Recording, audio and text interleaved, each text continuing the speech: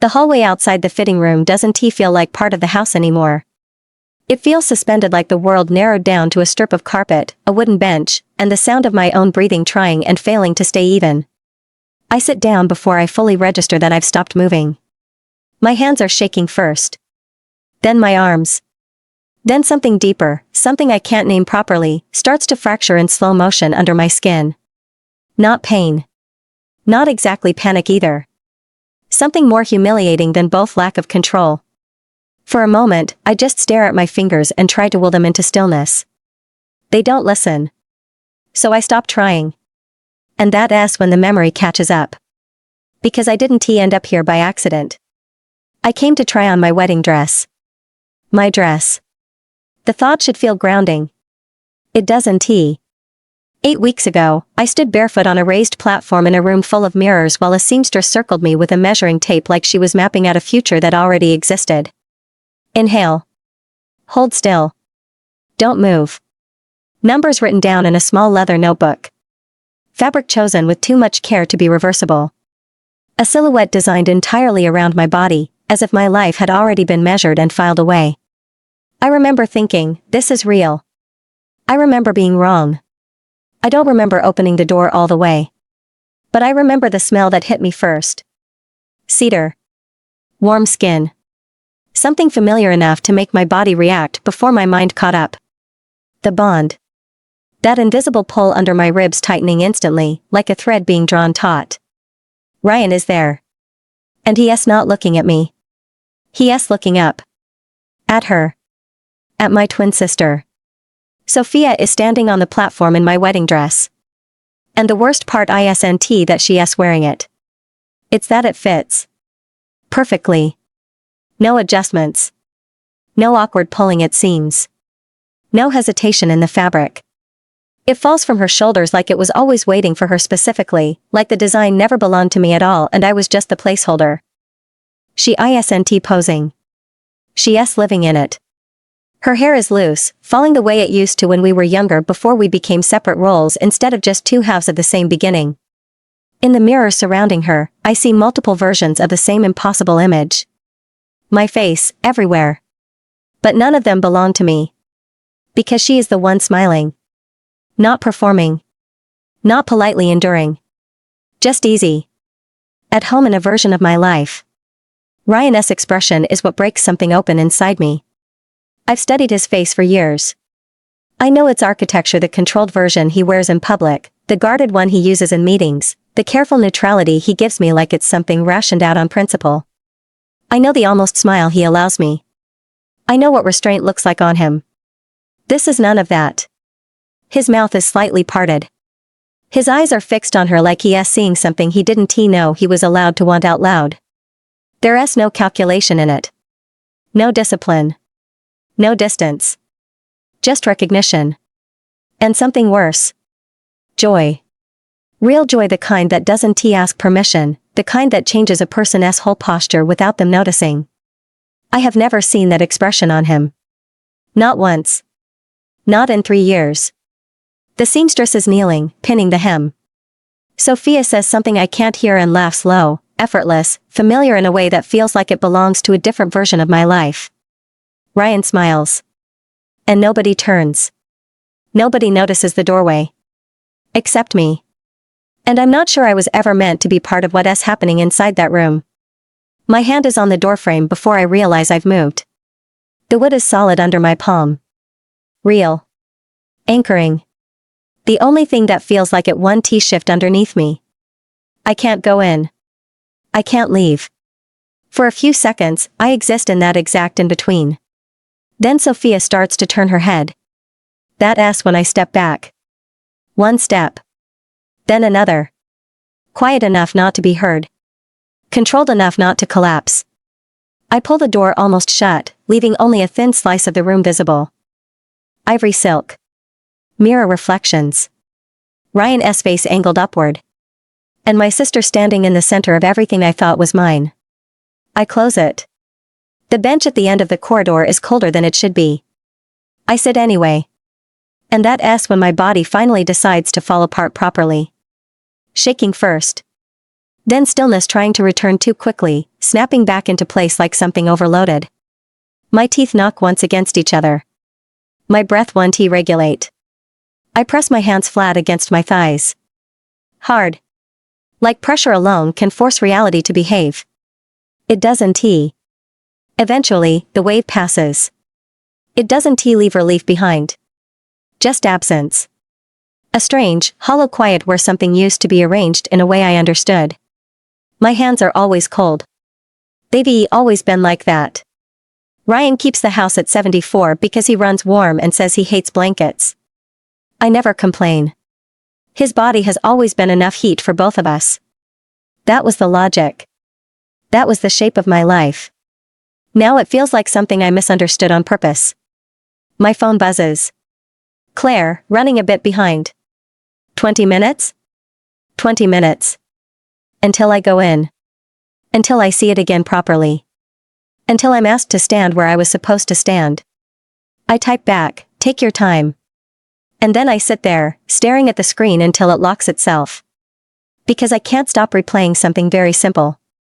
The way he looked at her. Like she was the only thing in the room that had ever been real. 40 minutes ago, she told me she had training. Sophia. My sister. She leaned out of her bathroom with toothpaste still at the corner of her mouth and said she couldn't come. Kira had them on drills. No exceptions. She smiled when she said it. Casual. Certain. And I believed her. Of course I did. Because there was no reason not to. Now I understand there might have been reasons I wasn't supposed to see. I sit on that bench long enough for the light to shift slightly across the floor. Long enough for my breathing to stop sounding like something breaking. Long enough for one thought to finally settle into something sharp and unavoidable. 5 weeks until the Luna ceremony. And I don't know anymore whether I'm walking toward a wedding. Or toward something that has already chosen someone else entirely. On Tuesday night, Ryan puts his hand on my knee under the dinner table and I don't move. Jonas is telling a story about a border guard who fell asleep in a supply truck and woke up in the next territory. The whole table is laughing. Ryan's thumb moving against my kneecap, absent, proprietary, and I sit very still and let him. His hand is warm, like it always is. I used to press my cold fingers against his palm at these dinners and he'd close his hand around them without looking away from whoever was talking, and I'd feel that quiet heat travel up my wrist and into my chest and think this is mine. His thumb makes lazy circles on my leg, and I watch his profile while he laughs at Jonas's punchline, the easy laugh, the social one, the one that reaches his eyes just enough. I've memorized the catalog. I know which laughs are real. This one is, but only just. 3 days ago I stood in a doorway and watched him look at my twin with an expression he's never shown me. Something inside me broke that day. I went home and slept beside him and he curled his arm across my ribs at 2 a.m. and I lay there with his breath against my neck and the dark pressing in and I didn't sleep again until morning. His hand is on my knee. I can feel the warmth of it through my clothes, and underneath the warmth, the bond, that low pull that lives between his body and mine, threaded through with his scent. Cedar and skin heat. The bond latched onto that scent when I was 18 and my wolf found him across a crowded room, and it's the one thing that can't be shared. Sophia and I have the same face, the same body, but we don't smell the same to a bonded mate. He always knows which one of us is beside him. He knows right now. His thumb pauses mid-circle. He turns his head, just slightly, and for a half second his gray eyes find mine and there's something in them, not the hungry look from the fitting room, but a flicker of real attention. The kind I used to get in our first year, when the bond was loud and he'd lose the thread of a sentence because I walked into the room. The kind that stopped happening in the last few months, and I've only just realized it. It lasts a half second. Then Jonas says something about the northern checkpoint and Ryan's eyes shift and the flicker files itself away, and he's back to the version of him I usually get.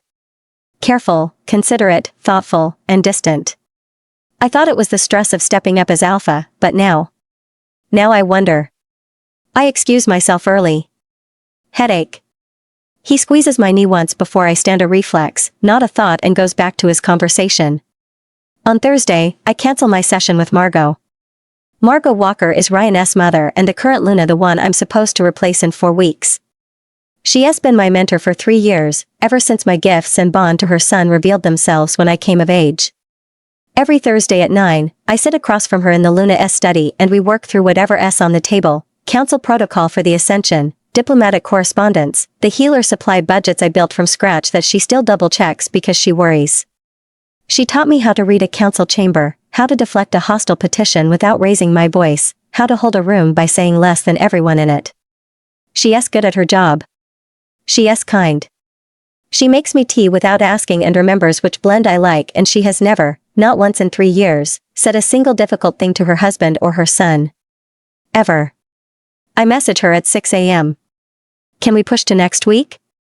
I'm behind on the healer rotation and I want to get it sorted before the month turns. Professional. Reasonable. She replies in 12 minutes. Of course, sweetheart. Take care of yourself. The following Thursday, I don't reschedule. I skip the second fitting. I don't message the seamstress, I just don't go. She texts me at 11:15, ready when you are. I reply at 2, so sorry got pulled into something. I'll rebook. But I don't. I stopped changing my schedule to let me attend the morning briefings in the Alpha S study. I've been in that room every morning for 2 years, standing at the sideboard with tea going cold because I'm cross-referencing patrol reports with the diplomatic channels. Nobody required my attendance. I just showed up because I thought I should, because Margot was there for her husband and I wanted to be the same kind of Luna for Ryan. But eventually my presence became part of the furniture. On Wednesday, I pass the study door on my way to my shift at the clinic and I hear Sophia's voice inside. Low, easy, laughing at something Ryan said. Sophia has never attended a single morning briefing. 3 years, and I've never once seen her in that room before noon. Tuesday. Wednesday. Thursday. Friday. Nobody sends me a message. Nobody knocks on my door. Ryan mentions it at dinner. Missed you at the briefings. He is picking up his fork when he says it. Already moving on. Healer scheduling. I've been buried. Ah. Fork to plate. The subject closes behind his eyes like a file being shelved. He asks Jonas about the eastern border, and I sit beside him with my water glass sweating in my hands and I can't feel any of it, not the condensation, not my fingers, not the place on my knee where his thumb made that slow, warm circle 2 days ago. Saturday. Petra Vassos catches me in the corridor outside the dining hall. Petra is one of Sophia's seconds, broad-shouldered, crooked nose she set herself after a training yard break, loyal to my sister in the bone-deep way that combat builds. She is also the closest thing I have to a friend outside Margot and Sophia. I'm carrying a plate I was planning to eat in my room. I've been doing that eating alone. Not at the long table where I'd need to hold my face together for 90 minutes. Hey. She falls into step beside me. Her voice is careful, warm, the voice of someone who has been asked to have this conversation. Haven't seen you around? Been busy. Healer rotation was a mess. Yeah, Sol mentioned you've had a lot going on. Petra glances sideways at me. She is worried about you. My feet stop. My body just stops, right there in the corridor with the late afternoon light coming through the narrow windows and my fingers going numb around the plate. She is worried about me. 6 days ago my twin stood on my fitting platform in my ceremony dress while my mate looked at her with his whole chest open, and now she is worried. Worried how? My voice comes out flat and steady and I don't know where I'm finding it. Just you know. She said you've been kind of absent. Missing your sessions with Margot, skipping fittings. Petra shrugs, loose and easy. She asked me to check in. Make sure you're okay. The cold spreads up my arms and into my shoulders. I stare at the stone floor. She asked Petra. She didn't come find me herself, didn't knock on my door, didn't sit on my bed with her knees pulled up and her chin on her arms, which is what she used to do when we were 15 and one of us was having a bad day. She just show up. No announcement. She sit on the end of my bed and wait until I talked or didn't and sometimes we fall asleep like that, her at the foot and me at the head, our feet touching in the middle. She went to Petra instead. In the Sentinel's common room, probably, where half a dozen guards heard her say it. I'm worried about Sarah. She has been missing sessions. Can you check on her? Did she say why she didn't just ask me herself? It comes out sharper than I mean it to. Sharp enough that Petra's stride breaks. She looks at me, really looks, not the checking in look but the what was that look, and for a second the careful warmth in her expression falters. I think she said she didn't want to crowd you. You know how Soul is, she is. Thoughtful. Yeah.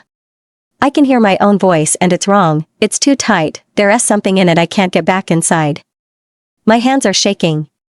I shift the plate so she won't see. Sorry. I'm tired. Tell her I'm fine. Just reprioritizing before the ceremony. Petra's face is uncertain now. She heard it. She doesn't know what it was, but she heard the edge, and I can see her filing it away, another data point for the story Sophia is building. Sarah's overwhelmed. Sarah's snapping at people. Sarah's not handling it well. 4 weeks now, right? She says, gentler. 4 weeks. Exciting. She grins, but it's softer than it would have been 30 seconds ago. Soul said to tell you she's around if you need to talk. Anytime. I nod. She claps my shoulder careful, like I might break in heads for the training block. I stand in the corridor with a plate going cold and my jaw aching from how hard I'm clenching it. My hands won't stop shaking. I pressed too hard. I let something show, and now Petra has a new detail for the story, not just absent, not just overwhelmed, but sharp. Difficult. The moon twin who snaps when you try to help her. I think of my sister at the foot of my bed, 15 years old, her feet warm against mine under the blanket. She had cold feet too, back then. The only other person in our family who ran cold. Somewhere between 15 and now she warmed up, or I got colder, and I didn't notice until this second when I'm standing in a hallway with my sister's concern curdling in my chest and my own anger making me stupid. I skipped 2 sessions with Margot. 1 fitting. For morning briefings. Ryan noticed on day 4, at dinner, for half a sentence. Sophia noticed by day 2 and sent Petra, and by tonight the pack will have a soft, sympathetic story about the moon twin who can't quite handle the pressure. She didn't have to lie about a single thing. She just had to frame it, gently, with the right amount of concern. And it works, because it's true. I did pull back. She just made sure everyone saw the gap. I go back to my room. Set the plate on my desk. Don't eat. Sunday morning, early. The kitchen's at 6, when the bread is just out of the oven and the kitchen wolves are too deep in the day's prep to talk. I'm at the counter slicing sourdough when Margot comes in. Cream cardigan, soft gray shell underneath, the Luna-S pendant on its thin gold chain at her throat. Silver threading through dark hair at the temples. She smells like chamomile and lavender soap, and when she sees me her face does something complicated, a warmth, then a tightening behind it, her eyes going to my hands on the bread knife and then back to my face. Sarah. She touches my elbow. Her fingers are warm. Everyone in this pack runs warm except me. How are you, sweetheart? I'm good. Want some? No, thank you. She watches me slice. I keep my eyes on the blade. We missed you last week. Both weeks, actually. I know. I should have rescheduled. That's what I told Ryan. My hand still's on the knife. Ryan asked? He mentioned you'd been absent from briefings. I told him you were swamped with the healer rotation. She pauses. Her thumb moves against my elbow, the same absent circle Ryan made on my knee Tuesday night. Mother and son. Same gesture. You know you can talk to me. About anything. I look at her. 26 years as Luna of this pack. She reorganized my entire first season when I was drowning. She sat outside the negotiation room during my first border summit for 4 hours, just in case I needed her. Margot. Have you noticed anything? I stop. Start again. With Ryan and Sophia. Have you? Her hand tightens on my elbow. Just a fraction. Her eyes drop to the counter down and to the left, which is what Margot does when she is deciding how much truth she can afford. It's a reliable tell, one I'm never sure if she knows she has. Sophia has been more present lately, she says carefully. She has been attending briefings she started last week, after you, she catches herself. Adjusts. They're working together on the Ascension security plan. It makes sense, with her Sentinel background. It doesn't he? She doesn't finish. She doesn't have to. The sentence was heading somewhere she couldn't follow it, so she let it die. Right, I say. Take a breath, dear. She squeezes my arm, both hands now, holding on. The ceremony will be here before you know it. Everything will settle down into a new routine after Ryan takes over. Everything will settle. As though what is happening is weather. As though my sister standing on my platform in my dress with my maid's hunger all over his face is a seasonal disturbance that will pass if I just breathe through it. She almost said it. She got halfway to the real sentence and chose to let it fall. She knows, I'm sure of it, and I think she's known longer than I have. But she didn't tell me. Not even a hint. Margot pours her tea, and touches my shoulder on the way out. The kitchen is warm and yeasty and quiet. Kitchen workers are preparing breakfast, but no one is awake enough to be noisy yet, and I feel as if everything around me is muffled, softened. Like I'm not really present here any more than I am anywhere else in my own life. Nobody is going to help me. I eat the bread standing up. It's warm and sour, with salty butter, and I make myself taste every bite, because if I stop paying attention to the small concrete things I will drown in the rest of it. Then I pull out my phone. I open the pack charter and scroll until I find what I'm looking for, past the directory of council members, session calendars, until I find petition procedures. I've never filed a petition in my own name. Every petition I've ever drafted has been on behalf of the Luna S office, stamped with Margot S seal, reviewed by Margot, submitted through Margot. I find to the section on bond dissolution. Formal rejection petitions must be submitted to the Council of Elders and approved. The bonded mate may file a counter petition within 48 hours. During the review period, no changes to succession for either mate may be finalized. I read it twice. Then I read the next line. In the event of a contested petition involving members of rank, the council may order an assessment to determine fitness for the respective roles. A assessment. Ordered by the council. To determine fitness. I put the phone down. I pick the bread knife back up. I slice another piece, slowly, letting the teeth of the blade do the work. My hands are steady. The system has a process for this. It's very clean, very orderly, very fair. And every single step of it runs through the council that Ryan S. family has led for 3 generations. On Monday morning I go back to work. Not to the briefings, I'm not ready for the sideboard and the cold tea and Ryan S. profile while he talks strategy with people who aren't me. But I have actual work to do. The Greymist supply agreement is up for renewal next month, and I've been the point of contact on it since I brokered the original deal 18 months ago. Lena Greymist and I spent 6 weeks hammering out the terms grain stores for medical supplies, a straight trade that saved both packs a fortune in third-party costs. I wrote every line of that contract. Lena sends me draft revisions on Mondays. We have a rhythm. I sit at my desk in the Luna S study, technically Margot S study, but she gave me the east-facing corner 2 years ago with a desk and a shelf and said make it yours, and I opened my correspondence queue. 3 new messages from Lena. All 3 are CC'd to Sophia. The first is a routine confirmation. Renewal timeline, same terms, Lena S. need handwriting on the formal letterhead. My name at the top. Sophia S. added in a second line, CC, Sophia Bennett, lead sentinel per security review. The second is a question about adjusting the grain volumes for next quarter. Addressed to me. Sophia CC'd again. Same notation. Per security review. The third is from 2 days ago. It's addressed to Sophia. Not CC'd to me. Addressed to her.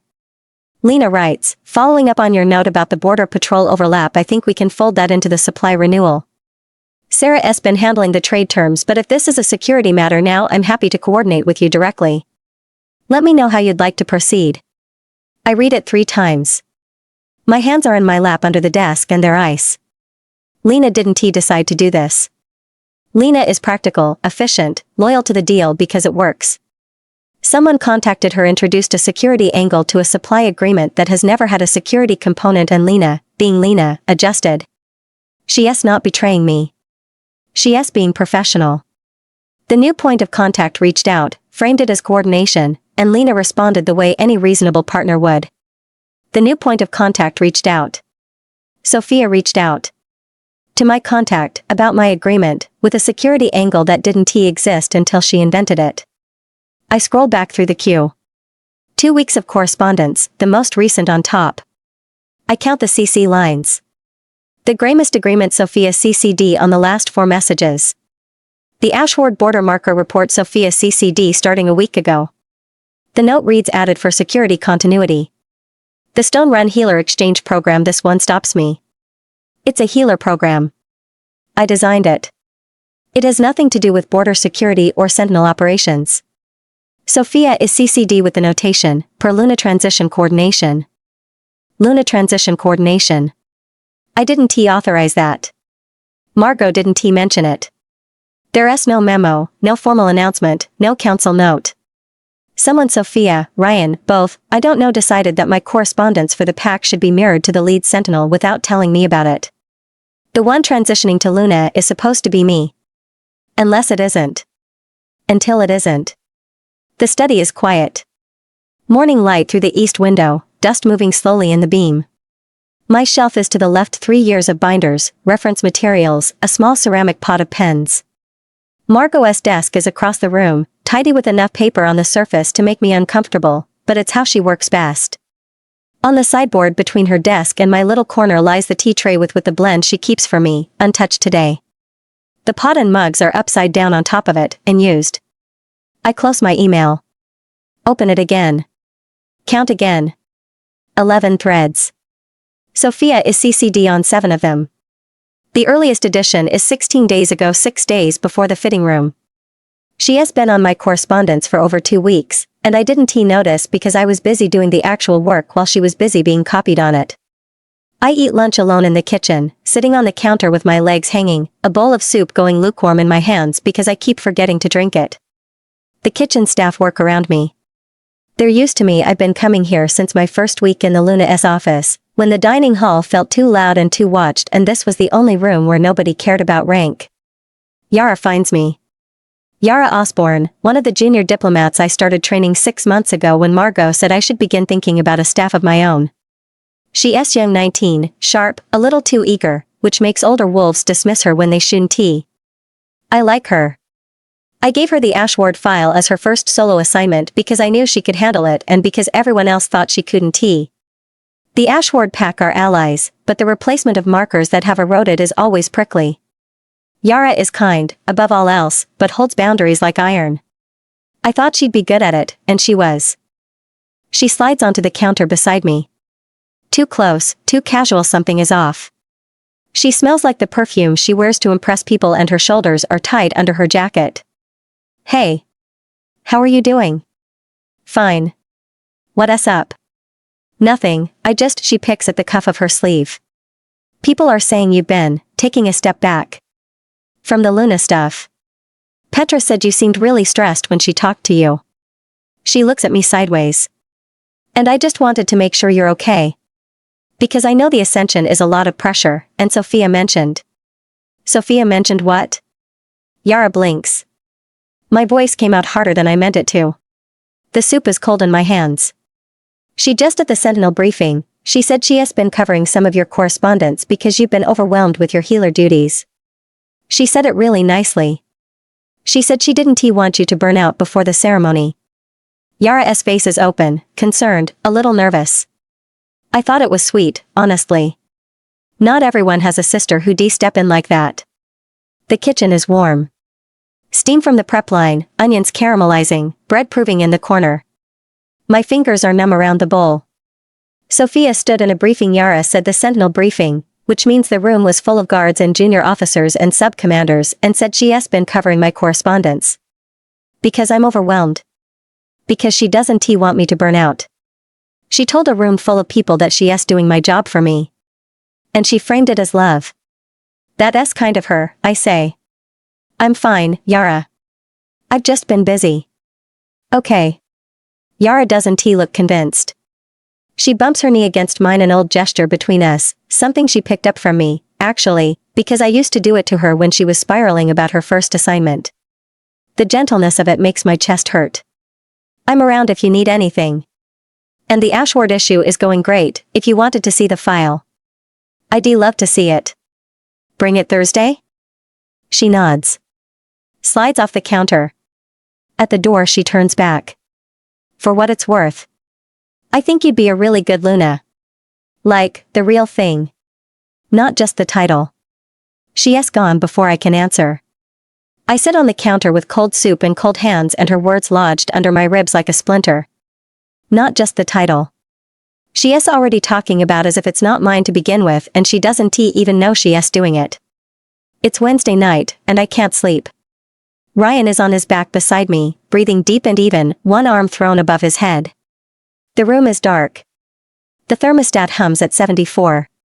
I'm on my side, facing him, not touching him, and I'm doing something I haven't done since I was a child. I'm counting the things that are still mine. The healer rotation schedule. Still mine. Nobody else touched it because nobody else wants to do it. My desk in the Luna S study. Still there. But the correspondence that flows through it is being mirrored to someone else, the contacts I built are being rerouted, and the work that proves I'm competent is being attributed to a transition that doesn't officially exist. The ceremony dress. Still technically mine.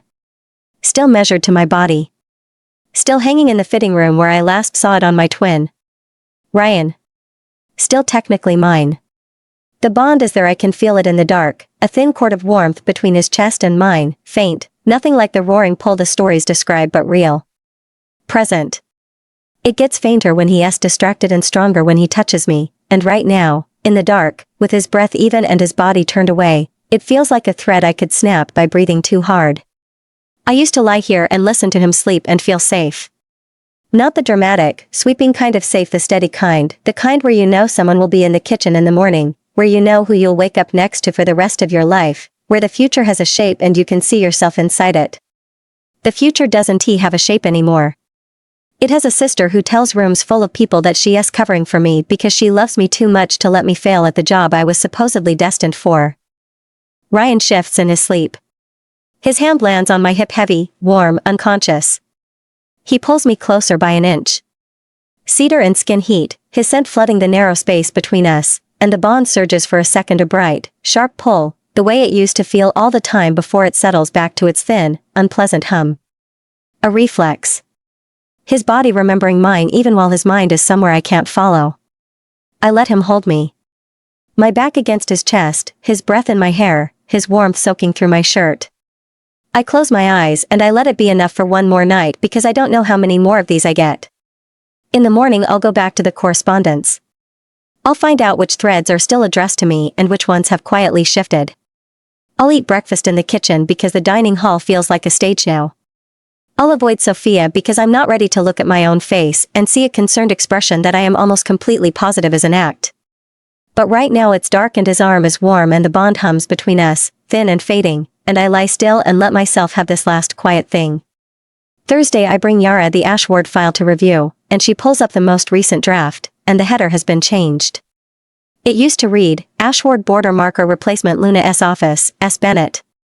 It reads, Ashword Border Marker Patrols Joint Operations, S. Bennett S. Bennett. Both of us. The same initial. The same last name.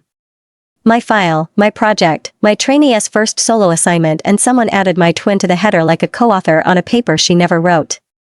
Yara sees my face. Her mouth opens, closes. She didn't do this. She doesn't know who did. When did this change? My voice is very calm. I don't know.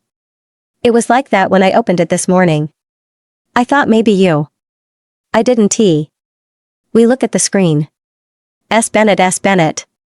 My name and her name, identical, the way our faces are identical, the way our measurements are identical, the way everything I've built can be bolted onto her without anyone noticing the seam. I tell Ryan the following Tuesday. Not over dinner, not in bed, not in any of the soft places where a conversation like this might drift into feelings and stay there. I go to his study. I knock. I wait for the door to open because walking in unannounced is something his Luna would do, and I don't think that's what I am anymore. He is at his desk, jacket off, sleeves rolled to the elbow, his reading glasses pushed up into his dark hair. Stacks of council briefs fanned around him. He looks up when I come in and his face does the thing, the half-degree warming, the mouth relaxing, and he takes off the glasses and sets them on the desk and says, Hey. Hey. I close the door behind me. Do you have a minute? For you? Always. He leans back in his chair, gives me his full attention. The gray eyes lock on. 3 months ago this would have made me feel seen. Now I recognize the lock-on for what it is, assessment dressed as attention. What is the situation? What does it require? How do I manage it? I sit in the chair across from his desk. Not the cushioned one by the window where I used to curl up while he worked the straight-backed one for visitors. He clocks it. His eyes move to the chair, back to me. He doesn't comment. I want to postpone the ceremony. Silence. 2 seconds. 3. His face does 4 things, and I watch all of them because I have studied this man's expressions for 3 years and I will never be more grateful for that education than I am right now. First, his mouth opens, a fraction. Surprise. Second, his shoulders drop. Not a slump, a release.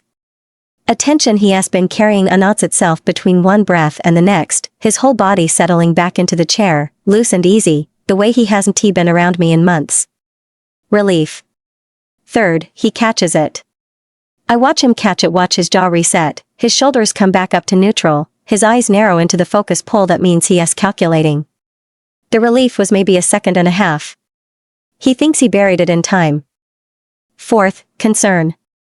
The brow drawing in, the head tilting slightly, the voice going careful and warm. Sarah. Talk to me. What's going on?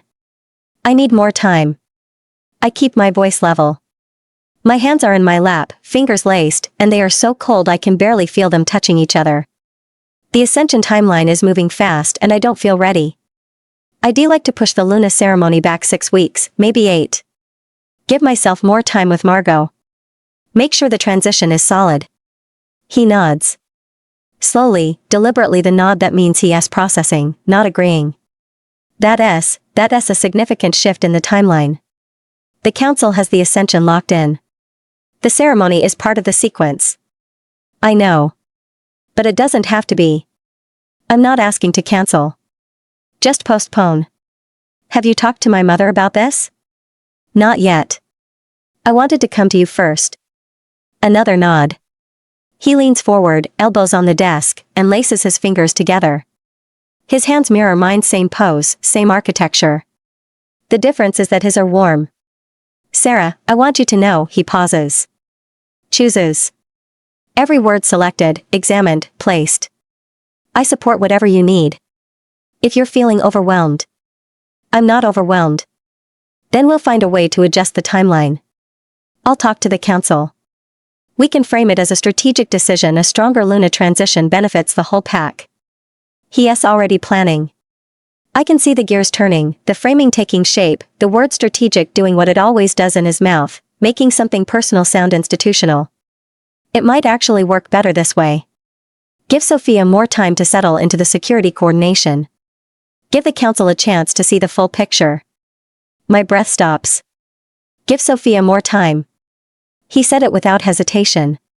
Without thinking. As though Sophia's timeline and the Luna ceremony timeline are connected, as though postponing my ceremony is, in some part of his mind, about creating space for my twin. He doesn't even hear himself. He has already moved on, already drawing lines between the postponement and his ascension strategy, and Sophia's name slotted in like a variable in an equation he has been solving for weeks. Right, I say. I'll draft something for the council this week. He reaches across the desk and takes my hand. His fingers close around mine, warm, steady, firm. The bond hums. Cedar and skin heat.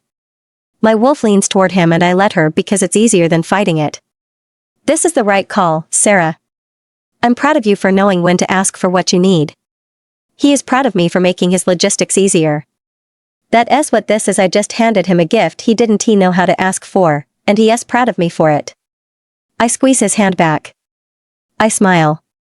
It takes everything I have. Thank you, I say. For listening. Always. He lifts my hand, presses his lips to my knuckles. Warm mouth, cold skin. Brief. Already reaching for his glasses before his lips leave my hand. The conversation is over because he got what he needed and now there's work to do. I'm out of the chair and through the door before I've decided to move, and I make it 6 steps down the hallway before my legs stop working. I lean against the wall. My hands are shaking, not the controlled tremor from the bench, not the cold fingers numbness I've been living in for 2 weeks. My whole body is shaking and my eyes are burning, and I press the heels of my palms against them and think, don't do this here, and my body doesn't listen. Because I walked into that room still hoping I was wrong. I didn't know that until just now, didn't know I was still carrying it, this stupid, stubborn seed of maybe that I thought the CC lines had killed, that I thought the file headers and the empty briefing room and Petra's careful voice had buried. But I've been watering it with every excuse I could find. Maybe the fitting room was impulse. Maybe Sophia just wanted to see how the dress looked. Maybe Ryan was surprised, not hungry. Maybe he thought he was looking at me. Maybe the CC lines are administrative and the briefing attendance is coincidence and the concern is real and my sister loves me and my mate chose me and I am reading too much into everything because I am the moon twin and moon twins are shadows and shadows see threats in every corner. I wanted him to say, "What are you talking about? Of course we're doing the ceremony." I wanted him to look confused. I wanted the half-second of relief to not exist, for his shoulders to stay tight, for the postponement to hurt him the way it hurt me to offer it. He was relieved. He was relieved, and then he said Sophia's name, and this is real. This is happening. This isn't a bad week or a misunderstanding or my cold hands making me paranoid. My mate is replacing me with my twin and he just kissed my knuckles and told me he was proud of me for stepping aside, and this is actually happening. I slide down the wall until I'm sitting on the hallway floor with my knees pulled up and my hands over my face. The stone is cold through my clothes.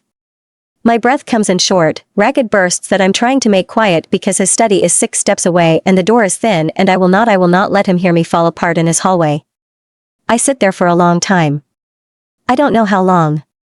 The shaking subsides first, then the burning behind my eyes, and finally the feeling in my chest that is too big for the space it's in and has no name I want to give it. What's left is cold and hollowed out and doesn't want to move. Getting up takes a long time. I wipe my face on my sleeve and walk back to our room and sit on the edge of the bed and stare at the wall until the staring becomes its own kind of nothing. That night, the pack hosts a trade delegation from Stone Run. It's a small affair, 6 wolves from their diplomatic corps, a working dinner in the formal hall, the kind of event I've managed a dozen times. Trade delegations are mine. Have been for almost a year, since Margot handed them off to me with her blessing. I built the Stone Run relationship from a cold introduction at a regional summit into a functioning exchange program. I know their lead negotiator by name, by temperament, by which wine she drinks when she is stalling and which one she drinks when she is ready to deal. I'm not at the dinner. I wasn't invited. I find out from Yara, who finds me in the East Kitchen at 7. She is breathless, half-dressed for formal service, her hair still damp. Did you know about Stone Run tonight? What about them? They're here. Full delegation. Sophia is hosting. My hand tightens around my tea. The ceramic is warm and I can feel it, which means the rest of me is colder than I thought. Sophia is hosting a diplomatic dinner. Yara hesitates. She can hear something in my voice. She remembers what happened last time. She has been really impressive, actually. Kara, a lesson you know, their lead negotiator Sophia did that thing. The thing you taught me. Where you let the other side lay out their full position before you respond, and then you mirror their language back with your adjustments folded in so it sounds like you're agreeing when you're actually redirecting. The soft redirect. I taught Yara that in her second week. I developed it during the grimmest negotiations when Lena kept escalating her opening demands and I needed a way to de-escalate without making her feel managed. I spent 3 sessions with Yara walking through the technique: when to pause, how long to let the silence hold, how to match the other person's pacing so the redirect feels collaborative instead of corrective. Kara was totally eating it up, Yara says. And so was I. She was really good. Like, natural. Natural. My technique, delivered by my twin's mouth using my face, and it looked natural. Good for her, I say. Yara watches me for a beat too long. Are you okay? I'm fine. I just didn't know about the dinner. I take a sip of tea. It's lukewarm. I drink it anyway. Did Sophia mention who arranged the visit? I think Ryan set it up. She said something about it being part of the rollout. Security coordination or something. Security coordination. A diplomatic dinner with a trade partner I've managed for 18 months, reframed as security coordination, hosted by the lead sentinel who is negotiating like she's supposed to do my job. Like she's me. Yara. Yeah? The soft redirect. When Sophia did it, did anyone in the room recognize it? Yara's face goes still. She looks at me. She is 19 and sharp, and she is only just now seeing what I'm asking. No, she says quietly. Nobody said your name. I nod. Yara stands there, uncertain, wanting to help and not knowing how. I want to tell her it's fine. I want to be the version of me she trained under, the one who could lose a negotiation round and come back sharper, the one who ate setbacks for breakfast and called them data. I want to be that person for her because she is 19 and she is looking at me and she needs me to be okay. I'm going to bed, I say. My voice cracks on bed. Just a small crack of fissure in the vowel, barely audible. Yara hears it. Her face crumples. Sarah. I'm fine. Go back to the dinner. Tell me how it goes. She leaves slowly, looking back from the doorway with a face that is trying to figure out what just happened and whether she is allowed to ask. I stand at the sink with my cup and I run the water, and the sound covers it, the first sob, which I swallow, and the second, which I don't. A suture giving. One thread, then the whole line, then the wound underneath wide open. I grip the edge of the sink and my shoulders curl in and I cry for the first time since I was a child, ugly, airless, my whole face contorting, snot and tears and a sound I'd sedate a patient for making. I cry because my sister is in the next room wearing my skills and nobody knows they're borrowed. I cry because my mate kissed my hand and was proud of me for leaving. I cry because I keep waking up every morning thinking today I'll find out I was wrong, and every night the evidence gets heavier and the hope gets thinner and I am so tired of carrying both. The kitchen wolves don't come in. Maybe they hear me. Maybe they don't. I stand at the sink for a long time with the water running, and after a while the crying stops and I rinse my face and dry it on the towel by the stove, and my reflection in the dark window above the sink looks exactly like my sister's. I walk back through the east corridor. Through the wall laughter, glasses, the low hum of negotiation that used to be my favorite sound. Sophia's laugh carries through the stone. The same laugh I've known since before I had words for anything, coming from the room I built, doing the work I taught her, and nobody in that room knows my name.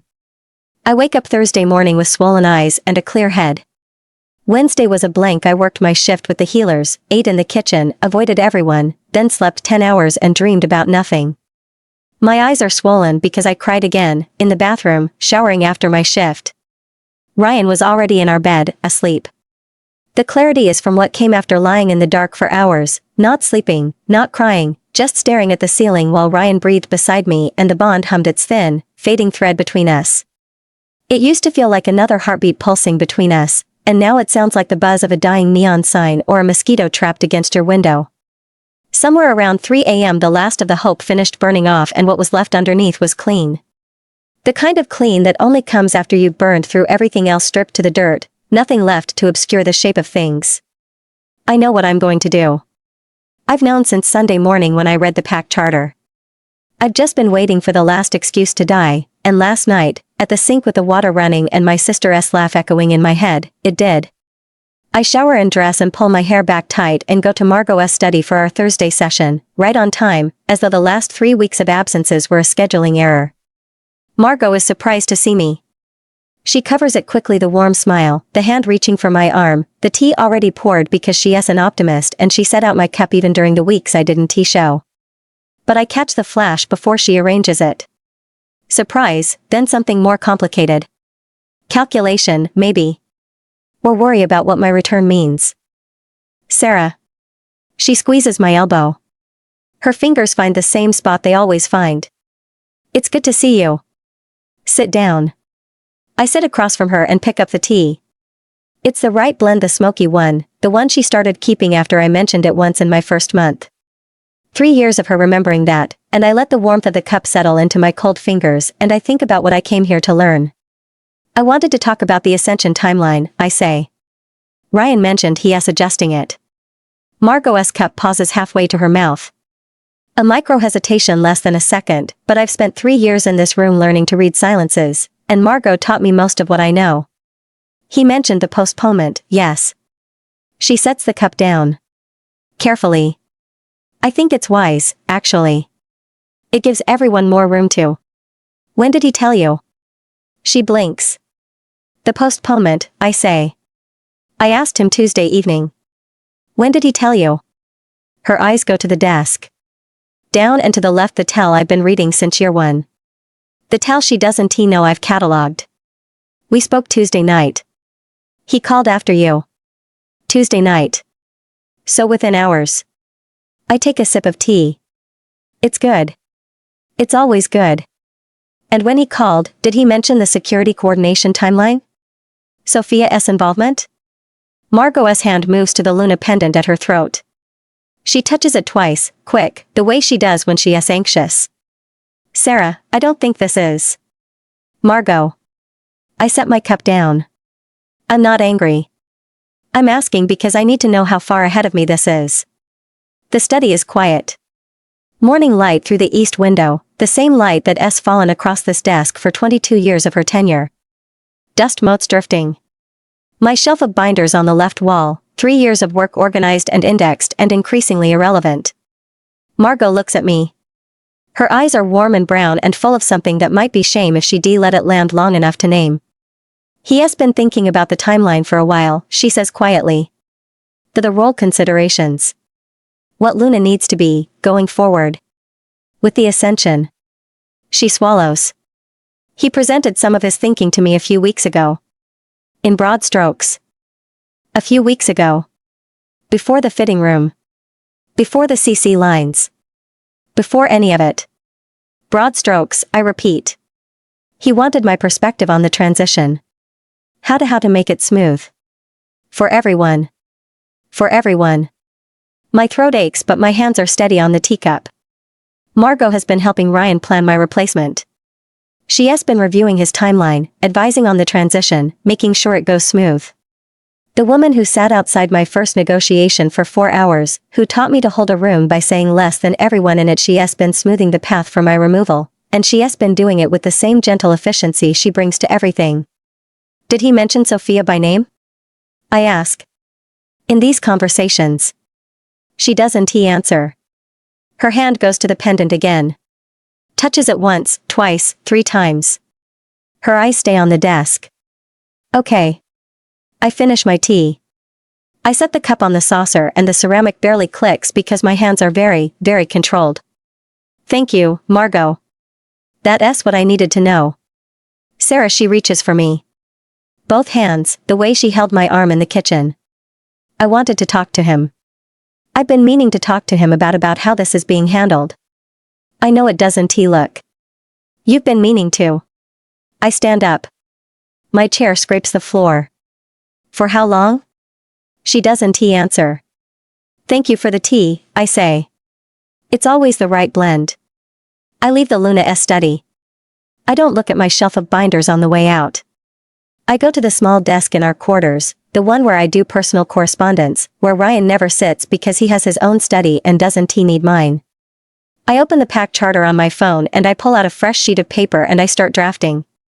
A formal petition for mate bond rejection, addressed to the Council of Elders, submitted under my own name. I know what is going to happen when I file this. I've known since I read the procedures 3 weeks ago.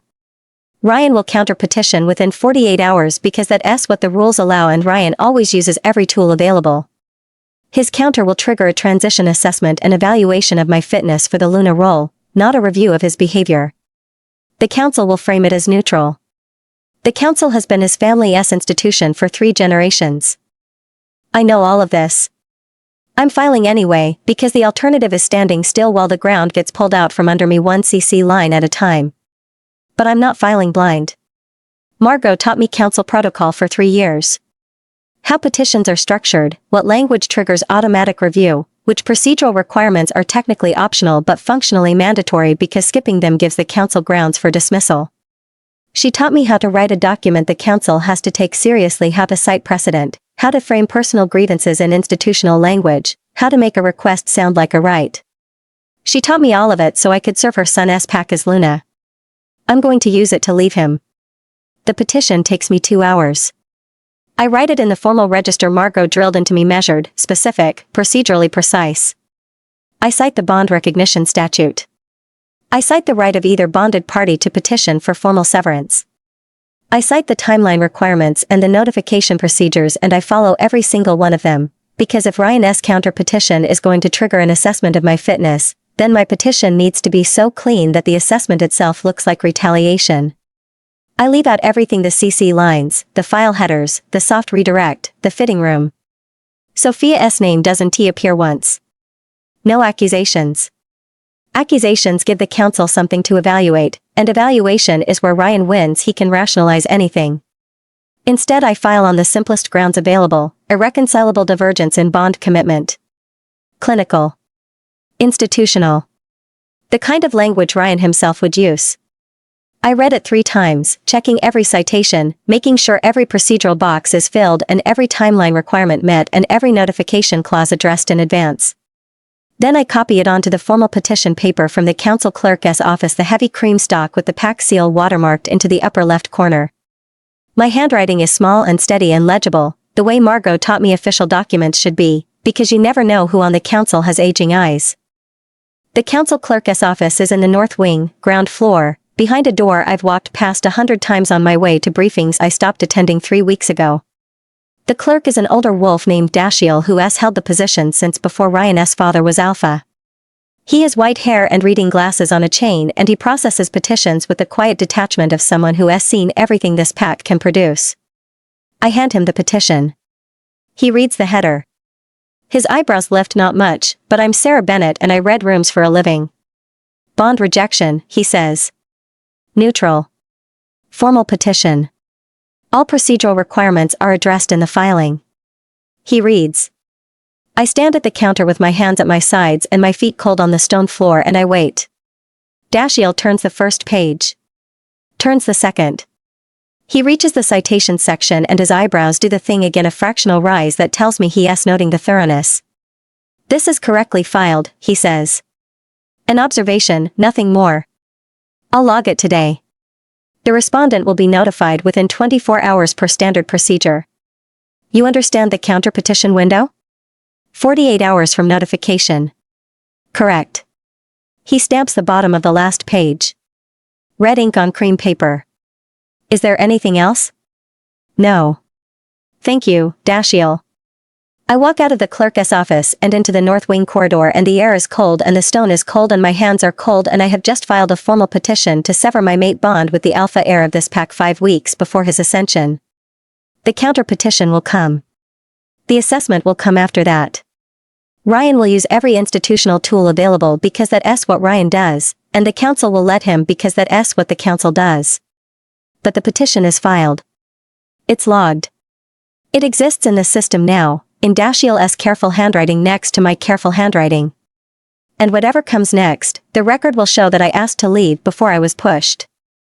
Ryan files his counter petition on Friday afternoon, hand-delivered to the council clerk's office before I'm home from the healer clinic. 46 hours after notification. 2 hours inside the deadline. I expected a counter. That wasn't a surprise. What I expected was a stalling tactic: delay the severance until after ascension, request mediation, petition for a modified bond arrangement. Political damage control. A public rejection weeks before succession is an embarrassment every gossip in the region would be talking about, and Ryan can't afford that kind of misstep while his father's seat is still warm. What I didn't expect was the agenda notice that arrives Saturday evening, slid under the door while Ryan is in the shower. Special session regarding Luna succession and role modernization. Petition 4417 R. Bennett, asked to be addressed as part of broader proceedings. My petition has been folded into a policy discussion. I asked to leave my mate to sever the bond, walk away from Ryan, which means walking away from Luna, because in this pack the two are the same thing, and he turned it into a conversation about job qualifications. The shower cuts off. Ryan comes out toweling his hair, bare-chested, loose-shouldered. He sees the notice in my hand. His face gives me nothing. Council Monday, he says. Reaching for a shirt. I saw. It's a good chance to address everything at once. He buttons the shirt without looking at me. I've been working on some ideas about what the Luna role needs to be going forward. I think you'll find it interesting. I asked to dissolve our mate bond before it can be formalized, and he thinks I'll find his counter interesting. I don't know this man. I'm more and more sure I never did. Looking forward to it, I say. I fold the notice and get in bed.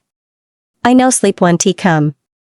I lie on my side in the dark, facing away from him, and I listen to him breathe and I work through why he didn't just let me go.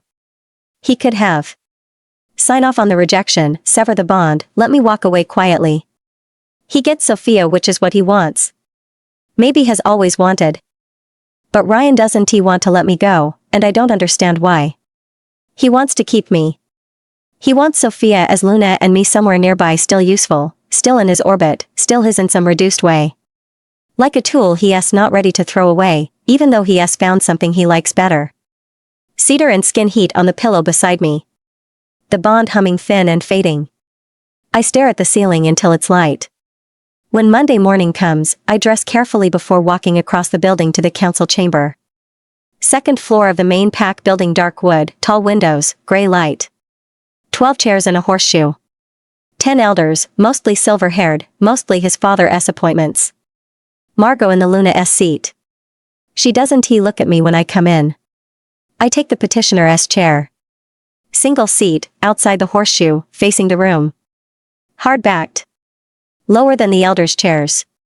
Every other time I've been in this room, I've been standing at Margot's shoulder, or seated at the end of the horseshoe. Ryan enters last.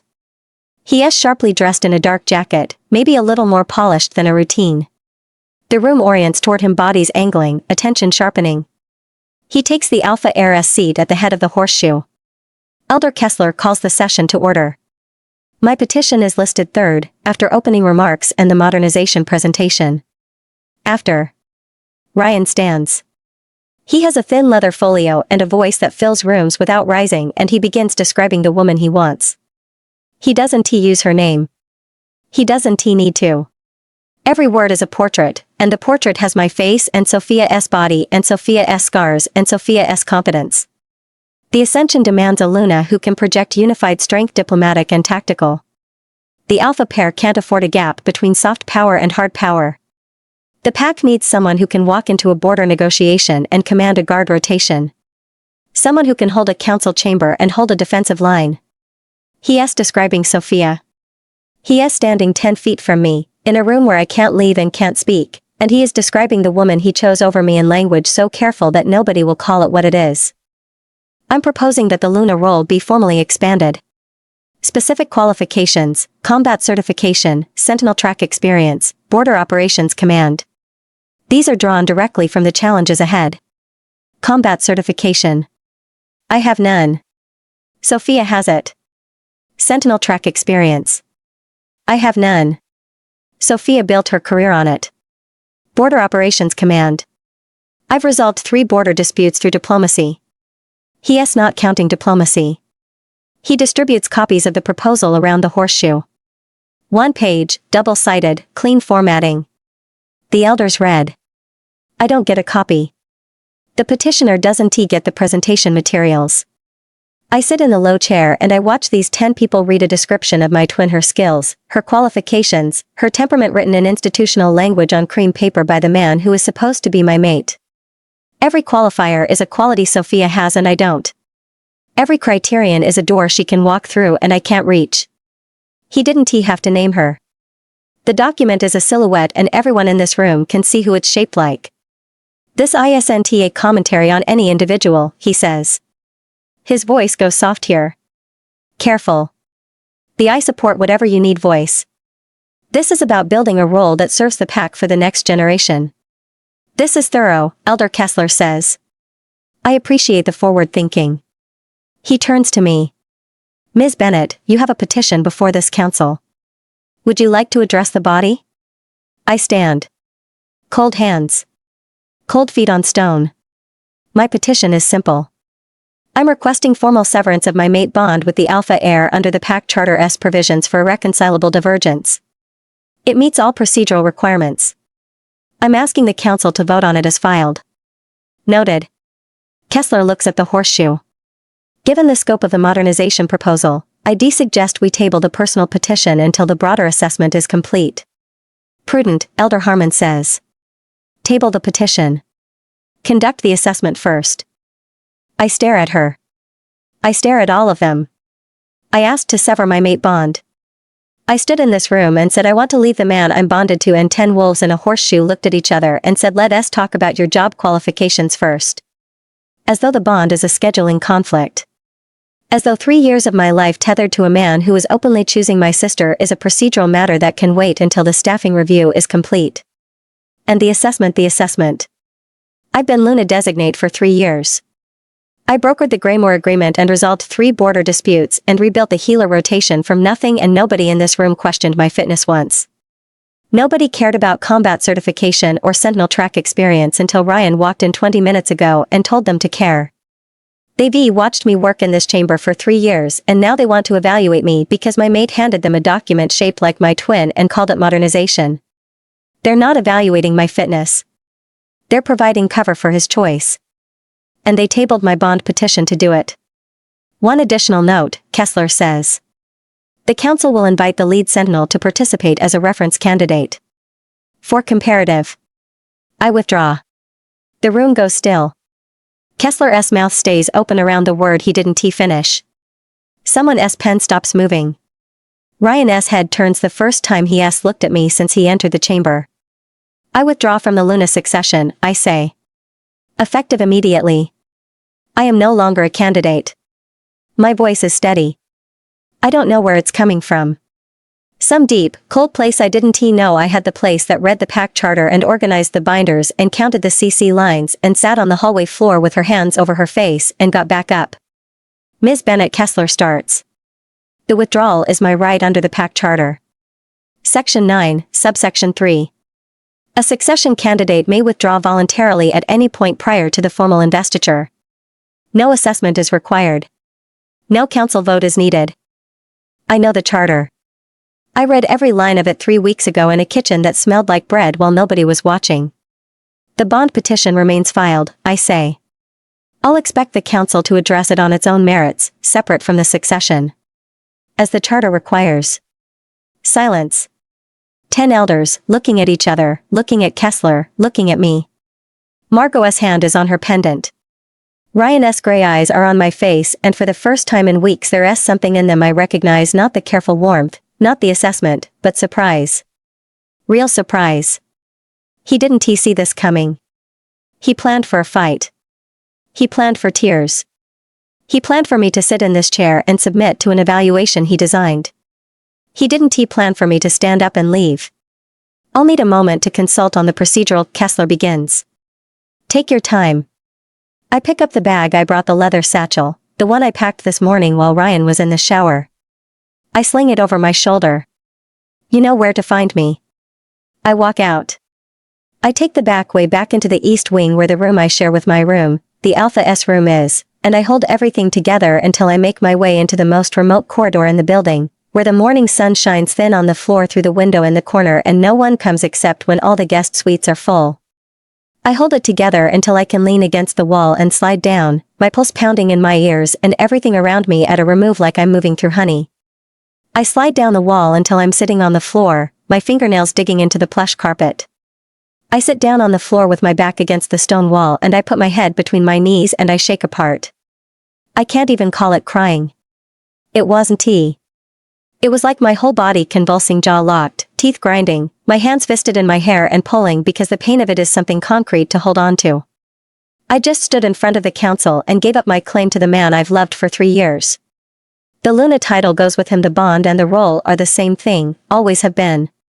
I looked Ryan in the face and watched the surprise hit him and walked out of the room, and now I'm sitting on a stone floor in an empty corridor and the future I spent 3 years building doesn't exist anymore. I pulled the thread myself. I chose this. I chose it because the alternative was submitting to an assessment designed to prove my twin is better than me, and I would rather burn it down than let them make me audition for a role that was supposed to be mine. The shaking gets worse. My forehead is pressed against my knees and I'm making a sound low, airless, the sound from the kitchen sink, the suture-giving sound, and I can't stop it. I gave up the title. I gave up the dress and the ceremony and the seat at the horseshoe and the binders on the shelf and the Thursday sessions and the tea. I gave up Margot. I gave up the version of my life where any of this was going to work out. I sit on the floor for a long time. The stone is cold through my clothes. My hands ache from pulling my hair. After a while the shaking subsides and the sound stops and I uncurl and lean my head back against the wall and stare at the ceiling. I don't know what I am now. 3 years I've been Luna Designate. 3 years of Thursday sessions and diplomatic correspondence and healer rotations and border negotiations and the tea Margot keeps for me and the chair by Ryan's window and my name on the binders on the shelf. 3 years of building a life inside a role, and I just stood up in a council chamber and walked out of it because the man I built it with was describing my replacement to a room full of people who used to watch me take notes. The petition is still filed. The bond severance is still pending. Those are facts. I hold on to them because they're the only solid things I have. Everything else, what happens tomorrow, where I sleep tonight, what I say when someone asks me what I am if I'm not the future Luna, I don't know. I sit on the cold stone and I press my palms flat against it and I don't know. Eventually I get up off the floor. My knees ache and my hands are stiff and the carpet has pressed a pattern into my palms. The corridor is still empty. Nobody found me. Nobody came looking. I go back to our room. His room, now. Ryan isn't there, he is probably still with the council, going over their plan for the ascension, whatever it is now. I turn the doorknob as if I expect it to be locked, even though I was the last person to be in here. I step inside and the room smells like hemp cedar and skin heat, soaked into the pillows and the curtains and the air itself, and the bond tugs at me, faint and aching, and I ignore it because ignoring it is apparently a skill I've perfected over the last days and weeks. Maybe months. I don't know. I don't know anything now. I get my duffel from the top of the closet, the canvas one I brought when I moved in, 2.5 years ago. I was 19. Before this room, I shared one with Sophia in our parents' house, twin beds on opposite walls, her combat gear on the left and my textbooks on the right, our shoes mixed up in the middle because we wore the same size. When Ryan claimed me as his mate, I packed this duffel and carried it down the hall and that was it. My whole life fit in one bag. I remember thinking it should feel like more like a bigger transition, a ceremony, a door closing and another opening. Instead I just carried a bag a few blocks, and unpacked it into half a closet. Half a closet. Half a claim. I'm only seeing that now. I open the closet. My side, his side. I take the healer scrubs 4 sets, folded by the laundry service the clinic uses and soft from washing.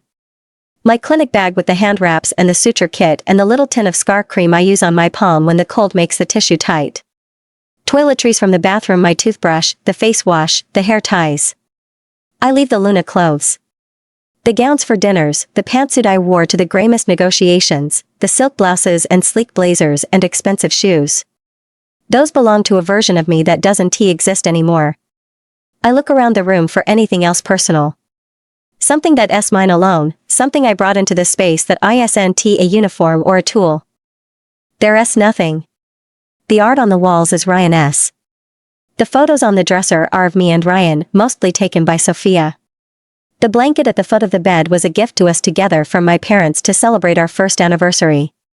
I've lived in this room for 2.5 years and I haven't left a mark on it. I could walk out right now and nobody would know a second person had been here, and that thought should hurt more than it does, but the place where the hurt goes is full. The duffel isn't full, but there's nothing else I want. I zip it closed and I leave without looking at the bed. The pack operations office is on the ground floor of the central building, behind a window with a counter. Lori Novick runs at mid-40s, efficient, manages room assignments and supply logistics and the 100 small administrative details that keep a pack functioning. I've worked with her for 3 years to make sure our diplomatic and trade guests are housed appropriately. She is competent and neutral and she will know by now. She knows. I can see it in the half-second pause when I set my duffel on the counter. Her eyes go to the bag, then to my face, then carefully to a point just past my left shoulder. Something prickles at the base of my skull, a brief, blurred pressure, there and gone, and for a second I get a flash of something that isn't on Lori's face at all. Discomfort and curiosity, and under both of them a threat of something harder. Disapproval, maybe. Or judgment. Then it's gone. My head is my own. Lori's face is arranged into professional neutrality and I'm standing at the counter with a duffel bag and cold hands. I need a new room assignment, I say. Something available tonight. Of course. She pulls up a ledger. Flips pages. I can't believe this isn't electronic, and part of me goes to make a note to look into that before remembering it's not my job anymore. Lori doesn't ask why. She doesn't need to, the duffel says enough, and whatever traveled down the pack's gossip channels in the last hour filled in the rest. We've got a few options. Let me see what's open in the East Wing, where Ryan's room is, but also where most of the other guest suites are. She runs her finger down the column. Pauses. Flips another page. I watch her skip past 3 entries without stopping rooms she considered and rejected, though I can't tell whether she's rejecting them for me or holding them for someone who matters more. Here we go. Room 14, East Wing, 3rd floor. It's a single. That's fine. She hands me a key. It's a plain brass one, smaller than the key to the Alpha S quarters, which I left on the kitchen counter next to the agenda notice from Saturday. We never bothered to lock the door. Why would we, in the Alpha S house? If you need anything, she starts, and her voice has a careful note in it. The same careful note Petra had in the corridor, and Yara in the kitchen. The tone people use when they've decided your situation before you've explained it. I'm fine, I say. Thank you, Lori. Room 14 is at the end of the East Wing's 3rd floor corridor, past the guest suites, up a flight of stairs and tucked under the eaves like an afterthought. Inside, a twin bed pushed against the wall. A narrow window that faces the inner courtyard, no view, just the blank stone of the opposite wing. A wardrobe that's barely a wardrobe, more of a standing cupboard. One shelf. A small desk, the kind that folds down from the wall. An incredibly tiny kitchenette, with a counter just big enough to sit atop a dorm-sized fridge, a sink, and an electric kettle in a box with instant coffee and a pair of mugs. The ceiling is sloped on one side because of the roofline, and I can't stand up straight in the corner nearest the window. It's scrupulously clean, with a navy blue comforter on the bed and hotel pillows. There's an ensuite with a shower so tiny I can't open the door all the way without hitting the towel rack, but at least it's mine. This is a room for delegation staff's children. Visiting healers who want to spend any time outside the territory clinic. Wolves passing through without a pack to impress or rogue status to harass, but to provide poor hospitality reflects badly on the pack. I set the duffel on the bed, and I sit next to it and the springs creak a single, resigned sound. I should be angry about this room. 2 hours ago I was sharing quarters with my mate, the future alpha, with luxury bedding, a thermostat set however we liked, and more space than anyone needed. Now I have a twin bed under a sloped ceiling and a window that shows me a wall. But what I feel, sitting on this bed in this small strange room, isn't anger. It's the first space that's been entirely mine that I can remember. Ever. I went from the room I shared with Sophia to Ryan's room. From my twin's space, because no one says no to her, to my mate's space. I've never lived alone. I've never had a door that locks to the rest of the world and a bed that holds only me and a shelf where I can put my things without them touching someone else's. The room is too small and the mattress is too thin and the ceiling cuts the corner at an angle that will annoy me every morning. And nobody else is in it. I unpack the duffel. Scrubs in the wardrobe. Clinic bag on the desk. Toiletries in the bathroom, my toothbrush, my face wash, the scar cream. I lined them up along the back edge of the vanity, evenly spaced, and the space is still mostly empty and the emptiness feels like breathing room. In the clinic bag, tucked between the hand wraps and the suture supplies, there's a supply requisition form I picked up last week. I pull it out. Standard form, quarterly donations to the PAC's Healer Corps from external sources. I'd been tracking the numbers because the supply shortages have been getting worse and I wanted to know where the gaps were. The form lists 3 external sources. 2 are regional packs that contribute small amounts, bandages, basic herbs, nothing significant. The 3rd is the Ironhold commune. Their contribution used to be substantial specialized medicines, surgical supplies, equipment the PAC's own budget couldn't cover. But the numbers have been shrinking. This quarter's donation is half of what it was a year ago. The quarter before that, 2/3. The commune is pulling back, slowly, and the PAC's Healer Corps is getting thinner every time. I look at the form. Ironholt. A basic. A facility outside the PAC. A facility that's been watching our supply request shrink and has been shrinking its contributions to match, and underneath the numbers there's a question I can almost hear, but can't quite understand. It's not my job anymore, really. I'm just another healer now. I fold the form and put it back in the clinic bag. I don't know what to do with it yet. I don't know what to do with anything yet. I lie down on the twin bed. The mattress sags under me and my feet hang over the end by 2 inches and the pillow smells like laundry soap instead of cedar. Distantly, sound carries up the stairwell, and I can hear footsteps as people go about their afternoon, heading to dinner, heading to rooms that are properly sized and properly assigned. Somewhere in this building, Ryan is in our old quarters. His quarters. He'll notice the duffel is gone and the closet is half empty and my key is on the counter. He'll find out which room I'm in. Lori will tell him, or Margot will, because everything in this pack reaches him eventually. He'll come find me. I know he will. If nothing else, Ryan pays attention to details, and right now, I am a very loose end. I pull the thin blanket up to my chin. The room is cold, no thermostat, just the building's central heat, and the 3rd floor under the eaves gets the least of it. My feet are ice. My hands are ice. There's no warm body to press them against, no arm that will find my hip in the dark, no bond scent on the pillow pulling my wolf toward sleep. I close my eyes. The room is small and cold and entirely mine, and I am more afraid than I have been since the fitting room. The alarm on my phone goes off at 5:30 and for 3 seconds I don't know where I am. The ceiling is too low. The bed is too narrow. The pillow smells wrong, laundry soap, not cedar, and there's no weight beside me, no arm across my ribs, no warmth radiating from a body that sleeps hotter than mine. My feet are hanging off the end of the mattress and the room is cold and gray and I'm staring at a sloped ceiling I don't recognize. Then I remember. I push my hair out of my face, and I get up to get on with my day, because what else can I do? The shower is so small I bang my elbow on the towel rack turning around. The water takes 3 minutes to get warm and never gets as hot as I want it, but the water pressure is good at least. I dress and scrubs the soft ones, washed 100 times, and I tie my hair back in the low knot and I look at myself in the mirror above the tiny sink, and the woman looking back is 21 years old and has no title and no mate and no plan and a healer's shift that starts in 40 minutes. I go to work. The PAC clinic is in the westernmost building of the PAC offices, on the ground floor. For treatment rooms, a supply closet, an intake desk, and a small or in the back that's mostly used for stabilizing emergencies. Anything serious gets referred out, usually to the commune, where visiting healers with surgical training come through on rotation. It's not a hospital, but it's solid. I helped build it from a repurposed office and utility closet with a single healer who mostly took care of PAC kids with runny noses and referred everything else to the hospital in the city an hour away into a real functioning clinic. I started healer training and was an apprentice before Ryan and I found our bond. I've been pulling clinic shifts since before the Luna training started. Healing was the one thing that was mine, something I chose, something Sophia never wanted. She picked combat. I picked medicine.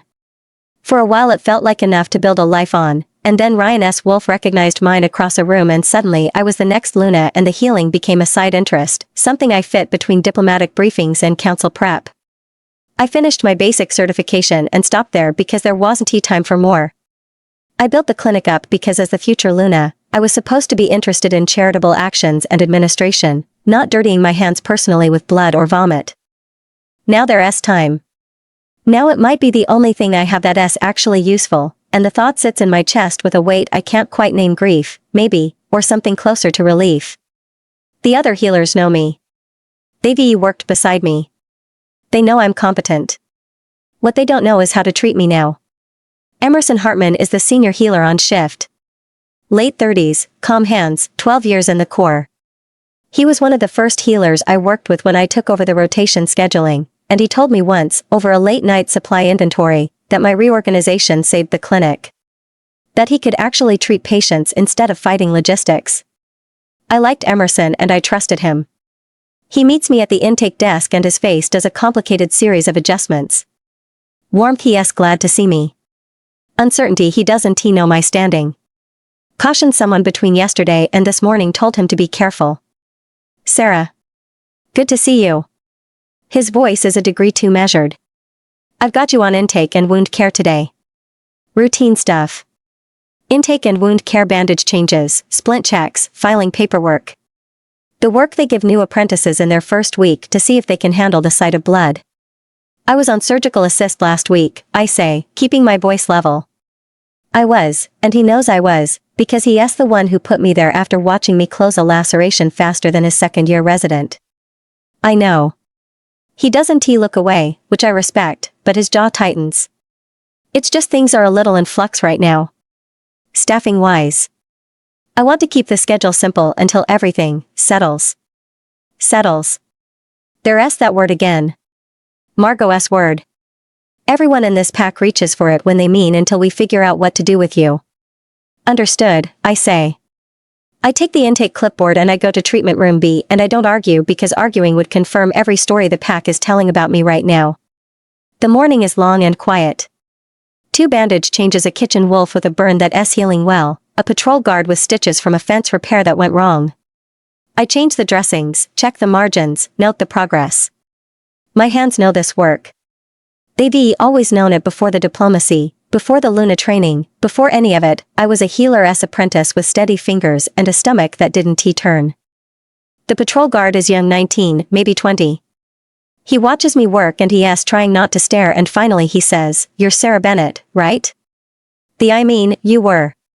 I'm one of the healers, I say. Hold still, I need to check these stitches. He holds still and doesn't finish the sentence. I'm grateful for that, though the unfinished shape of it hangs in the air between us. You were the future Luna, and I can feel him recalculating what he thinks he knows about me. At 11, an older guard comes in with a deep laceration on his forearm from a training exercise that got out of hand. The wound is ragged but clean. I irrigate it, check for tendon involvement, none, just muscle and skin, and close it in 12 stitches, evenly spaced, the tension right on each one. My hands are steady. They're always steady for this. Whatever else is falling apart, my hands know what to do with a wound. The guard watches me work. "You're fast," he says. "I've had practice. Hartman usually does the sutures. Hartman put me on intake today." I tie off the last stitch and reach for the dressing. But a laceration is a laceration. You'll want to keep this dry for 48 hours and come back for a check on Thursday. He flexes his hand, testing the stitches. Nods. "Thanks, healer." Healer. Not Luna. Not Ms. Bennett. Just healer. It should sting, and it doesn't. It fits. It fits better than the titles did, and that realization is so quiet I almost miss it. After he leaves, I clean the treatment room and restock the suture tray and check the supply cabinet while I'm at it. Antiseptic is running low. I make a note. Surgical thread order from last month still hasn't come in. Gauze stock is fine because I set up an auto-replenishment system 18 months ago and it's still working. The whole cabinet is still organized to my original specs: the labeling system, the rotation schedule, the color-coded expiry tracking. Nobody has changed it, and even without me doing anything, it's running properly, at least for now. I close the cabinet and stand in the treatment room with the afternoon light coming through the window. Antiseptic running low, surgical thread late. Small gaps, the kind I'd normally catch and fix before anyone noticed. The kind I've been catching for 3 years. I make the notes and file them. It's the only thing I know how to do right now, so I do it. Lunch. The staff eats in the tiny kitchen behind the clinic, not the main dining hall. I'm not ready for the dining hall, and I don't know when I will be. But there's a table and a microwave and a sad selection of leftovers here, and I eat reheated soup standing up because sitting feels like committing to a social situation I don't have the energy for. Dara comes in. Dara Tanner, second-year healer, good with stitches, bad with paperwork. She likes me, or she did, before yesterday.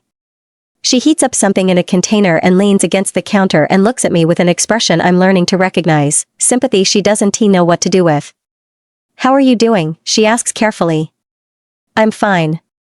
I heard about the council, and I wanted to say, I think it's really brave what you did. Taking space for yourself." She stirs her food. "And Sophia was in the clinic this morning. She stopped by to check on the scheduling, I think. She asked about you. She seemed really concerned." My spoon pauses in the soup.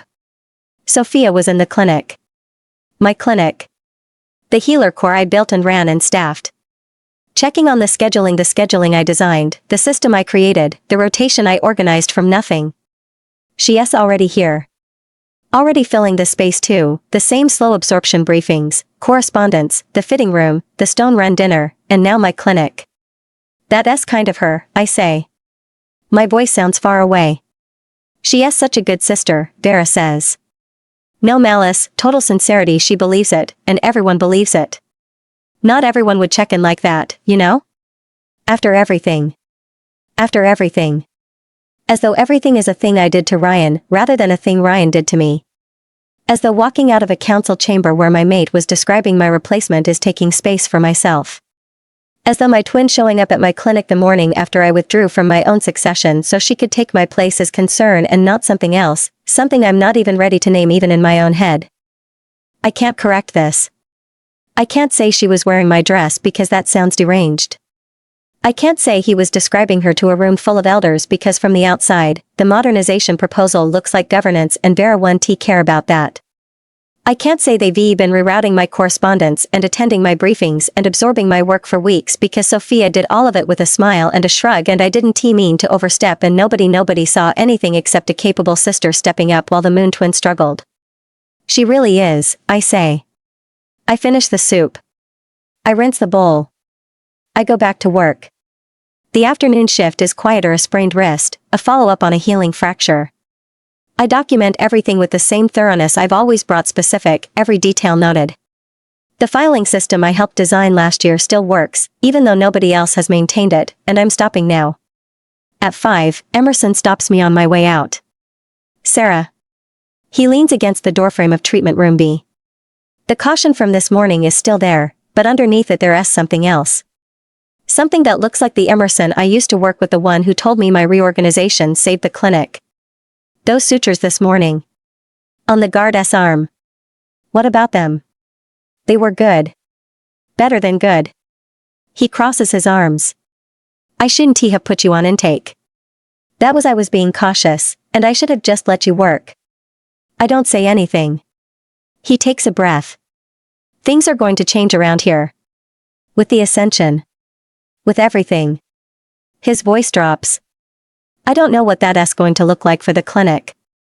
For our budget, our staffing, our relationship with the commune. The healer core has been functioning well because you've been running the logistics behind it, and I don't know if anyone upstairs understands that. He looks at me steadily. You don't have the protection you used to have, Sarah. Just be aware of that. I know. I'm standing in a clinic hallway in healer scrubs with a brass key to a twin bed under the eaves and no title and no mate and no institutional standing whatsoever. I know exactly how unprotected I am. Thank you, Emerson, I say. I'll see you tomorrow. I walk back through the central building toward the east wing. Up the stairs. Past the proper guest rooms. Down the narrowing corridor to room 14. There's a note under my door. A folded note in Ryan's handwriting. I know it on sight, the precise slant, the way he forms his letters with the same economy he brings to everything. We should talk. Tomorrow evening. I'll come to you. I pick up the note and sit on the twin bed and read it 3 times. He found out where I am. He's coming tomorrow. And I know, with the certainty of 3 years studying this man, that he will arrive with a plan. He will be calm. He will be reasonable. He will have already decided what happens next, and he will present it to me as a calm, rational solution that I'm expected to nod and accept, because it's in my own best interest. In the best interest of the pack. In not making a fuss, or worrying anyone during the transition. I take my scrubs off, shower, and get into bed without eating dinner, even though it's barely 7. I lie in the dark and I don't sleep and I don't have a plan, and tomorrow he's going to walk into this room and be the most reasonable man alive, and I am going to have to find a way to say no to a person I spent 3 years saying yes to. Ryan knocks on the door of my tiny new room at 7. I've been sitting on the bed for 20 minutes, showered, dressed in clean scrubs because I don't own anything else now except scrubs and nightwear, and because scrubs are what I am these days. My hair is in the low knot. My hands are in my lap and they're cold, and I've been staring at the fold-down desk where the note sat all day, face down, his handwriting hidden against the wood. I turned it over this morning so I wouldn't have to look at it while I got ready for my shift. Then I thought about it every hour for 8 hours anyway. The knock is precise, 2 raps, evenly spaced. It's perfunctory, we both know it's a courtesy. As alpha presumptive, in his own house, he is entitled to open any door he likes. I open the door myself. Ryan is standing in the narrow corridor in a dark sweater and trousers, no jacket, his sleeves pushed to his forearms. Dressed down, approachable, calculated approachability, the same deliberate staging as the leather folio at the council session. "Hey," he says. "Soft. Come on in." He steps into room 14 and I watch him take it in. The twin bed, the sloped ceiling, the standing cupboard, the fold-down desk. The window facing a wall. His eyes move across the space and his face stays carefully neutral, but his body tightens, a fractional straightening of the spine, a pulling in of the shoulders. The room is too small for him. He feels it just by standing in it, and for a second I remember what it felt like to be in a room with him when that presence was something I leaned into instead of braced against. "You didn't have to move out," he says. "I did." He doesn't argue. He looks at the bed, the thin mattress, the navy comforter, my scrubs folded on the pillow where I laid them out this morning, and something moves across his face. Ryan doesn't do guilt, so it must be assessment. He is calculating the distance between the Alpha S quarters and this room and trying to determine what it means strategically. He sits on the edge of the desk chair. I stay on the bed. The room is small enough that our knees are almost touching. "I've been thinking about how to make this work," he says. I don't say anything. I wait. The withdrawal caught me off guard. "I want you to know that." I didn't expect it, and I should have seen that the assessment process felt adversarial. That wasn't the intent. He leans forward, elbows on his knees, hands laced. He looks sincere. He always does. "I want to find a path forward that works for both of us." Both of us. There it is, the frame. Not what do you want, but how do we solve this together, as though the problem is a shared one. Like we're still on the same team. "I've spoken with the council," he continues. "The bond petition is still on file. I'm not going to fight it forever, I want you to hear that. But the timing matters. The ascension is in 2 weeks. A formal rejection right now would destabilize the succession, and I know that that's not what either of us wants. Either of us." He keeps doing that. Folding me into his decisions as though I'm still beside him, still part of the we that decides things. "What I'd like to propose is a transition period. You stay in the healer corps, you're doing good work there. Emerson says you're his most promising junior. Those were great sutures today." He smiles. The warm smile, the one that reaches his eyes, the one I no longer believe in. He has been briefed on my day. He knows about the sutures, because nothing in this pack moves without reaching him. We let the bond thin naturally over the next few months. After the ascension settles, after the transition is complete, we revisit the formal severance. Quietly, no council spectacle, no public rejection. He pauses, watching me. His gray eyes are focused, steady, the assessment dressed as attention, the lock-on I used to mistake for being seen. "You'd keep your standing in the pack. Continue your work with the clinic as a healer, a proper room once things quiet down." He glances around room 14. "This doesn't have to be permanent." He is offering me a room upgrade. He is offering to let me keep doing the job I was already doing. He is offering to delay, not grant, delay the severance of a bond he has been neglecting for months, on a timeline he controls, with conditions he sets. And he thinks it's generous. I can see it in his face, the careful warmth, the measured concern, the absolute certainty that he is being fair. He has run the numbers and the numbers say this is the optimal outcome, and he cannot fathom why I would see it differently. I open my mouth to answer him and the pressure hits. It starts at the base of my skull, the same blurred push from Laurie's counter, from the assessment room that never happened, but this time it doesn't flutter and leave. It builds. A slow, heavy wave of something that isn't mine, pressing in from outside my head, filling the space between his words and his face.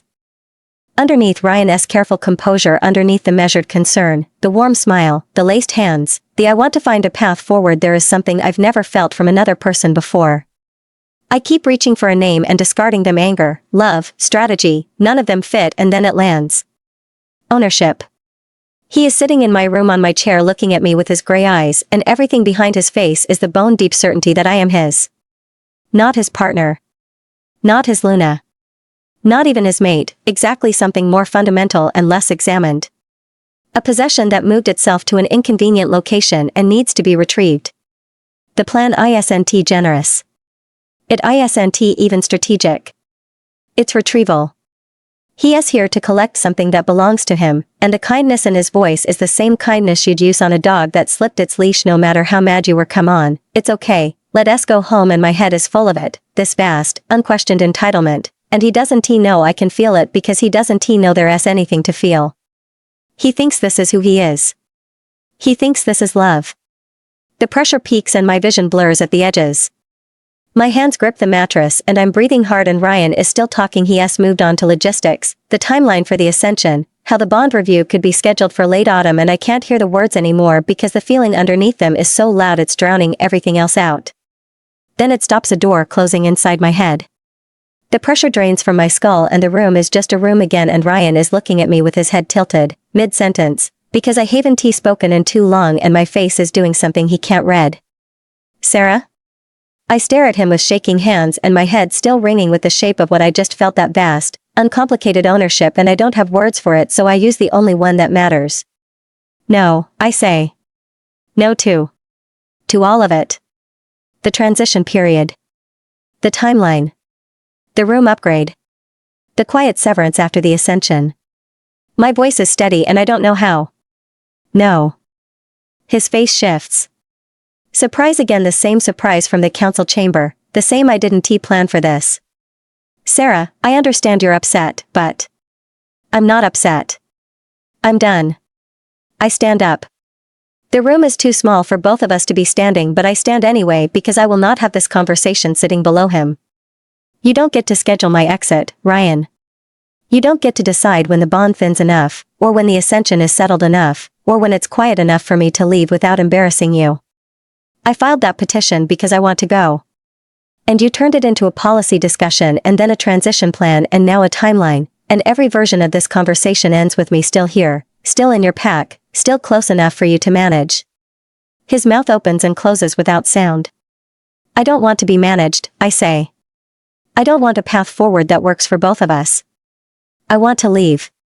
And the word leave lands in the room and keeps going past room 14, past the pack, past every structure and system and institution Ryan controls, and I hear it for the first time. Really hear it. Not leave Ryan. Not leave the Luna role. Leave the pack, the territory, the whole architecture of a life built inside someone else's jurisdiction. The commune. The thought arrives whole and sudden and obvious. A facility outside pack jurisdiction. Staffed by healers from multiple packs. Funded by an alpha who isn't Ryan. My skills, the healing, the logistics, the organizational work are portable. They don't belong to this pack or to him. They go where I go. I've been looking at the supply forms for weeks and thinking about gaps in the inventory and never once, not once, connecting the Ironhold commune to myself. To my hands. To the possibility that there's a building somewhere that needs what I can do and doesn't require Ryan's permission for me to do it. Ryan is watching me. He can see something has changed, my face, my posture, something, but he doesn't know what. He doesn't have what I have. He can't feel the shift. Where would you go? He asks. His voice is quiet. Genuinely curious, maybe for the first time in this conversation. If you leave. Where? I don't answer him. I don't owe him my plans, and I barely have one, just a name on a supply form and a building I've never visited, and the sudden, ferocious certainty that if I stay inside his system, he will reorganize me until there's nothing left that's mine. I think you should go, I say. I have an early shift. He stands. The room is so small we're almost chest to chest. Cedar and skin heat, flooding the space, the bond pulling at me, faint and sick and dying, but still pulling, still insisting on a connection my body hasn't caught up to severing. He looks down at me and his face is doing something I don't have a category for, something rawer than his careful warmth or his assessment, closer to the surface. Confusion, maybe, or the first edge of a loss he hasn't calculated for. I don't want you to go, he says, and it's simple and stripped of strategy. For 1 second he sounds like a man instead of a plan. I know, I say. But that's not my problem, now. He leaves and the door closes behind him. The room smells like cedar and the bond aches in my chest and my head is still ringing with the shape of what I felt from him, that vast, uncomplicated ownership, and I sit on the bed and I put my head in my hands and I breathe. I breathe. No mate. No title. No plan. And for the first time, that feels like freedom. Whatever comes next, I want to be his. And maybe this matters the most. I want to be here. A week passes and I spend it staying useful. Emerson puts me back on my regular rotation after the second day: sutures, intake, wound assessment, the afternoon follow-ups that nobody else wants. I don't ask for the upgrade and he doesn't explain it. He just stops assigning me the apprentice work and starts treating me like a healer, and I show up every morning at 6 and I do the work and I'm good at it. I was always good at it. I just never had time to realize that wasn't as ordinary as I thought it was. On Wednesday I ask him about the communist traveling surgeons, the visiting specialists who cycle through for complex cases the pack can't handle. He gives me 2 names. Dr. Asha Patel, orthopedic reconstruction, based out of the commune full-time. Marcus Webb, a trauma surgeon who splits his year between the commune and a hospital in the city. I emailed Dr. Patel that evening from my phone, sitting on the twin bed with my feet tucked under me because the floor is cold. The email is professional and specific. I outline my certification level, my clinical hours, the areas I want to pursue. I ask about their advanced training program. I don't mention Ryan or the Luna role or any of it. I'm a healer with a basic certification and 3 years of clinical experience who wants to learn more. That's all I need to be.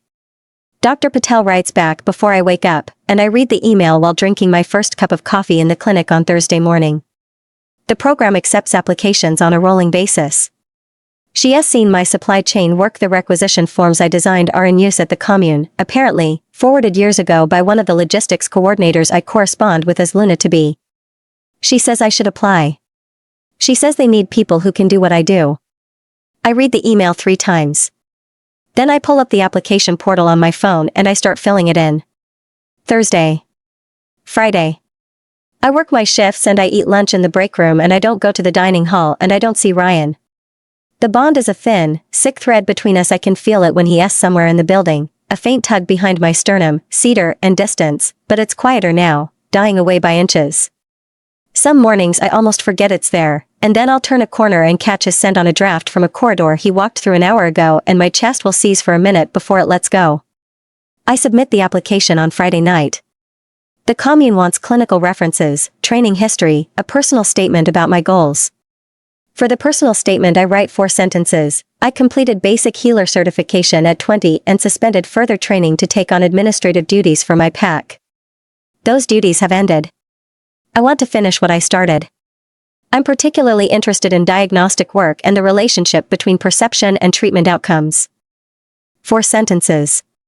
3 years of my life compressed into the space between suspended and ended, and everything that happened in between is none of their business.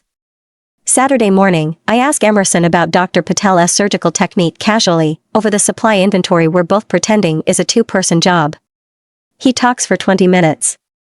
He trained under her for 6 months and his voice changes when he describes the work she does: reverential, precise, the way he talks about medicine when he forgets to talk about politics. He tells me the commune has resources the pack clinic will never have. Equipment, specialists, a teaching hospital partnership for advanced cases. He tells me the Ironhold Alpha funds it because he believes healers shouldn't belong to any single pack. The Alpha, I say. That's basic? Alexander Vasek. Emerson caps a bottle of antiseptic and slots it back on the shelf. He's intense. Quiet. Not the kind of alpha you'd want to cross. But the commune healers swear by him. He shows up, he listens, he funds what they need without micromanaging. He glances at me. Why? Just curious. His name keeps coming up on our supply forms. Emerson gives me a look that says he knows exactly why I'm asking and has decided not to push. I appreciate that about him. The ascension is 1 week away. I can feel it in the building, an acceleration, a tightening. Wolves moving faster in the corridors, voices pitched higher, the central building humming with preparation. Banners going up in the main hall. Seating charts drafted and redrafted. The ceremony will be the largest gathering in the pack's recent history, allied packs attending, delegations from Stone Run and Grey Mist, the council in formal dress. Ryan will become Alpha. Sophia will be named Luna. My name will not be spoken. I know this because I've heard the rehearsal conversations, Petra coordinating logistics in the corridor outside the clinic, Dashiell confirming the processional order with someone from the Elder's office when I went to the pack office for a copy of my educational records. The ceremony script references the incoming Luna and the Alpha's chosen partner, and at no point does anyone say what about the woman who held this role for 3 years. I've been edited out of the draft highlight, backspace, the page closes the gap, and if you didn't know it was there, you'd never notice the change. I don't go looking for this information. It finds me. I'm changing dressings in treatment room B and the door is open and Petra's voice carries. That's fine. I don't need to be in the ceremony. I don't want to be in the ceremony. But there is a difference between choosing not to attend and being erased from the history, and I'm starting to realize I have different feelings about both of these things. Sophia finds me on Monday. I'm in the clinic break room, the tiny kitchen behind the treatment rooms with the table and the microwave and the sad leftovers. Lunch. I'm eating a sandwich I made this morning in room 14 because the dining hall is still not somewhere I go, and I'm reading a journal article Dr. Patel sent me about diagnostic perception in acute care settings. It's dense and technical, and it's the most engaged I've been with anything in weeks. There you are. My twin's voice from the doorway and my whole body locks. Not a flinch, something deeper, a full system pause, every muscle going still at once. Sophia is leaning against the doorframe with a coffee in one hand and my face arranged into an expression of warm concern. Hair down, loose, sun-streaked. Dark jacket over a fitted shirt. She's dressed for meetings, not training. The Sentinel uniform has been gradually replaced over the past week by something closer to what I used to wear to council sessions, and if she is aware of the transition she gives no sign of it. Soul. My voice comes out level. Neutral. The voice I used in diplomatic negotiations when the other side opened with something I hadn't prepared for. I've been trying to catch you for days. She comes in, pulls out the other chair, sits. She is in my space now. The break room is small and she fills it the way she fills every room, not with noise but with the absolute confidence that she belongs there. Emerson said you've been pulling double shifts. Are you eating? You look like you're losing weight. I'm eating. You're eating a sandwich alone in a closet. She sips her coffee. Come to dinner tonight. Mom has been asking about you. I'm fine here. She sets the coffee down and folds her hands and looks at me, really looks, the full attention, and for a second I see something real behind the warmth.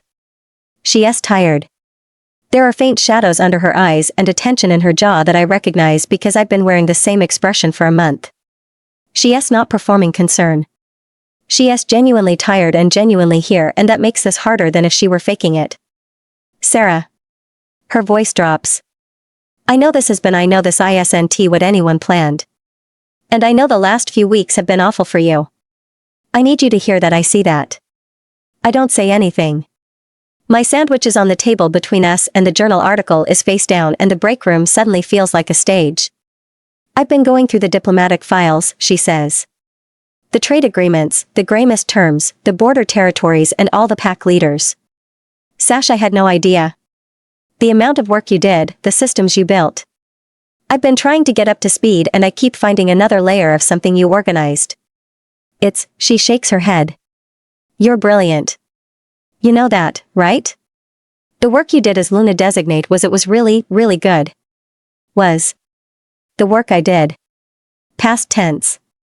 She is sitting across from me complimenting the career she is inheriting and she doesn't even hear herself do it. Thank you, I say. I want you to know that I'm trying to honor it. I'm not going to come in and tear everything down. Your systems work. I'm going to build on them. She reaches across the table and touches my wrist, my cold wrist, her warm hand. And I want you to be okay. That matters more to me than any of this. You're my sister. The pressure starts at the base of my skull. I know it now 3 times, and I know it's something real, not my imagination. The blurred push, the door that opens without my permission, and suddenly I'm feeling what's behind her face instead of what's on it. It happened with Lori so fast I didn't recognize it. It happened with Ryan, feelings that were so clearly not mine that I thought I was imagining things. And now it's happening with Sophia, her hand on my wrist, and what pours through is sincerity. Real, bone-deep sincerity. She means it. She means every word. She believes she is being a good sister, sitting in my break room, complimenting my work, touching my wrist. She believes the story she is telling, that this is a transition, not a theft. That she is stepping up, not stepping on. And underneath the sincerity, like a stone at the bottom of clear water guilt. A small, hard knot of it. Not for the Luna role, not for the diplomacy or the files or the work. Something else. Something she's not talking about. Something with Ryan's name on it, buried so deep she probably thinks she's hidden it from herself. She knows. Not that I saw them in the fitting room, she doesn't know that. But she knows that what she has with Ryan is more than a political partnership, and she knows that I don't know, and the guilt of that one secret is sitting underneath every kind word she is saying to me. My twin is holding my wrist and telling me she loves me, and she is lying about the one thing that matters most, and she feels guilty about the lie, and she is doing it anyway. The pressure recedes. The door in my head closes and I'm left sitting in the break room with Sophia's hand on my arm and the shape of what I just felt still ringing through me, sincerity and guilt, layered like sediment. 3 times. This has happened 3 times, and it's not a coincidence or a stress response or my imagination. It's something real. Something I can do, something that belongs to me, lives in me, has been operating underneath my awareness for years. Every room I've ever read, every lie I've ever caught before it finished forming, every patient whose pain I could sense before they described it. I thought I was perceptive. I'm something else. And it's mine. Whatever this is, this dark room perception, this ability to feel what the light doesn't show, Sophia doesn't have it. We share a face and a body and a blood type, and she doesn't have this. For 21 years everything I am has been a copy of something she is, and this is the first thing that belongs to me alone. Sophia is still talking. She has moved on to the ascension, the ceremony, the preparations, how she wishes I'd come, how it would mean so much to have me there. She is saying something about how the healer work suits me, how she always thought I was the steady one, the one who didn't need the spotlight, how maybe this is actually better for both of us. Better, I say. She pauses. What? You said better. This is better for both of us. I'm not yelling or raising my voice in anger. My tone is calm, my words are quiet and very even, and there's heat in my chest, unfamiliar, rising, nothing like the cold devastation from the fitting room or the precision calm from the council chamber or the numb endurance of the last 2 weeks.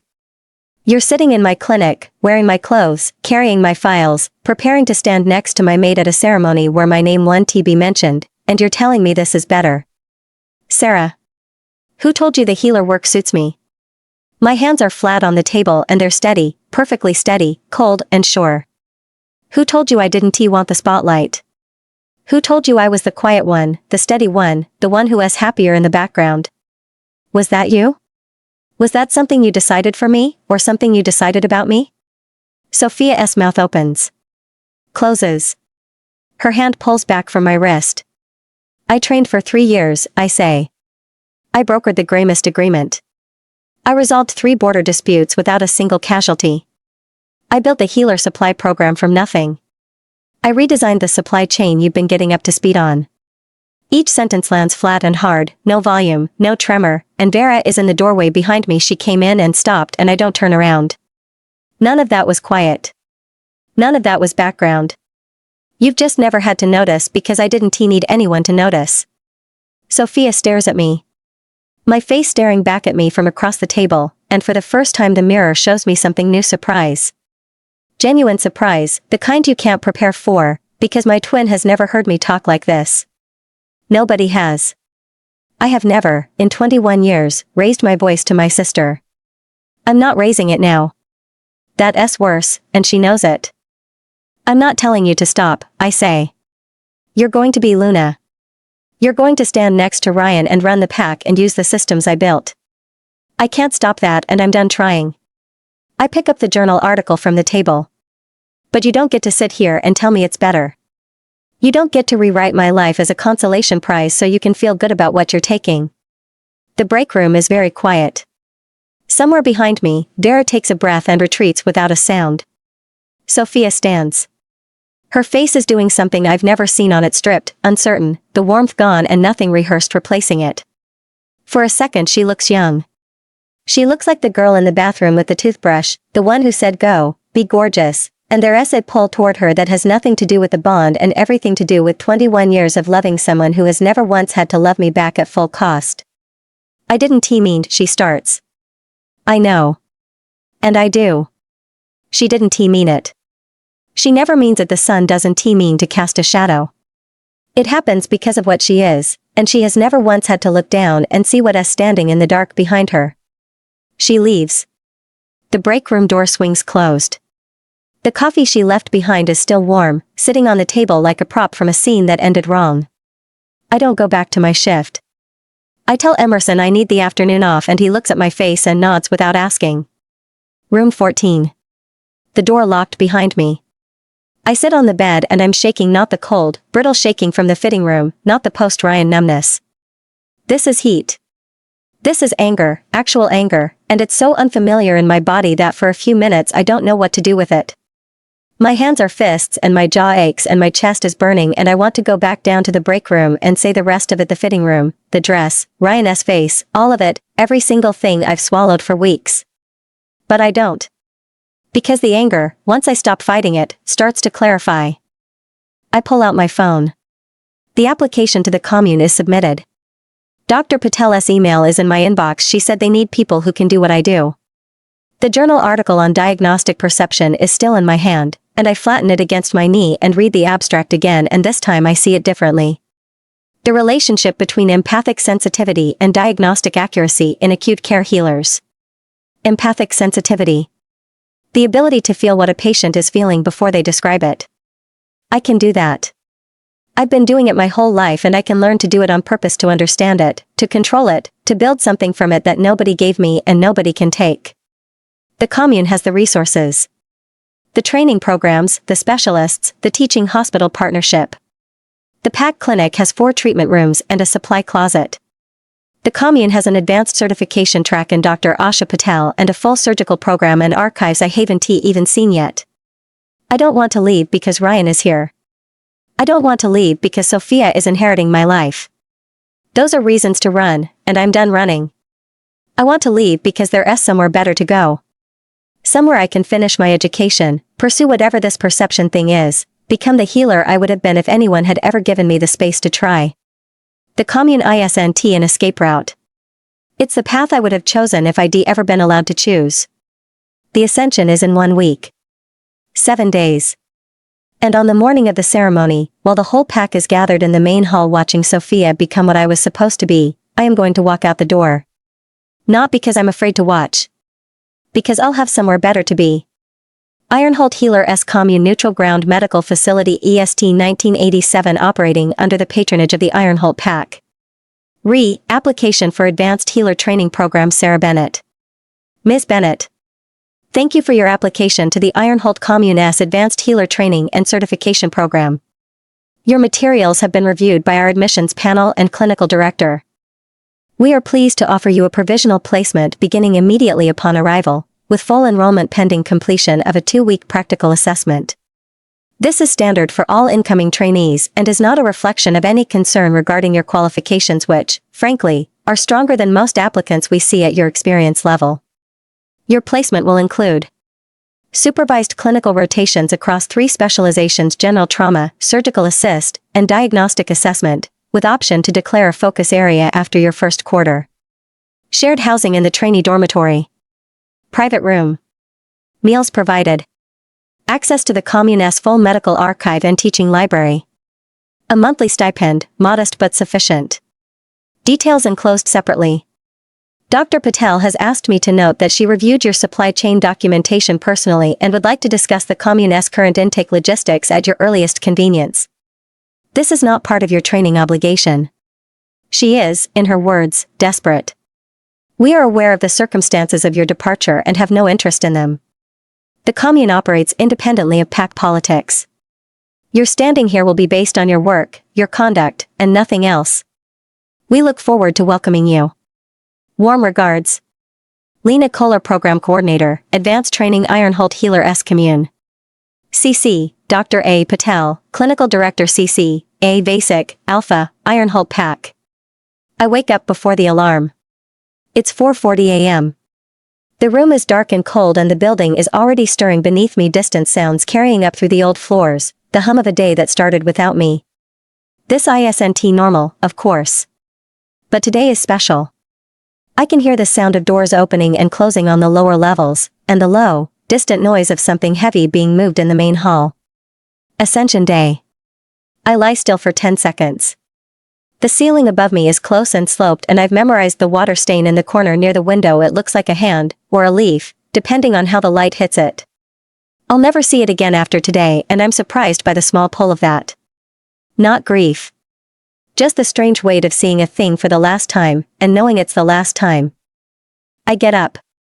I shower in the tiny stall and dress in clean scrubs because they're all I have, and tie my hair back. I don't look in the mirror because I don't need to. I know what I look like. I look like a woman leaving. The duffel is already packed. I did it last night: scrubs, toiletries, the scar cream, the suture kit, the clinic bag with the hand wraps. The acceptance letter from the commune, printed and folded into the side pocket. The supply form with a basic S name on it, tucked beside it the first bread crumb, the one that started the trail. Dr. Patel's emails are on my phone. 4 sentences of personal statement and a rolling admission placement and a private room in a trainee dormitory I've never seen. Everything I own fits in one bag. It fit in one bag when I left Ryan's quarters, and it fits in one bag now, and the difference is that this time I packed it with my hands steady and my chest clear. The duffel is light. I am light. Whatever I'm carrying out of this pack, it isn't in the bag. I zip it closed. I leave the key on the fold-down desk, same gesture as Ryan's quarters, the key on the counter, but this time it's my choice and not my retreat. I stand in the doorway of room 14 for 3 seconds. Twin bed, sloped ceiling, navy comforter. The first space that was mine alone. It did its job. I close the door. The east wing corridor at 5 a.m. is empty. Ryan and Sophia have been in the ceremonial hall since sundown, the Alpha S vigil, the night-long watch before the mantle passes. They 1T emerge until dawn, and after that they'll be sequestered for rest and preparation until moonrise, when the ascension happens under the full moon. The old Alpha steps down. The new one rises. Until then, the pack prepares. The east wing is quiet. Guest rooms closed, delegation suites still dark. The Stone Run party arrived yesterday and 1T surface for hours. I move through the corridor with my duffel over my shoulder, and my footsteps are the only sound on the 3rd floor. Down the stairs. 2nd floor, the corridor widens, and through an archway the main hall opens up. Someone has been here all night. The oak beam space is transformed, white banners with the pack crest hanging from the ceiling beams, rows of chairs facing the tall windows on the west wall, where tonight the moonrise will be visible. Candles on every surface, unlit, waiting. The ceremonial stage is set with 2 chairs, Alpha and Luna, side by side, and a lectern where Elder Kessler will officiate. 2 chairs. One of them should have been meant for me. That was supposed to be me, standing on that stage in a dress measured on my body, taking the Luna oath beside a man whose scent made my wolf go quiet and calm and happy. We'd take up the pack leadership together, that was the plan. I stood in a hallway and watched my twin wear my dress and my mate look at her with an expression I'd never gotten from him, and suddenly the plan was completely broken. I've been building the new one ever since. I don't stop. Not really. I look at the hall for 3 seconds through the archway, the banners, the chairs, the candles, the empty stage, and I keep walking. Behind me the hall gets smaller with every step, and I let it. Ground floor. The central corridor runs the length of the building: administrative offices, the operations desk, the entrance hall at one end, the west exit toward the clinic at the other. At 5 in the morning the lights are on, but the offices are empty. Through the windows, the courtyard where wolves will gather tonight in formal clothes, pressing toward the west-facing windows to watch the moon rise over a ceremony I spent 3 years preparing for. I turn west, towards the exit that lets out closest to the clinic. The commune shuttle will be there to pick me up at 6, the same transport that runs the regional route twice a month, moving supplies and patients from packed territories between here and Ironholt. 2 days on the road with stops I don't know yet, overnight somewhere I've never been, and then the commune. I arranged the pickup when the acceptance came through. The timing wasn't symbolic, it was the first available run after my placement was confirmed, and it happened to fall on Ascension Day. The universe has a sense of humor I don't share. I'm trying not to think about anything too hard, because if I do, I'm going to start laughing or crying, and I don't know which. I focus on putting one foot in front of the other and staying out of the way of anyone working to prepare for the ceremonies. Sarah. I stop where I am. Margot is standing in the doorway of the Luna S study just off the central corridor, The room with the east-facing window and the desk she gave me and the shelf with 3 years of binders and the tea tray on the sideboard. She's in a dark fitted dress with the Luna pendant centered at her throat, her hair pinned, her face made up for a long day of receiving delegations and coordinating logistics. Working formal the day dress, not the ceremonial one. She'll change tonight for the moonrise. She looks composed and she's been crying recently, though she's covered it well. The faint puffiness around her eyes, the extra layer of powder at the temples. I know her face as well as I know my own. Better, maybe. Hers doesn't lie to me. She looks at the duffel on my shoulder and her expression goes through 3 changes in 2 seconds: surprise, comprehension, and something that settles into the firm, gentle disapproval I've been expecting from someone in this pack since the day I withdrew. Where are you going? The commune. Ironholt. I shift the duffel strap. I've been accepted into their advanced training program. Today. Her voice is flat. You're leaving today. On ascension morning. Yes. She steps into the corridor. The Luna pendant catches the overhead light and I remember the first time she showed it to me 3 years ago, in this study, holding it out on her palm. This will be yours someday. It's heavier than it looks. I believed her. I believed everything she told me about what this role meant, because she was kind and she was patient and she made me tea without asking and I thought kindness was the same thing as courage. Sarah, I understand you're hurt. I'm not hurt. Not like you think I am, anyway. But this is not the answer. The pack needs healers. Your pack. Walking away from that because things didn't work out with Ryan. This isn't about Ryan. The commune is a fine institution but you belong here.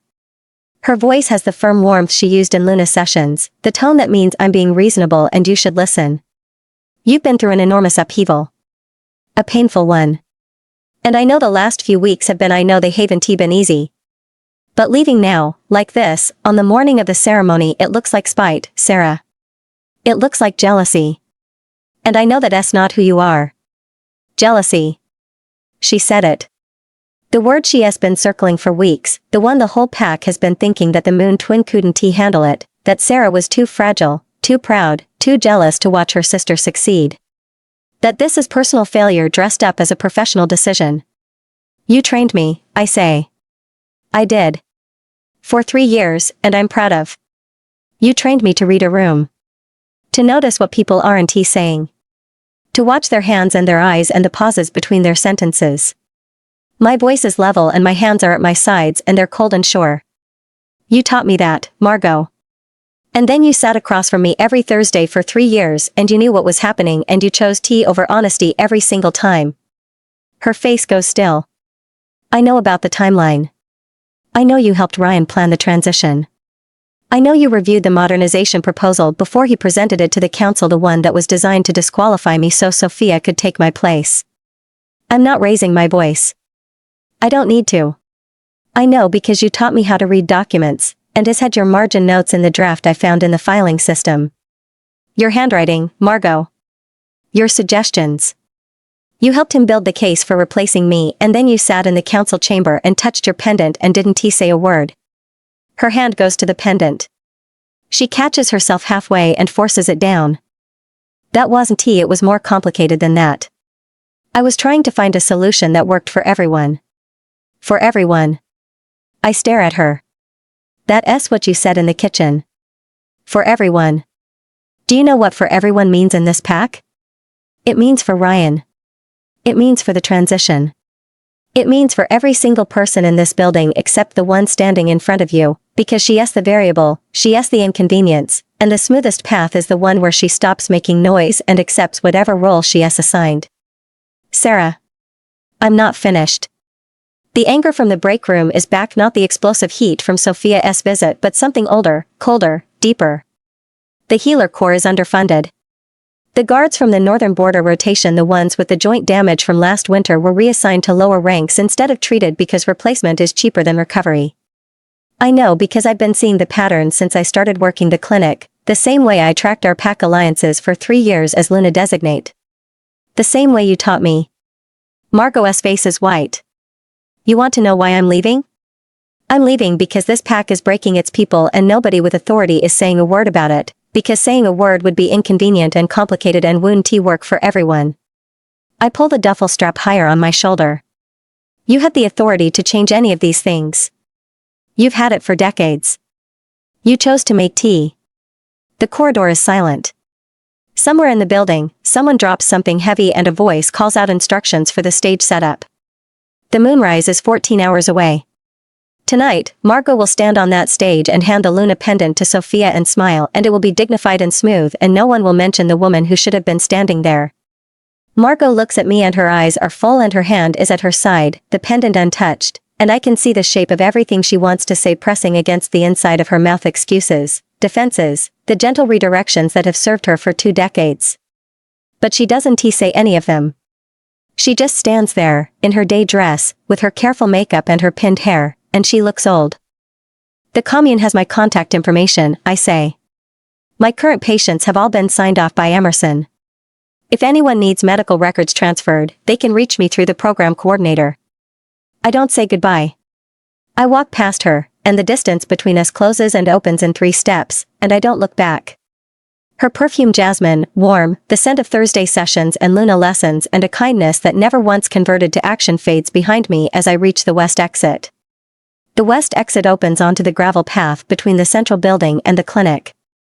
The morning air comes through in a clean sheet cold, sharp, the kind of cold that stings your face and fills your lungs and wakes you up from the inside. It's September and this morning feels cool and crisp and new and perfect in a way I couldn't have asked for. And it's beautiful. The path is damp with dew and the sky has lightened to gray at the eastern edge, behind the building I'm walking away from.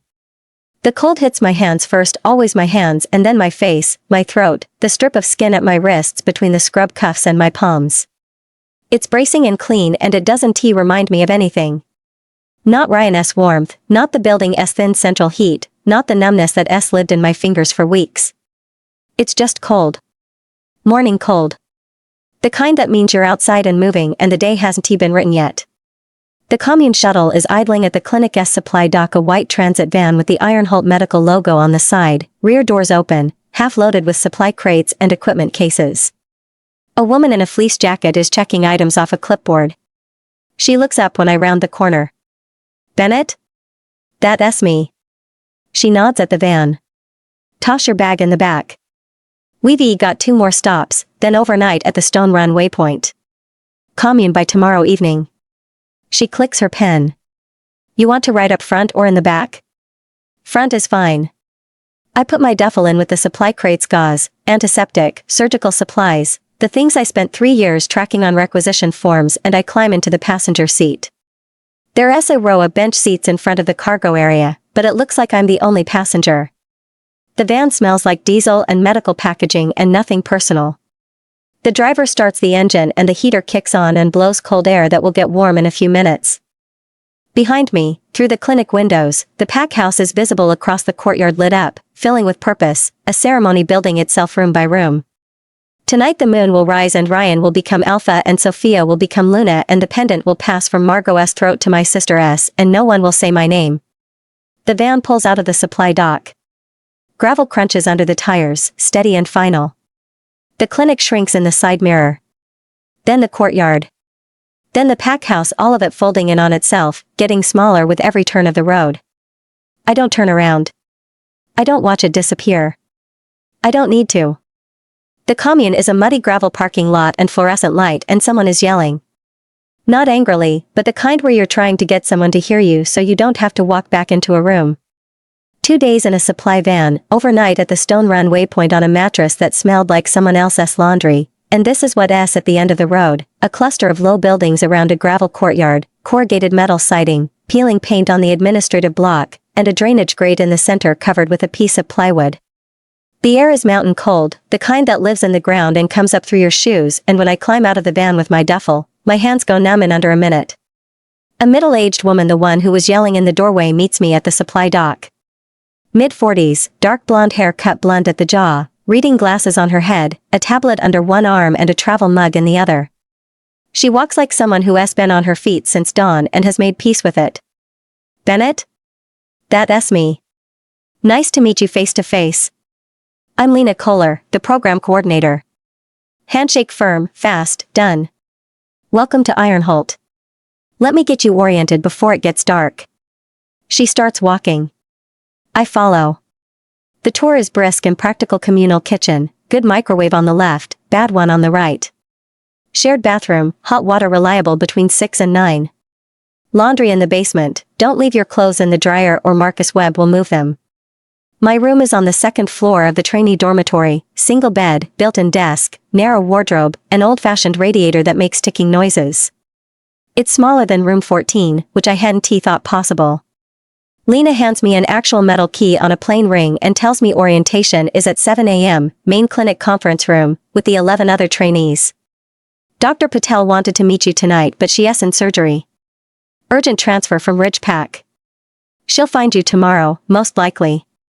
Lena checks her tablet. Anything else? No. Thank you. Good. Cafeteria S in the main building, dinner runs until 8. You should eat. You look like you've been in a van for 2 days. The corner of her mouth moves, not quite a smile, but I'll take it. She leaves. I set my duffel on the bed and begin to unpack. The cafeteria is a long room off the main clinic: battered laminate tables, mismatched plastic chairs, a serving counter with steam trays that have seen decades of institutional cooking, and a din of multiple people talking over each other in a way that's somehow friendly, even at a volume that's a little daunting.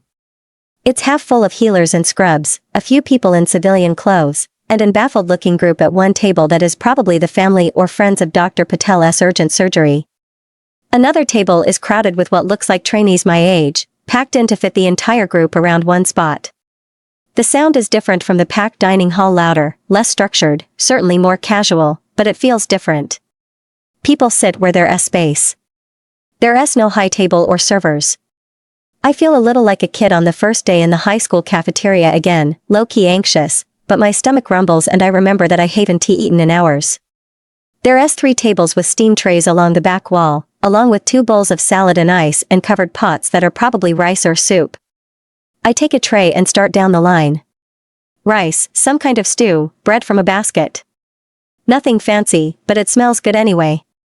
I find an empty chair at the end of a table and sit and eat and don't look up, because looking up means making eye contact, and eye contact means questions, and I don't have answers for anyone right now. I'm halfway through the stew when the noise in the room changes. It's subtle, a shift in volume, conversations pausing for half a beat and then resuming at a lower register. The kind of atmospheric adjustment that happens when someone with authority walks through a space without announcing themselves. I learned to feel this in council chambers and diplomatic receptions and alpha briefings. The air gets heavier and people sit straighter and they don't know they're doing it. I look up. He is crossing the cafeteria from the far door, tall, wiry, dark hair, moving through the room without disturbing it. People don't step aside for him because they've already moved out of his way without noticing they did. He is in a dark jacket over a plain shirt and his build is narrow, nothing like Ryan's deliberate, cultivated tone. This is something sharper, something that's been stripped down to function. He stops at the serving counter to talk to someone, and when he turns his head the scar is visible. A pale line across his throat, from the left side of his jaw down to the hollow above his collarbone. The kind of scar you get from teeth or a blade, and the kind you get when winning and surviving are the same thing. Alexander Vasek. It has to be. The name on the supply forms, the CC on the acceptance letter, the intense, quiet, not the kind of alpha you'd want to cross, from Emerson's voice going half a register lower. He finishes his conversation and turns toward the tables. His gaze sweeps the room, not scanning, not searching, just taking inventory, and it lands on me with the same weight it gave everything else. Brief. Cataloging. Then it stops. His eyes are pale gray or blue, I can't tell from here, and they hold on my face for 2 seconds, 3, long enough that I stop chewing and put my fork down. There's no warmth in the look. No curiosity. It's the expression of a man who already knows who I'm supposed to be and has decided I'm not interesting enough to confirm. He looks away. Continues to a table on the far side of the room where 2 older healers are sitting.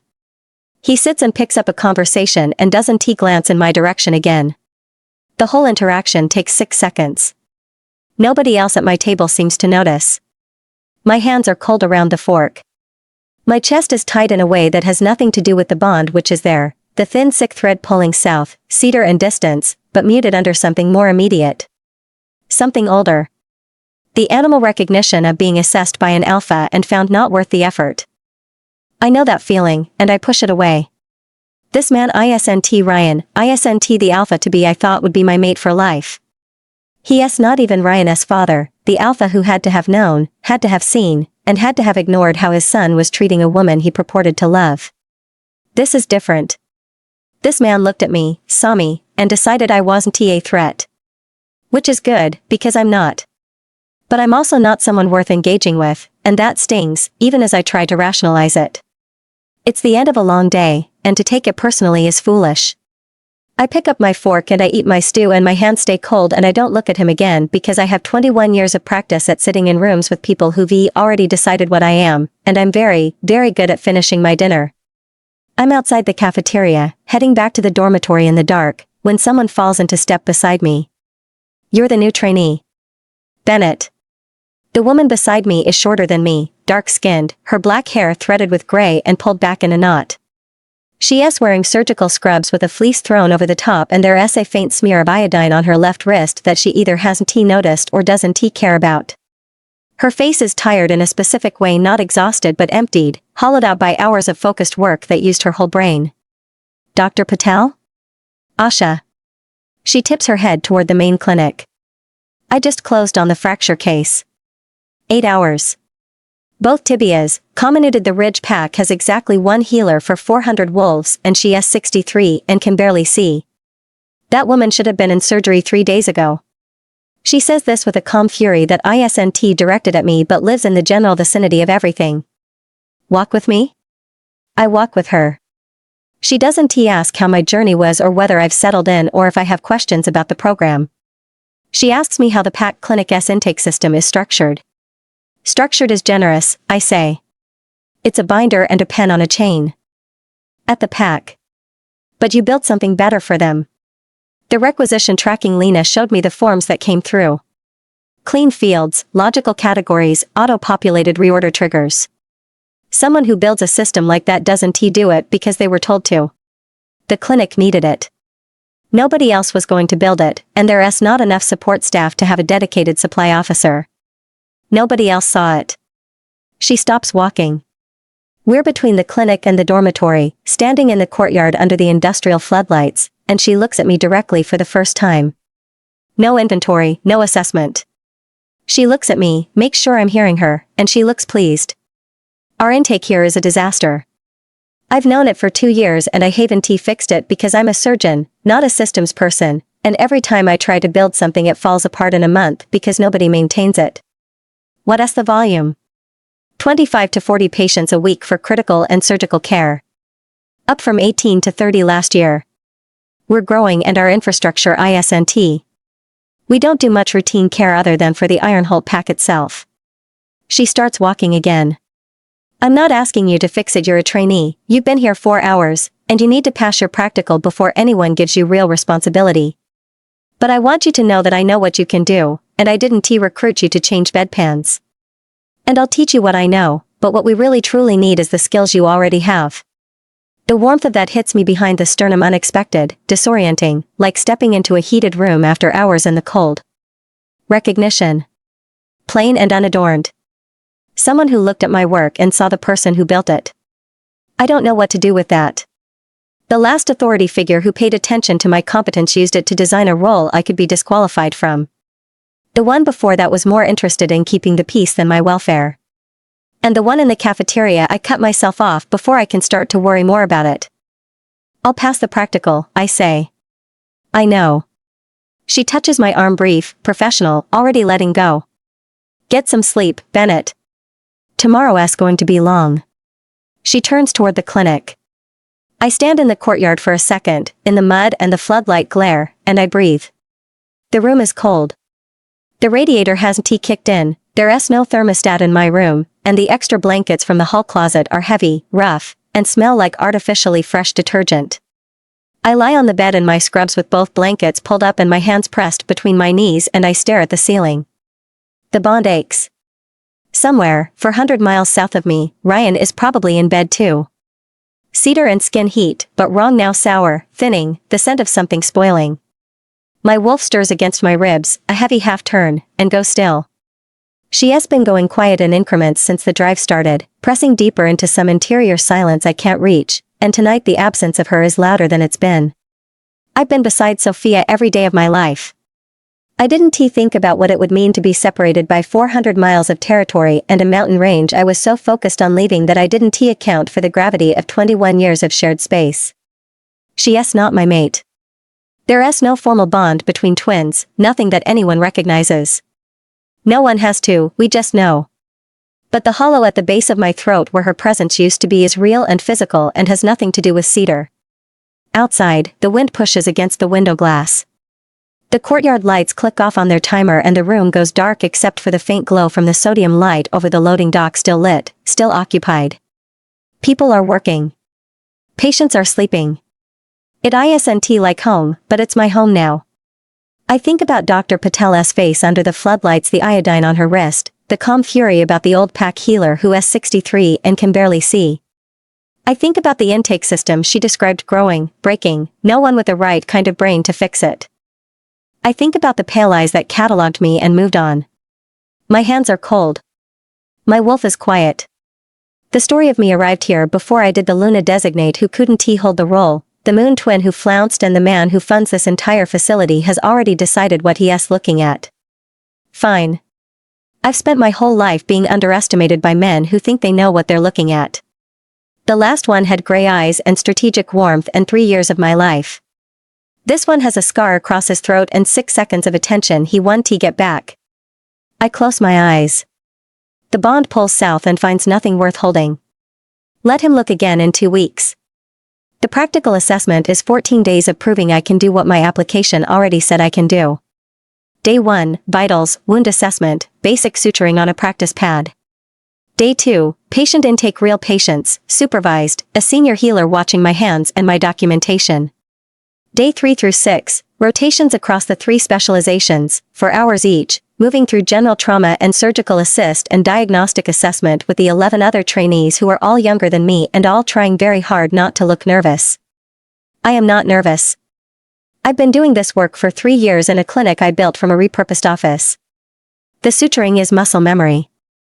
The intake documentation is instinct. When the senior healer on my diagnostic rotation asks me to assess a middle-aged wolf with chronic shoulder pain, I'm beside the patient for 30 seconds before I know the problem, not the shoulder, the compensating hip. He has been favoring his left side for so long the shoulder took the load. I tell the supervising healer and she blinks at me and checks, and I'm right. How did you catch that? She asks afterward, in the hallway.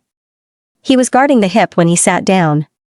The shoulder pain started 6 months ago, but the hip has been hurting longer. He just doesn't think of it as the problem because it's not what brought him in. She writes something on her clipboard. I don't ask what. 2 weeks is enough time to learn the shape of a place. The commune runs on need and shortage. There aren't enough healers for the patient volume, which means everyone doubles up. Trainees get thrown into real cases inside the first week. Senior healers pull shifts that would have killed Emerson. The equipment is good where it matters, the surgical suite, the diagnostic tools, and held together with tape everywhere else, the autoclave, the intake desk, the filing system that isn't a system so much as a series of binders arranged by someone who retired 3 years ago and took the organizational logic with them. I learn where the gaps are because I can't help it. My brain catalogs inefficiency automatically, without permission, the same impulse that built the Pack Clinic's supply system from scratch. The intake binder is the worst of it. Handwritten entries, no standardized fields, no cross-referencing between patient visits. A wolf could come in 3 times for the same recurring injury and each visit would be logged as though it were the first, because there is no mechanism to flag patterns. I know this because on day 4 I flip back through 6 months of entries looking for the shoulder patient's history and find 3 separate intake sheets filed under 2 different spellings of his name and none of them reference each other. I don't say anything. I'm a trainee. I've been here less than a week. On day 7, I stay late. The intake desk is empty after 9. The night healer works from the surgical station at the back and I pull the binders down and I start mapping the fields. Not rebuilding, not yet. Just documenting what exists, where the gaps are, what a functional system would need. I work for 2 hours with a pad of paper and a borrowed pen, and when I'm done I have 4 pages of notes and a structure in my head that is cleaner than anything I built at the Pack Clinic. I don't show anyone. I fold the notes into my scrub pocket and I go to bed. On day 9, I start building. Patel finds me on a Tuesday evening, elbow deep in index cards at the intake desk. Is that a card catalog? Temporary. Until I can get it digital. I don't look up. I'm cross-referencing 6 months of patient entries and building a master index that links visits by patient ID instead of by date. It's tedious and satisfying in a way that makes my hands warm for the first time in weeks. Your intake system has 400 entries across 11 binders. 63 patients have multiple visits. None of them are linked. One patient came in 9 times in 5 months and every visit is logged like a first contact.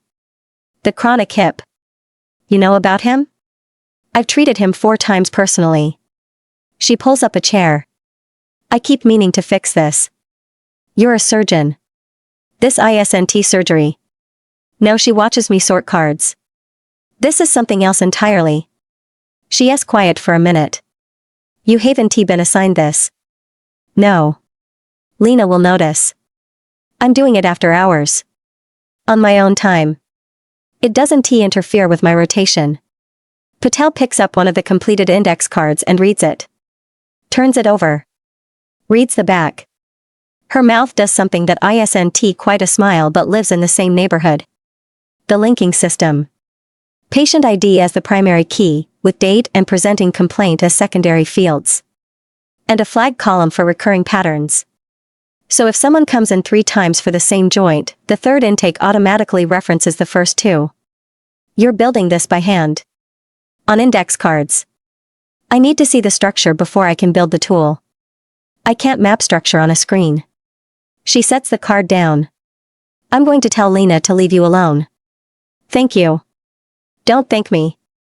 When you pass the practical, and you will, probably 2 days from now, I'm going to ask you to do this officially. As a project, alongside your clinical work. You'll have authority to access all the intake records and design the new system. She nods at the network terminal at the far end of the intake desk. Dark screen, dusty keyboard, the kind of machine that gets used for email and nothing else.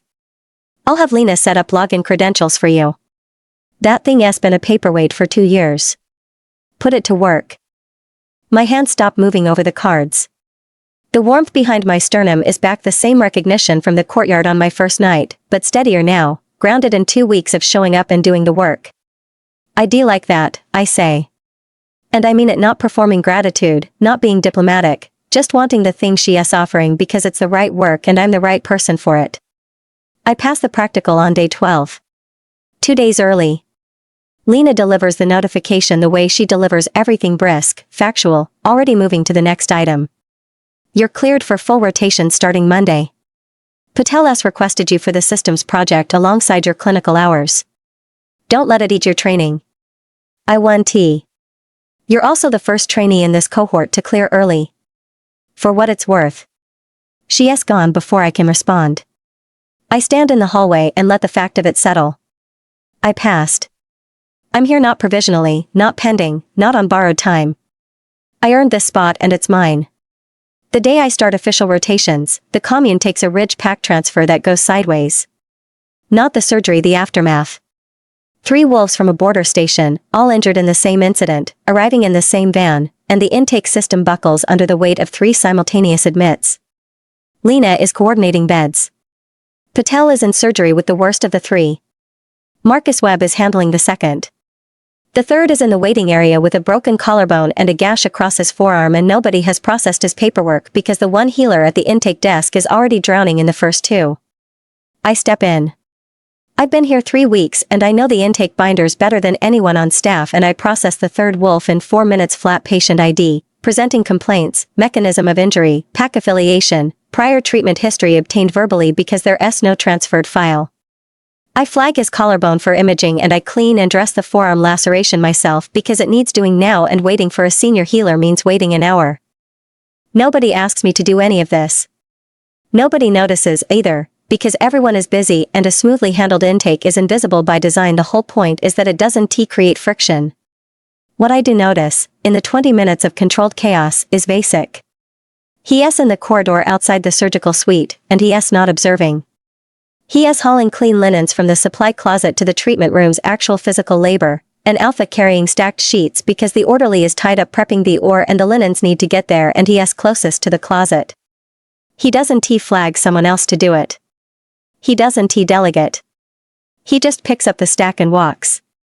After the linens, he comes through the intake area carrying a mop and a bucket.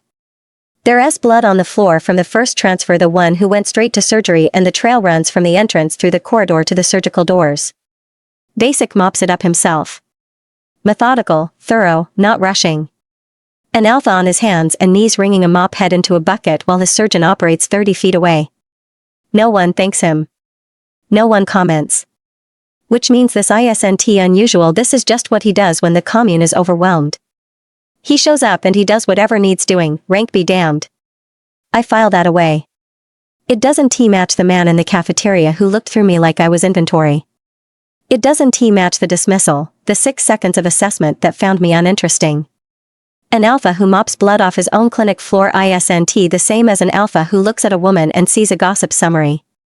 Or maybe he is.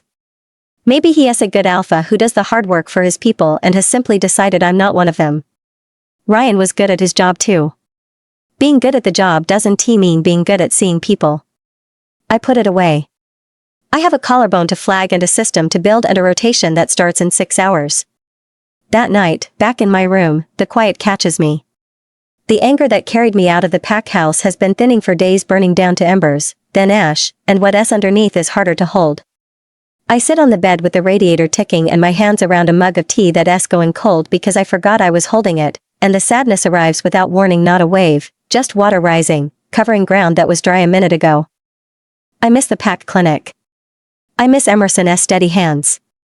I miss Vera's bad paperwork and the way she leave chocolate on the intake desk when she thought nobody was looking.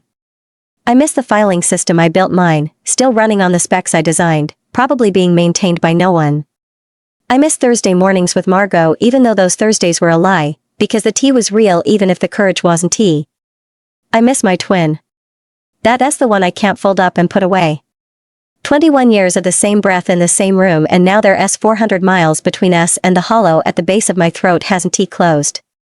It isn't the bond is Ryan's, cedar, and distance, the thin sick thread I've been trying to ignore. This is something else.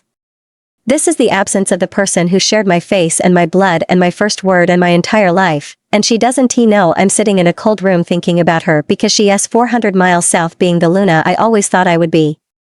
The bond flares a sharp, sick pulse behind my sternum, stronger than it's been in days. I flinch.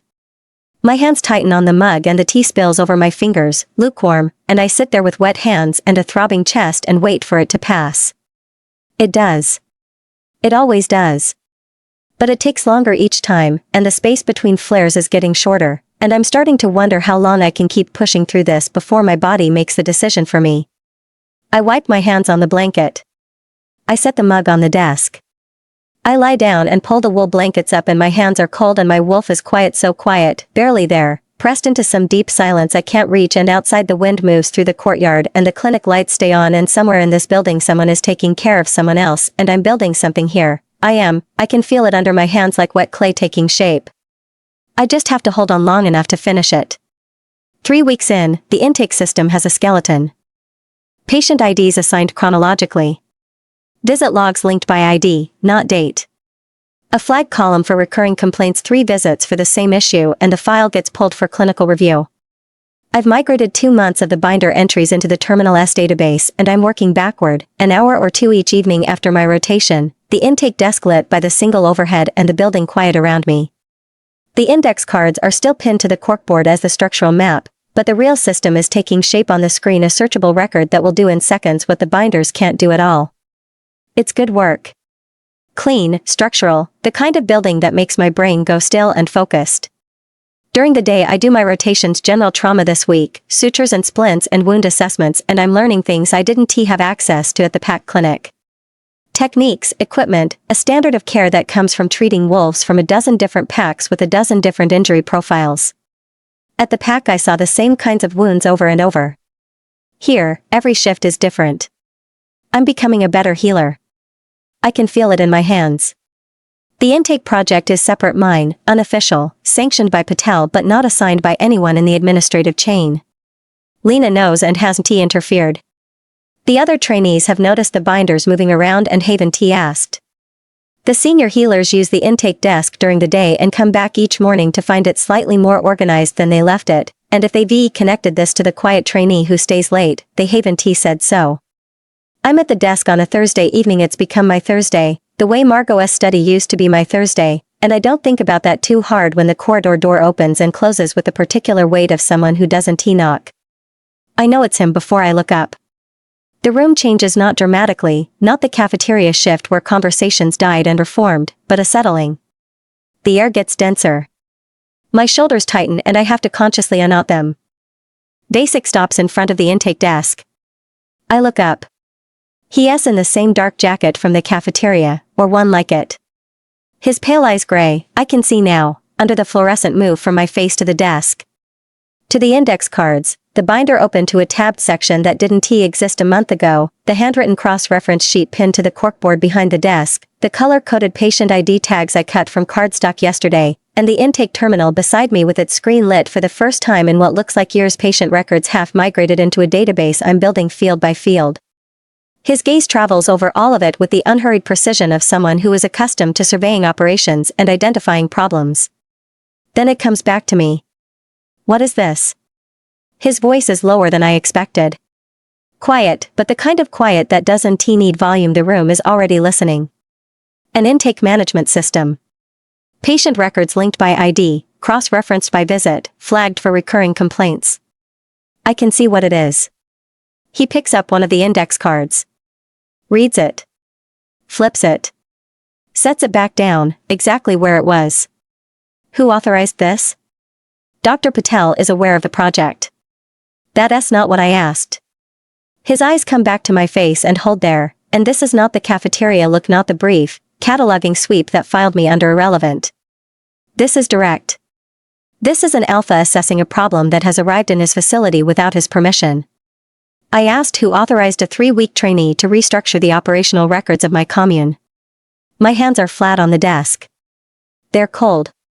They're always cold, but right now the chill is climbing past my wrists into my forearms and my chest is doing something complicated. Anger and humiliation and the sick, familiar recognition of being called to account by a man with authority who has already decided what he is looking at.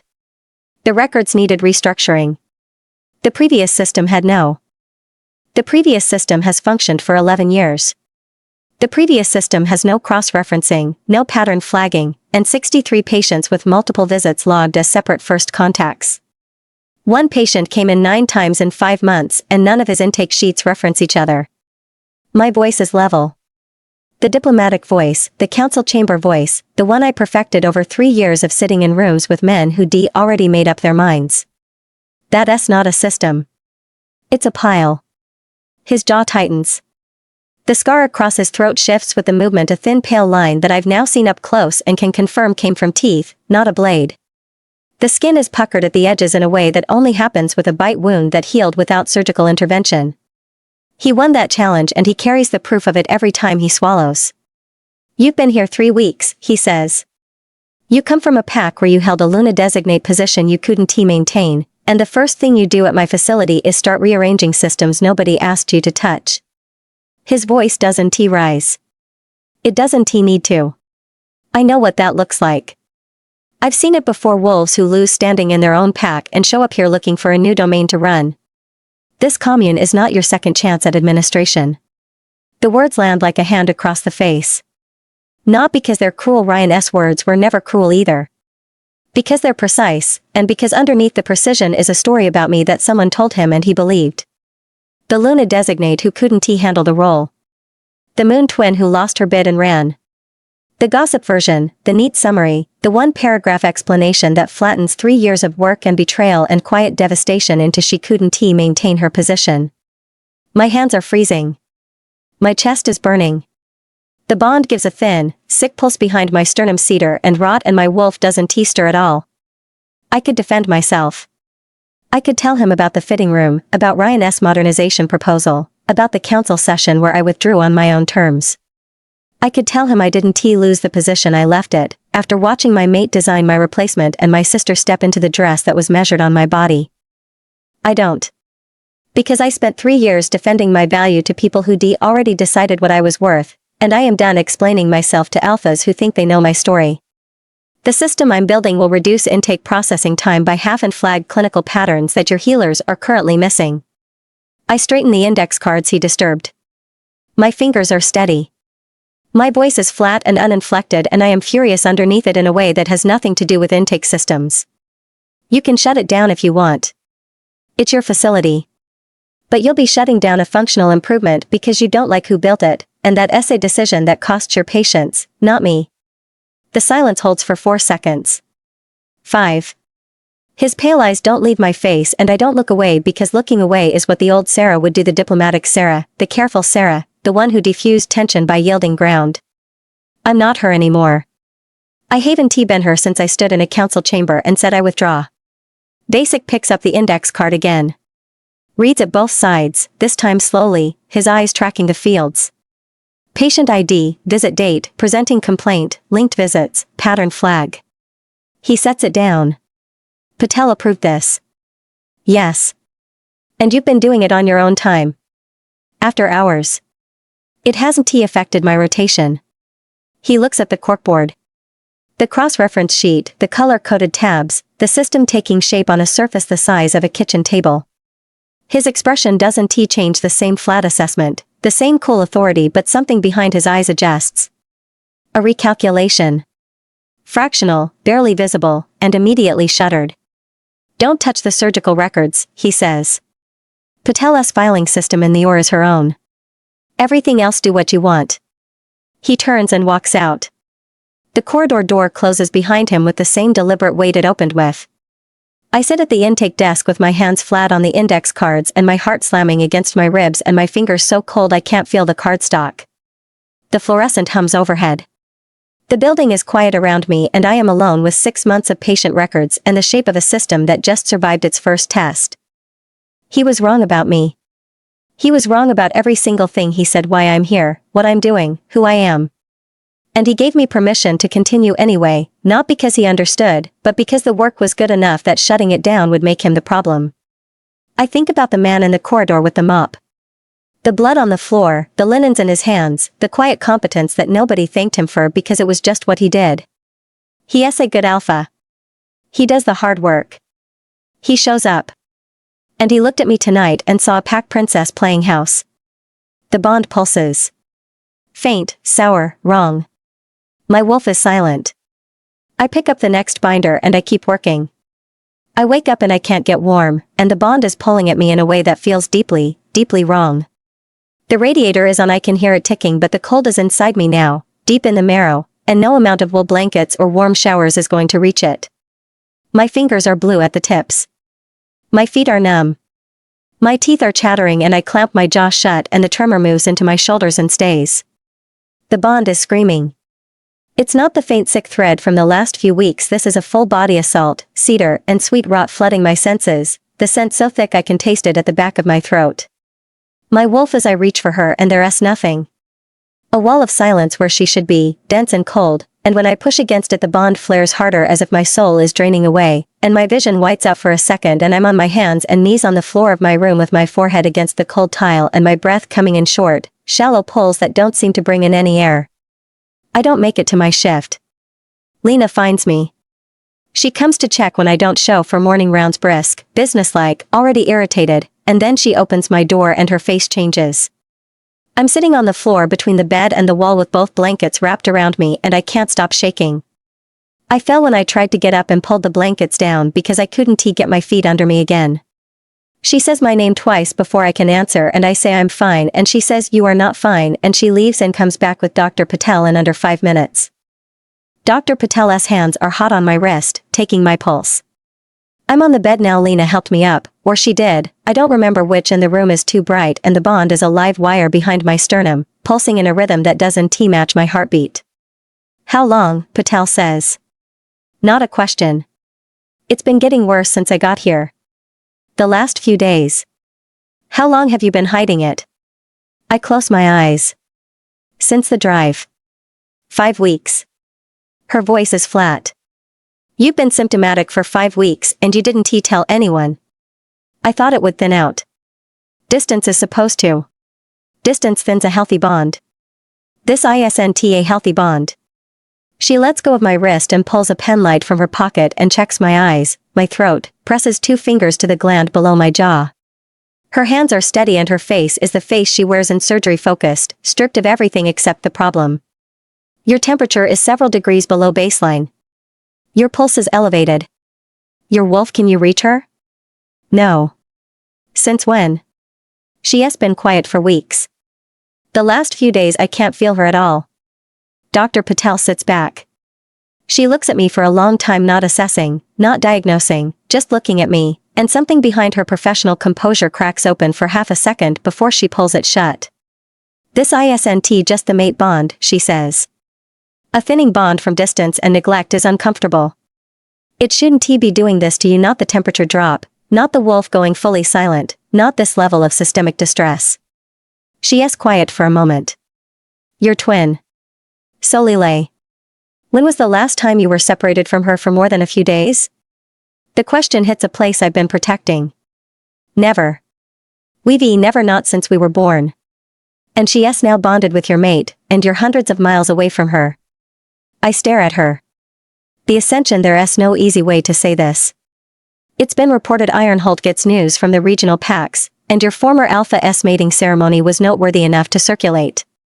Patel's voice is careful now, devastatingly gentle. Ryan Walker and Sophia Bennett are formally mated.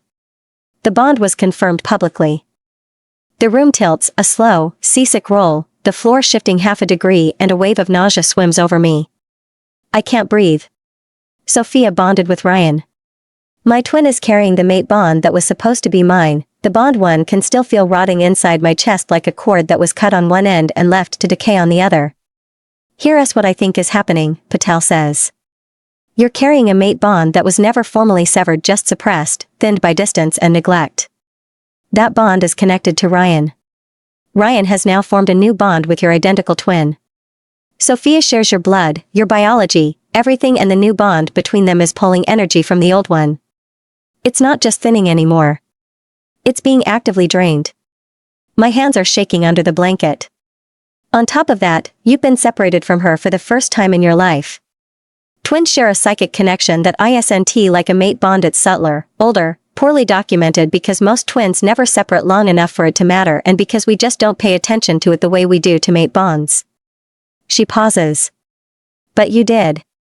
And your twin is forming a new mate bond with your former mate, through the same channel. The bond flares. Hard.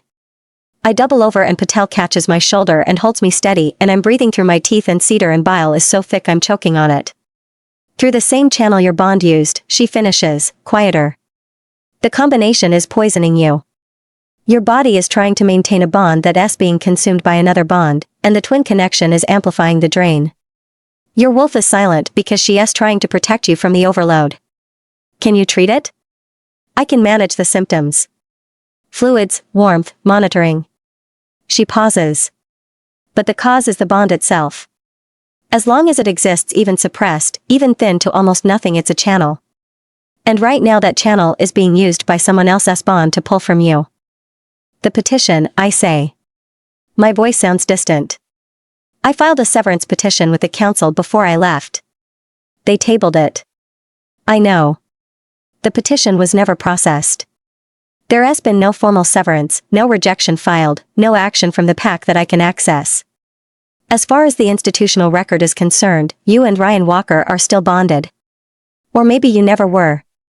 I don't exactly have inside access. I laugh. It comes out wrong, thin and sharp and breaking at the edges. Still bonded. 400 miles away, building a new life, and the man who replaced me with my twin is still tethered to me by a thread of rot because his counsel couldn't be bothered to process the paperwork. I have to sever it myself. Dr. Patel nods. A formal rejection can be spoken by either party. It doesn't require council approval. That's a procedural layer your pack added, not a biological requirement.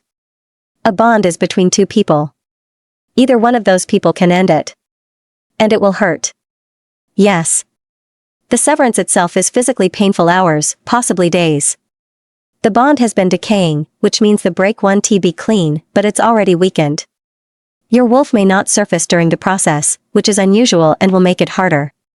She puts her hand on my arm. Warm against my frozen skin. But the alternative is that this continues to get worse. And it will, Sarah. Every day that bond exists, the drain continues. I close my eyes. The ceiling is a white blur behind my lids. The bond pulses cedar and rot, and 400 miles south my twin is sleeping beside my former mate and the bond between them is fed and full and alive and the bond between me and him is a dying thing that's eating me from the inside. I think about the intake desk. The system taking shape on the terminal. Lena's face in the courtyard on my first night. The rotations where I'm becoming a better healer with every shift. I'm building something here.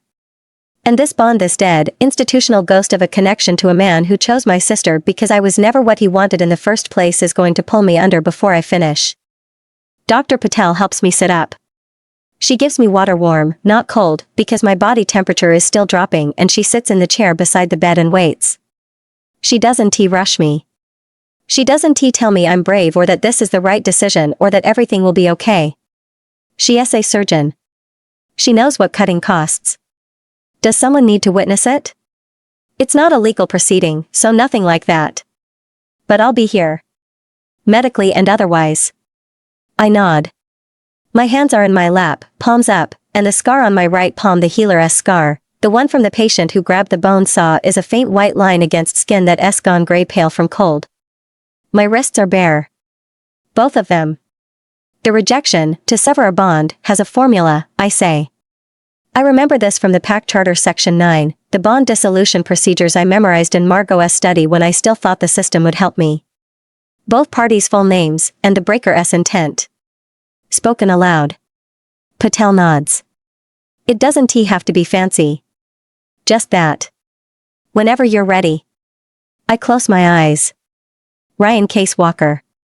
I've written his name on diplomatic correspondence, supply requisitions, the bond petition his counsel filed and forgot. Now I'm going to use it one last time, in a narrow little bed, 400 miles from the fitting room. The bond lurches a hard, sick pull behind my sternum, and for one disorienting second I smell cedar and skin heat the way it used to be, warm and close and real, the scent of the man who held me at 3 a.m. and let me press my cold feet against his legs, and I loved him. I built 3 years of my life around the shape of him and he dismantled it with a modernization proposal and a fitting room and the expression on his face when he looked up at my twin and was happy. Sarah. Patel's voice. Steady. Close. I know you can do this. You're stronger than you think you are. I open my eyes. My cheeks are wet. I don't remember starting to cry. I don't take my time. If I wait, I'll think about it, and if I think about it, I'll remember every morning I woke up with his arm across my ribs and his scent in my hair, and I'll wonder if there was a version of myself that would have been enough. That road loops back to the fitting room every time. I'm more than ready and will never be ready at the same time. I sit up straight. My hands are fists in my lap and my voice is shaking and I am so cold I can't feel the words in my own mouth. I try to say it. Nothing comes out. His name is stuck behind my teeth, 3 syllables I've said 1,000 times, in bed, across rooms, into the dark when I couldn't sleep and he pull me closer without waking up and for one horrible second my body let me use them to end this. Then I think about the fitting room. The pins in the seamstress's mouth.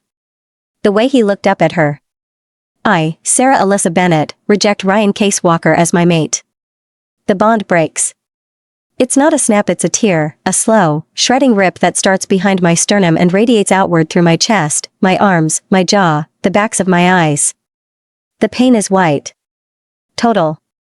My body arches off the bed and Patel's hand is on my shoulder holding me down and I'm making a sound I don't recognize, low, raw, pulled from somewhere underneath my voice, and the cedar floods in, a final massive wave, and inside it a memory surfaces whole, his hand closing around my cold fingers at the stone-run dinner, warm and absent and proprietary, his thumb against my knuckles while he talked to someone else, and I sat beside him and thought, this is mine, and it was never mine, it was never gone.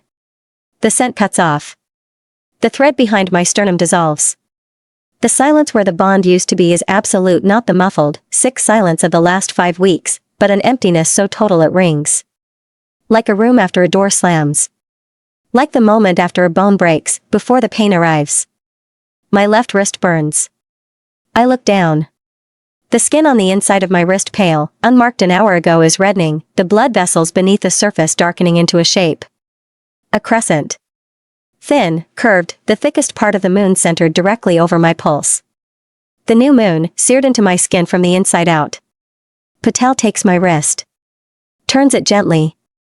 Her thumb traces the edge of the crescent without touching it, and she goes still, a full stop, the kind I've only seen from her once before, when the ridge pack transfer arrived with both tibias shattered, and she looked at the X-ray and went quiet for 3 seconds before she started moving.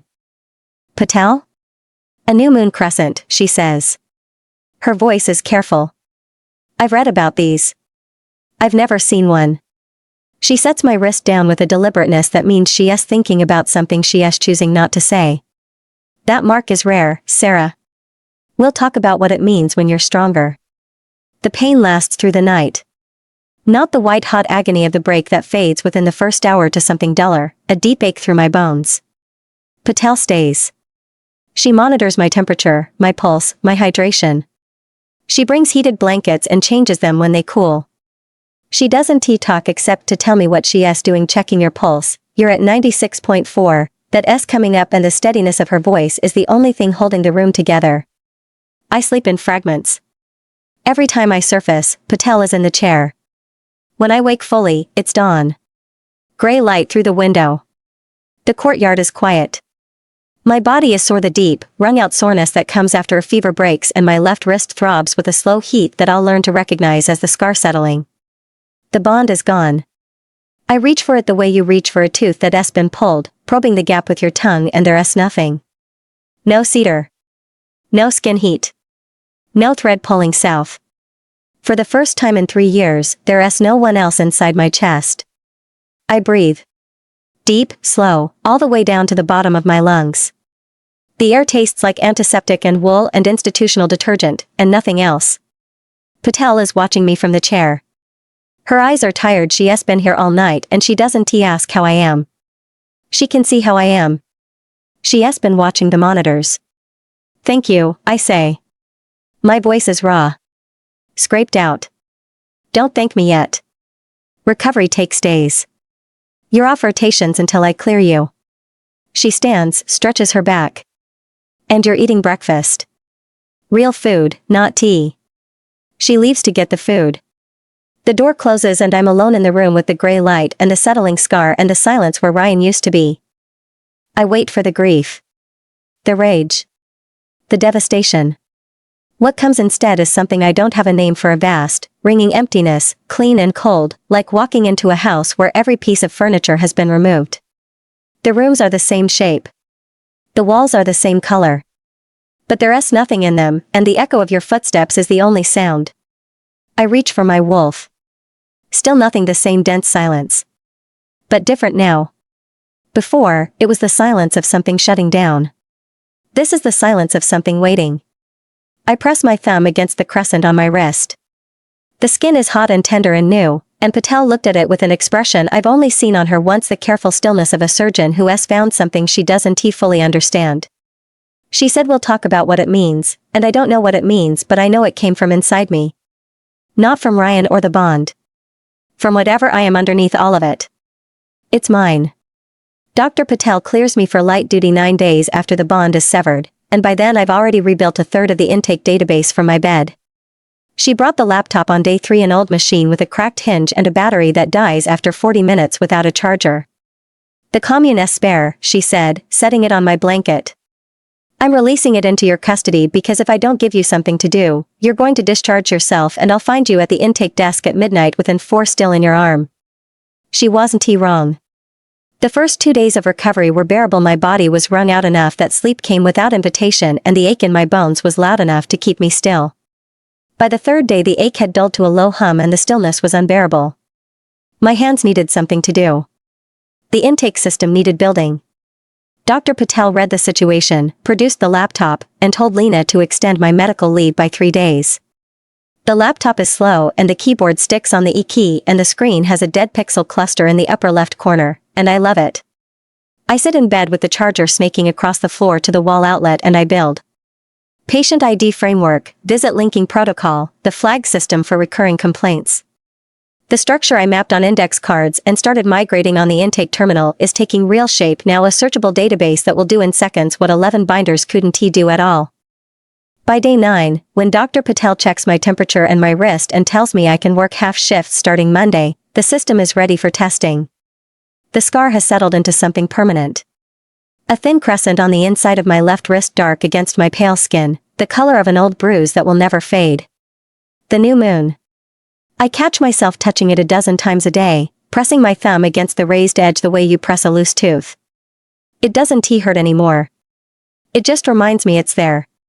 My wolf is present. That's the best word for it. The dense silence from the weeks before the severance has lifted, replaced by something lighter and more tentative. She's not active, no stirring, no pressure behind my ribs, no pull toward anything. But when I reach for her, there's a presence instead of a wall. She's in there. She's waiting. If I tried to shift, I think she'd come, but I'm not ready to ask her yet, and she's not ready to offer. I don't push. The last time my wolf was fully awake, she was bound to a man who replaced me with my twin. Whatever she needs to come back on her own terms, I can wait. Monday. Half shift in the morning, 2 patients, a follow-up on a healing fracture, an intake on a new transfer from the Eastern Pax. My hands are steady. My focus is good. The cold is still their hands, feet, tip of my nose, but it's my cold again, familiar, baseline, not the deep marrow freeze of the bond sickness. In the afternoon I take the laptop to the cafeteria. Between meals, the cafeteria is the only space in the commune with enough table surface to spread out and no one needing it for anything else. The kitchen staff are done with lunch service and 1T start dinner prep until 5. The long metal tables are wiped down and empty, and the overhead lights are on half power, and the room has the quiet hum of a space that's resting between uses. I set up in the far corner laptop, charger, a stack of printed intake records I'm cross-checking against the new database. The work is absorbing in a way that fills my whole brain and leaves no room for anything else, which is exactly what I need. The system is almost ready. Another day, maybe 2, and I can migrate it to the intake terminal and start training the staff. I'm deep in a data entry run when the air changes. It's subtle, the same atmospheric shift from the cafeteria on my first night, when conversations adjusted and people sat straighter without knowing why. But the room is nearly empty. There's no crowd to resettle. It's just me and a kitchen worker wiping down the serving counter on the far side of the room. The kitchen worker looks toward the door. Her cloth stops moving. I don't look up. I don't need to. His presence is already registering in my body, a density at the edge of my attention. I keep my eyes on the screen. My fingers keep typing. I am not going to look up at an alpha who has decided I'm a gossip summary, not when I'm sitting in a cafeteria with a cracked laptop and a stack of intake records and a scar on my wrist that's 10 days old. My wolf moves. My fingers stop on the keys. My breath catches. My whole body goes still because my wolf just moved, not the tentative, barely their presence of the last 9 days, but an actual stir, a lift, a press against the inside of my ribs that I haven't felt in weeks. Alive and awake and oriented toward the doorway with an attention that has nothing to do with me. No. My heart is hammering and my skin is prickling and my wolf is pressing toward the door, toward him, with an urgency that is not the same. Not the warm, certain pull from the crowded hall when I was 18 and my wolf found Ryan and everything went quiet and sure. That was like settling into warm water. This is like being gripped. Something sharper, hotter, less like certainty and more like a hand closing around my spine. I look up. Basic is standing in the doorway with one hand on the frame and he is looking at me and his expression is wrong. The cool authority from the intake desk, the dismissive sweep from our first encounter gone. Replaced by something tight and arrested, his pale eyes fixed on my face with an intensity that ISNT assessment, ISNT inventory, ISNT the cataloging look of a man who already knows what he is seeing. He looks like a man who has just been interrupted by something he didn't expect and doesn't want. For 3 seconds, neither of us moves. My wolf is pressing toward him, and I'm holding her back with everything I have, and across the room something in his posture shifts a fractional adjustment, his weight resettling, his hand tightening on the doorframe, and I'm almost certain, with the gut-level conviction of someone who has lived through this before, that his wolf just responded to mine. His jaw clenches. The scar across his throat pulls taut with the movement. He holds my gaze for one more second. Then he nods once, brief, the kind of nod you give when you're acknowledging something you don't intend to discuss, and drops his hand from the frame and walks away. His stride is even. Controlled. The stride of a man who is choosing not to run. The corridor swallows his footsteps. The cafeteria settles back into its quiet hum. The kitchen worker resumes wiping the counter. She didn't notice anything. There was nothing to notice, two people looking at each other for 3 seconds in an empty room. That's all it was. That's all anyone would have seen. I sit at the table with my hands flat and my wolf alive and howling silently against my ribs, and my breath coming too fast and the scar on my wrist throbbing with a heat that has nothing to do with the severance. He felt it. I'm almost certain he felt it, the hand on the frame, the arrested look, the jaw clenching against something involuntary. And then the nod. Not dismissal this time. Acknowledgement of what, exactly, neither of us is ready to name. I close my eyes. My wolf presses against my ribs, warm, insistent, awake for the first time since the bond broke, awake for the first time in months, and she is pointed at the man who looked at my intake system and called me a pack princess playing house. My hands are cold. My wrist is burning. And somewhere in this building, an alpha who didn't want what just happened is putting distance between us with the careful stride of a man who knows that running would be an admission. I open the laptop. I put my hands on the keys. They're shaking. I keep working. My wolf doesn't stop pressing toward the corridor, toward the space where he stood, toward whatever just happened between us that neither of us asked for. She doesn't stop, and I don't stop, and the cursor blinks on the screen and my hands find the keys and I build the system one field at a time while something I can't name builds itself underneath. A week passes and neither of us mentions the encounter in the cafeteria again. Alexander Vasek and I cross paths twice, once in the courtyard while I'm coming off a morning shift, once in the corridor outside the surgical suite when Dr. Patel is briefing him on quarterly patient numbers. Both times his gaze passes over me with the same flat neutrality he gives the walls. Both times my wolf presses against my ribs and I press back and we keep walking. The intake system is live. I trained the nursing staff on it over 3 days, the database, the patient ID protocol, the flag system for recurring complaints. Jessa, the intake nurse who has been running the desk for 6 years with a binder and a pen, took to the digital system faster than I expected.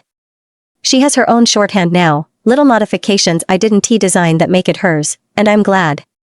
A system that only works when I'm sitting at it, ISNTA system. It's a dependency. I'm on full shifts now, light duty, which means intake rotations and diagnostic consults rather than surgical assist or trauma response. My body is still recovering. The cold is baseline again and my hands are steady, but I tire faster than I should, and Dr. Patel has made it clear that she'll pull me off the floor if I push too hard. I don't push. I've learned what happens when I ignore what my body is telling me. It's a Tuesday. I'm at the intake desk covering the last hour of Jessa's lunch break routine, quiet, one walk-in with a recurring back issue that I process in 4 minutes and route to the afternoon diagnostic clinic. The system works. The flag catches his 3 previous visits automatically and I attach the history to the new file and send it down the hall. My wolf is a low hum behind my ribs. Awake, present, not demanding anything. This is what she does now, a constant awareness I'm learning to live alongside, like a second heartbeat I didn't ask for, but it's mine, not a twin S, not a mate S, not something shared, but my own. The first van arrives at 2:17 p.m. There's the scratchy sound of tires on the gravel, fast, and then a door slamming and shouting from the loading bay. I'm on my feet and at the clinic entrance in time to see the first van unmarked, muddy, rear doors thrown open. A woman is standing beside it directing 2 wolves who are hauling a stretcher. Border skirmish, Ridgemont and Callaway. It went bad. The woman who says this is mid-40s, broad-shouldered, blood on her jacket that isn't hers. She is standing beside the van's open rear doors and her voice has the flat authority of someone who has been giving orders for the last hour and expects them followed. I've got critical casualties from both packs in this vehicle. More incoming, a van from Ridgemont and a truck from Callaway, plus whoever followed them. You're about to get very busy. I'm already at the intake desk. How many total? 15, maybe 20 wounded. I stopped counting when I started loading. Behind her, 2 wolves are hauling a man out of the van, arterial bleed on his forearm, tourniquet improvised from a belt, his face the color of wet cement. Behind him, another casualty on a stretcher with a chest wound that's bubbling through the field dressing. Behind her. That one shifted, the woman says, following my gaze. Unconscious since the field. Couldn't he get her to come back? The wolf takes up the entire rear cargo area of the van. She's enormous, easily 400 pounds, dark-furred, sprawled across the van floor with her sides heaving in shallow, labored breaths. Getting her out is going to require 4 people and the cargo gurney from the supply dock, and once she's inside, she's going to have to go into the operating theater directly because the standard treatment rooms aren't big enough to leave room for the team to treat her. Cargo gurney, loading bay. She goes to the surgical suite, it's the only room big enough. I'm paging Dr. Patel and Lena and Webb simultaneously, phone wedged between my shoulder and ear while I tag the first 2 patients coming through the door. Red tag, arterial tourniquet in place, needs surgical within 10 minutes. Red tag, chest wound, pneumo probable. I'm sending files now. Dr. Patel arrives at a run. I hand her the arterial S file and she scans it in 2 seconds and is gone. Webb is 30 seconds behind her. The chest wound goes to him. The woman from the van is still outside, directing the wolves who came with her, 3 of them, combatants she pulled off the field to help carry. She is handling them with a brisk competence that looks like rank. Who are you? I ask when she comes back through the door. Irina Reyes. Northwatch Alpha. I was mediating the border dispute when it went sideways. She glances toward the lobby. Basic has been called. I'd appreciate if your people could clear space before my goodwill with both packs runs out. Jessa comes back from lunch at 2:21 and walks into organized chaos. She is at the desk in 4 strides, 6 feet of calm professionalism, her long hands already reaching for the keyboard, and I brief her in 30 seconds. 2 red tags in surgery, a shifted wolf en route to the surgical suite, more incoming. I've got the desk, she says. Her voice is low, warm, steady, the kind of voice that makes scared people stop and listen. Go help with the wolf. The shifted wolf is a 3-person lift even on the cargo gurney. She is dead weight, unconscious, her massive body draped across the platform with her legs hanging off one side and her muzzle off the other. Her fur is matted with blood, not all of it hers, and when we wheel her into the surgical suite, the healers inside have to rearrange the entire room to make space. Wolf form treatment is its own discipline. You can't take a pulse from a wrist. You can't ask where it hurts. The anatomy is the same underneath, but the scale and the surface are different, and the unconsciousness means she can't shift back, which means Dr. Patel is going to have to assess injuries through 400 pounds of fur and muscle. I leave Dr. Patel to the wolf and get back to intake. More vehicles are arriving, a Ridgemont van, then a Callaway truck pulling into the loading bay 2 minutes later. Jessa and I work side by side, processing patients as they come through. She handles the walk-ins, I handle the stretchers. The system holds patient IDs, generate, triage tags, link, files, route. Then the cars start arriving. 2 from Ridgemont, 3 from Callaway, not patients, packmates. Uninjured wolves, families, the scared and furious entourage that follows a fight to wherever the wounded end up. The lobby fills in increments, a few Ridgemont wolves near the entrance, a cluster of Callaway by the far wall, then more, until the room is packed with 2 groups who were trying to kill each other 90 minutes ago and are now separated by 8 feet of linoleum. A Ridgemont wolf, big, bloodied knuckles, not injured enough to be a patient, steps toward a Callaway woman who is trying to get to the treatment rooms. Your pack started this. You don't get to walk past me. The Callaway woman squares up. Lena is between them in 3 seconds. Sit down. Both of you. This is neutral ground. Neutral ground didn't stop them from. I said sit down. It holds for about 90 seconds. Then 2 more Callaway wolves come through the door looking for their packmate, and a Ridgemont wolf stands up and the lobby becomes a lit fuse.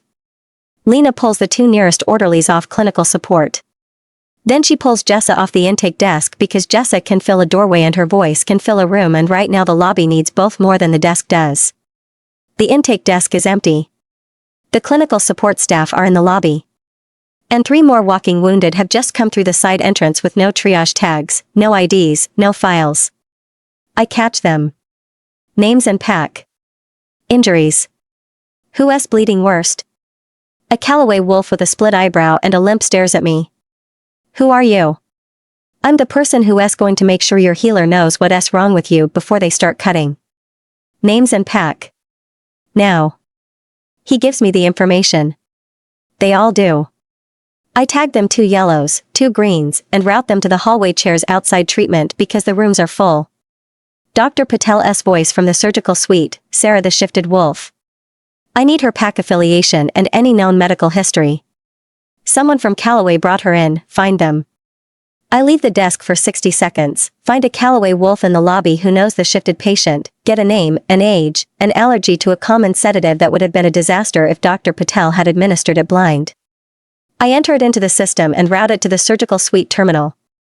The lobby is loud, crowded, 24 wolves and the tension thick enough to taste.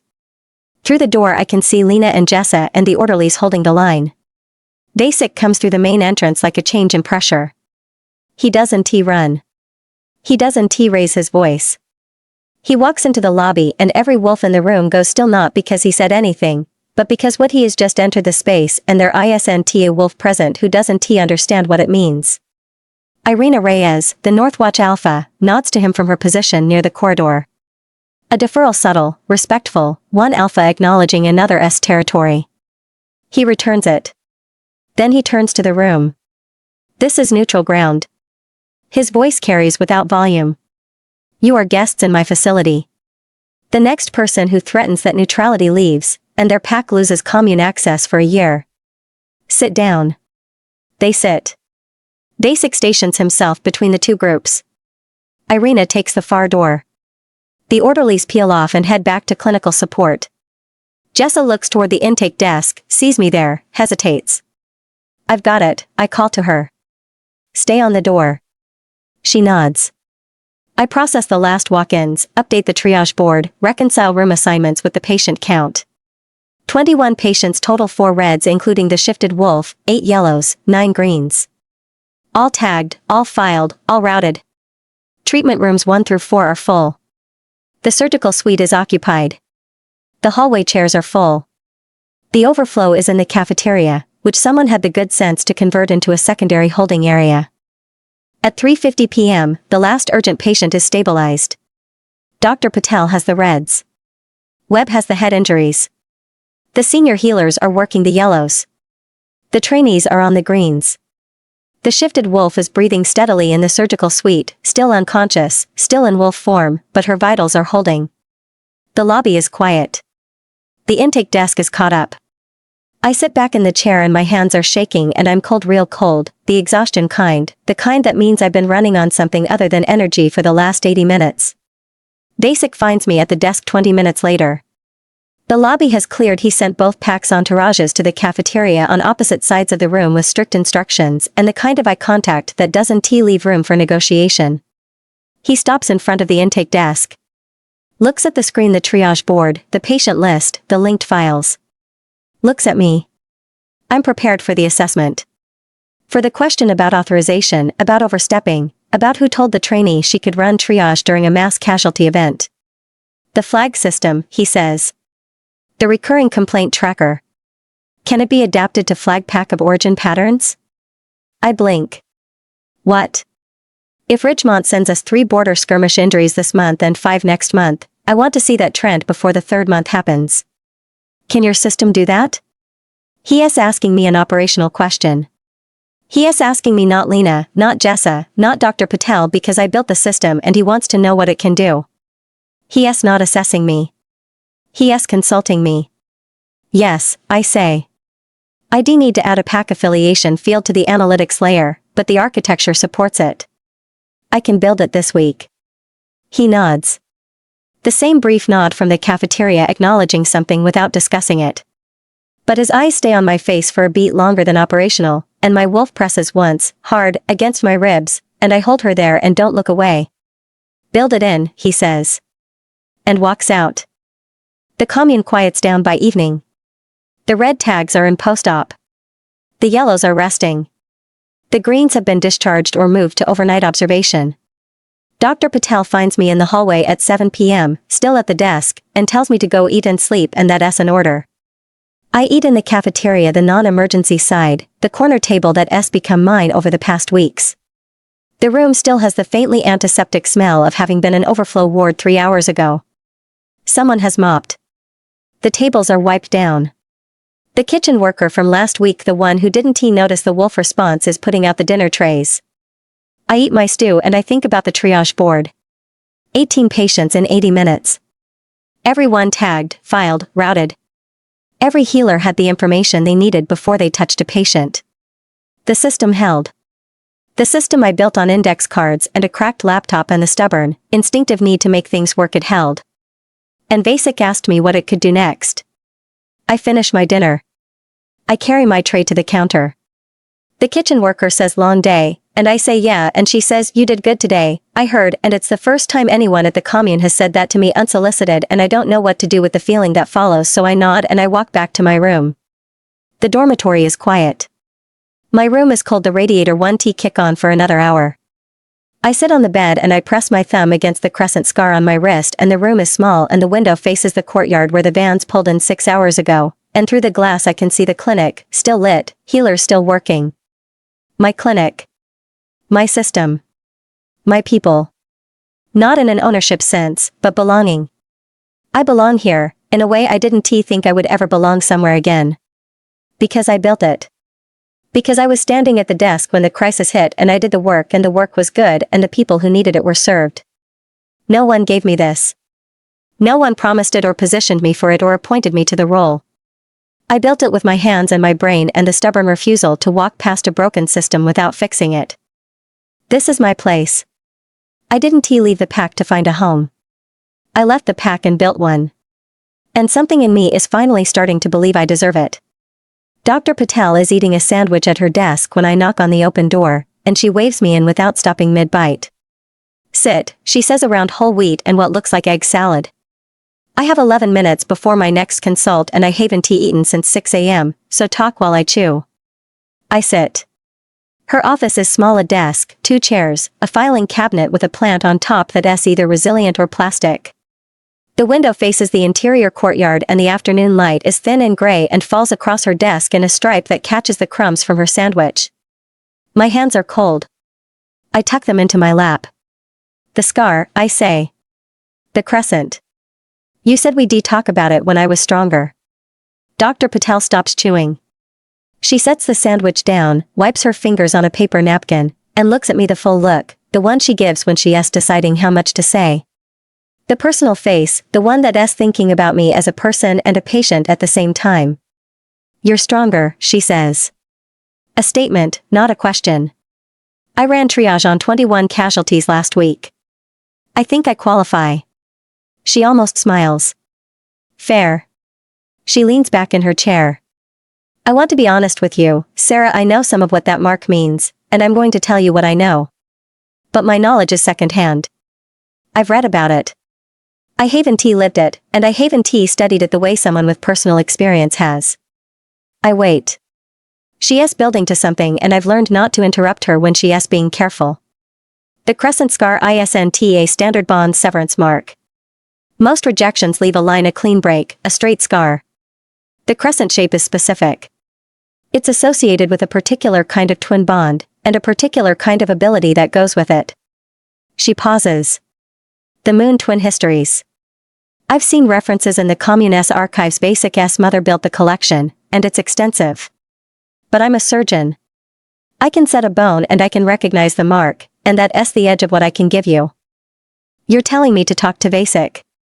I'm telling you that the records are in his family's keeping, and the history behind them is personal for him in a way that isn't mine to share.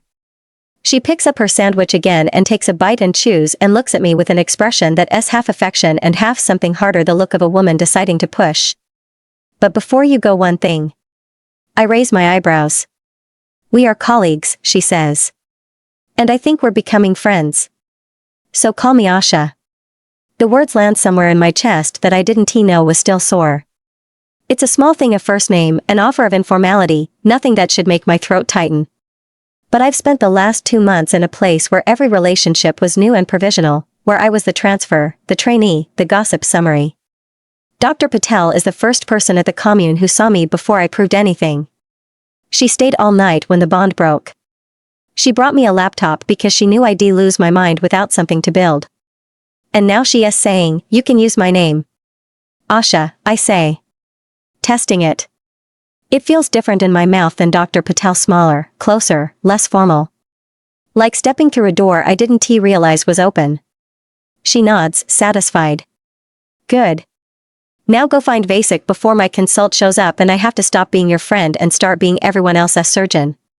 Finding the mysterious Alpha takes 20 minutes and 3 wrong turns. He's not in the administrative office where Lena said he'd be, or in the courtyard where a maintenance worker thought she saw him heading, or in the cafeteria where nobody's seen him since morning. I finally track him to a supply room on the ground floor of the East Wing, where he is, and this is the part that takes a second to process. On his knees replacing a section of damaged shelving with a power drill and a level. The supply room door is propped open with a brick.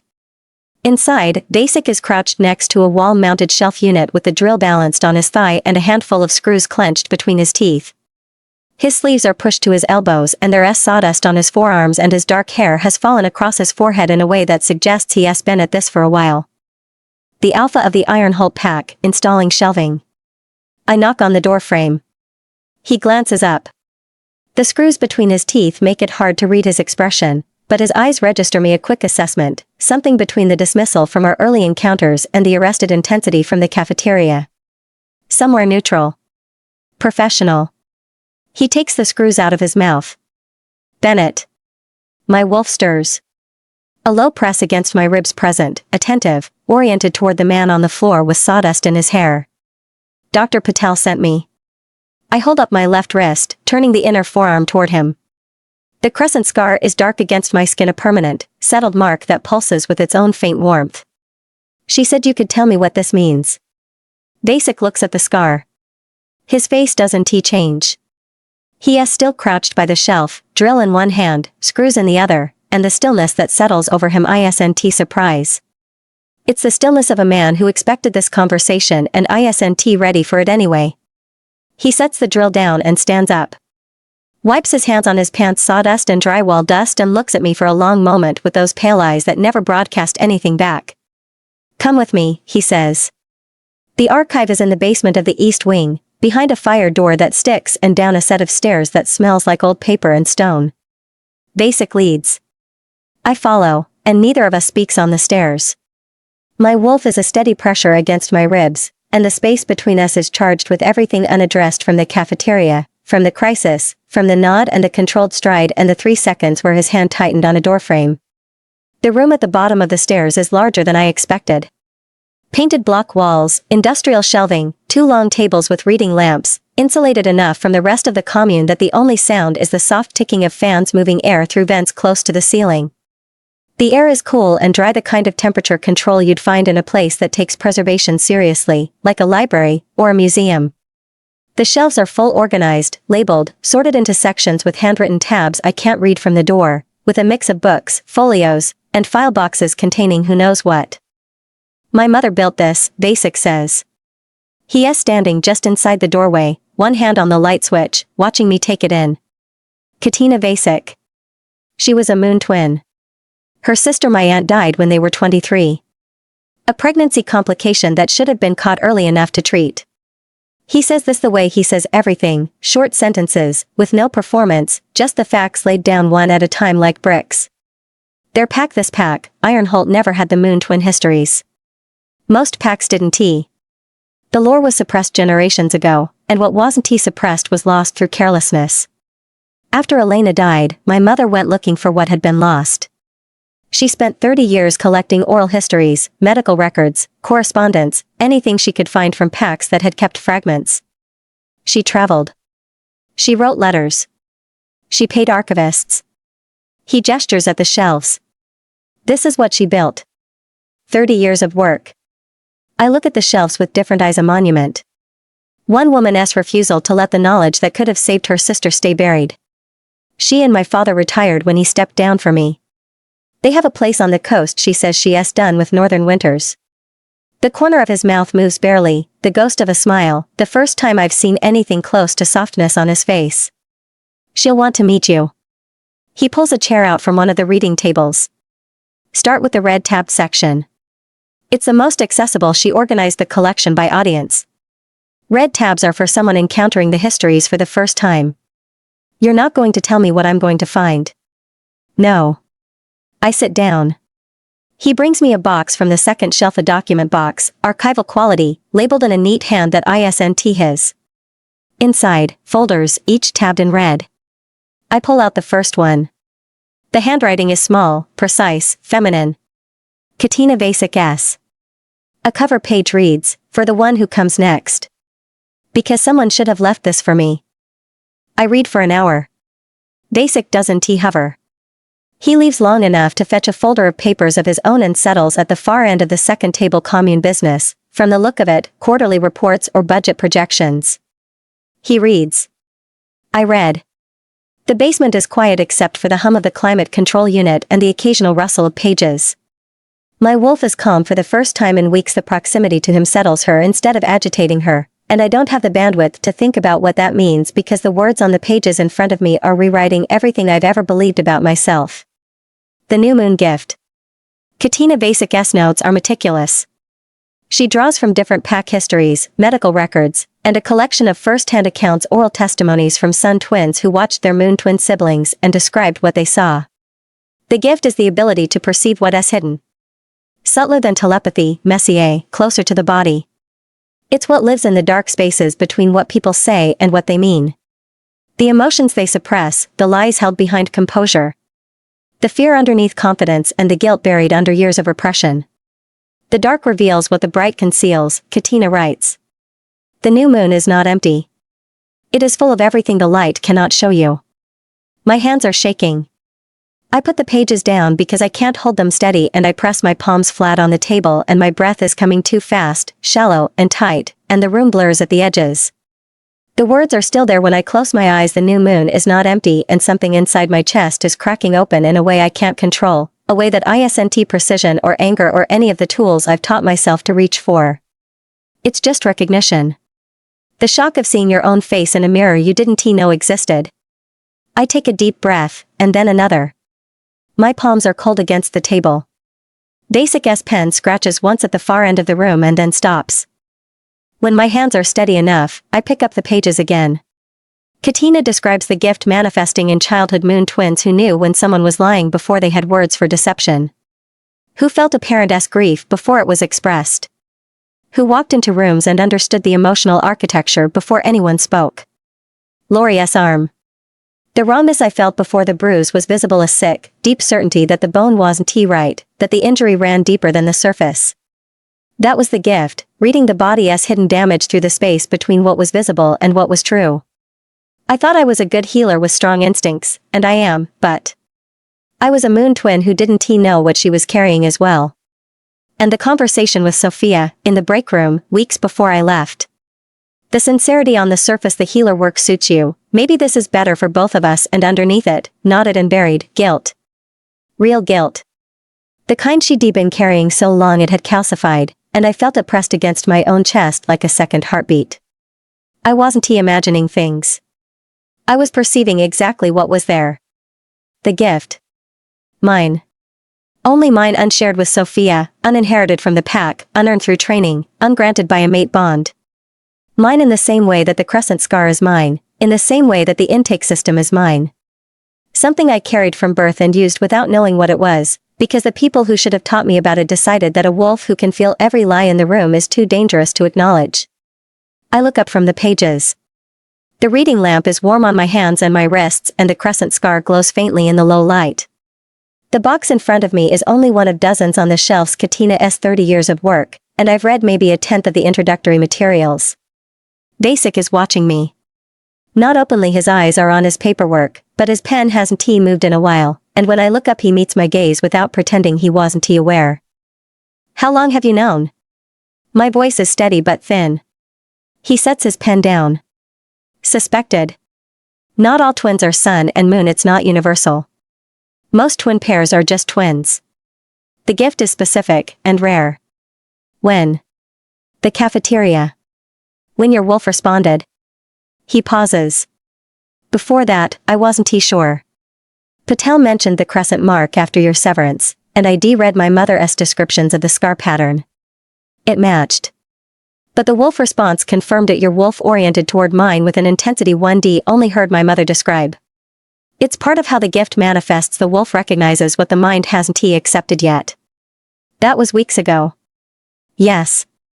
The anger arrives quick, bright, familiar. The pattern more than the man. Another person who saw something in me and decided I didn't need to know. Ryan saw a logistics asset and didn't tell me I was being evaluated. Sophia saw a role she wanted and didn't tell me she was taking it. The council saw an inconvenient petition and didn't tell me it was dead on arrival. And Vasek saw a moon twin with the gift and didn't tell me I was carrying an ability that could have explained every confusing, too certain instinct I've had since childhood. And the way he talks about his wolf reacting to mine, I shy away from even thinking about that. And suddenly, I'm angry. You watched me collapse from bond sickness. You watched me sever the bond. You watched me recover and rebuild and run triage on 21 casualties, and you knew you suspected that I was carrying something I didn't understand, and you said nothing. Yes. He doesn't look away. Doesn't explain. Just the word, flat and bare. Why? My voice is level, because I am the calm twin, the rational one, the one who doesn't lose her temper, but I know the emotion is there, because something in his face changes and he thinks before he answers me. Vasek is quiet for a long time. The climate control hums. My hands are flat on the table, pressed against Kadia's careful handwriting, and the anger is hot in my chest, and I wait because he owes me an answer and I can see that he knows it. My mother spent the first 40 years of her life being told what she was, he says. His voice is low and stripped of everything except the words. She was the quiet twin. The weaker twin. The echo. When Elena died and my mother started searching for the histories, the people who called her the shadow twin for decades pivoted to calling her gifted, special, rare, and every one of those labels came from outside. She never got to discover it for herself. She never got to sit in a room with the records and feel the ground shift under her own feet. By the time she understood the gift, half of what she knew about it came from other people's reactions to finding out. He looks at me with those pale eyes, and for the first time since I've known him, there is something behind the stillness that costs him to show. I have watched what it does to a moon twin when someone else names them before they name themselves. My mother is the strongest person I know, and it took her 20 years to trust her own perception because everyone else got there first. He pauses. I was not going to do that to you. The anger doesn't vanish. It shifts, rearranges itself around this new information, finds a different shape. He didn't withhold the truth to control me. He withheld it to protect something he understood better than I did, the difference between being told who you are and finding out for yourself. But you should have told me sooner. I know. No caveat. No justification. You were recovering from breaking a bond, 2 bonds, with a crescent scar on your wrist and your wolf barely alive, and I told myself it was too soon, that you needed to be strong enough to hear it. And some of that was true. And some of it was. He stops. Starts again. I watched you suffer with something I could have helped you understand, and I waited too long. I'm sorry. The apology lands in the room like a dropped stone. Heavy, simple, without any attempt to justify or hedge. Alexander Vasek, who speaks in short sentences and never explains himself, just said I'm sorry to a Packless trainee in a basement archive, and meant it.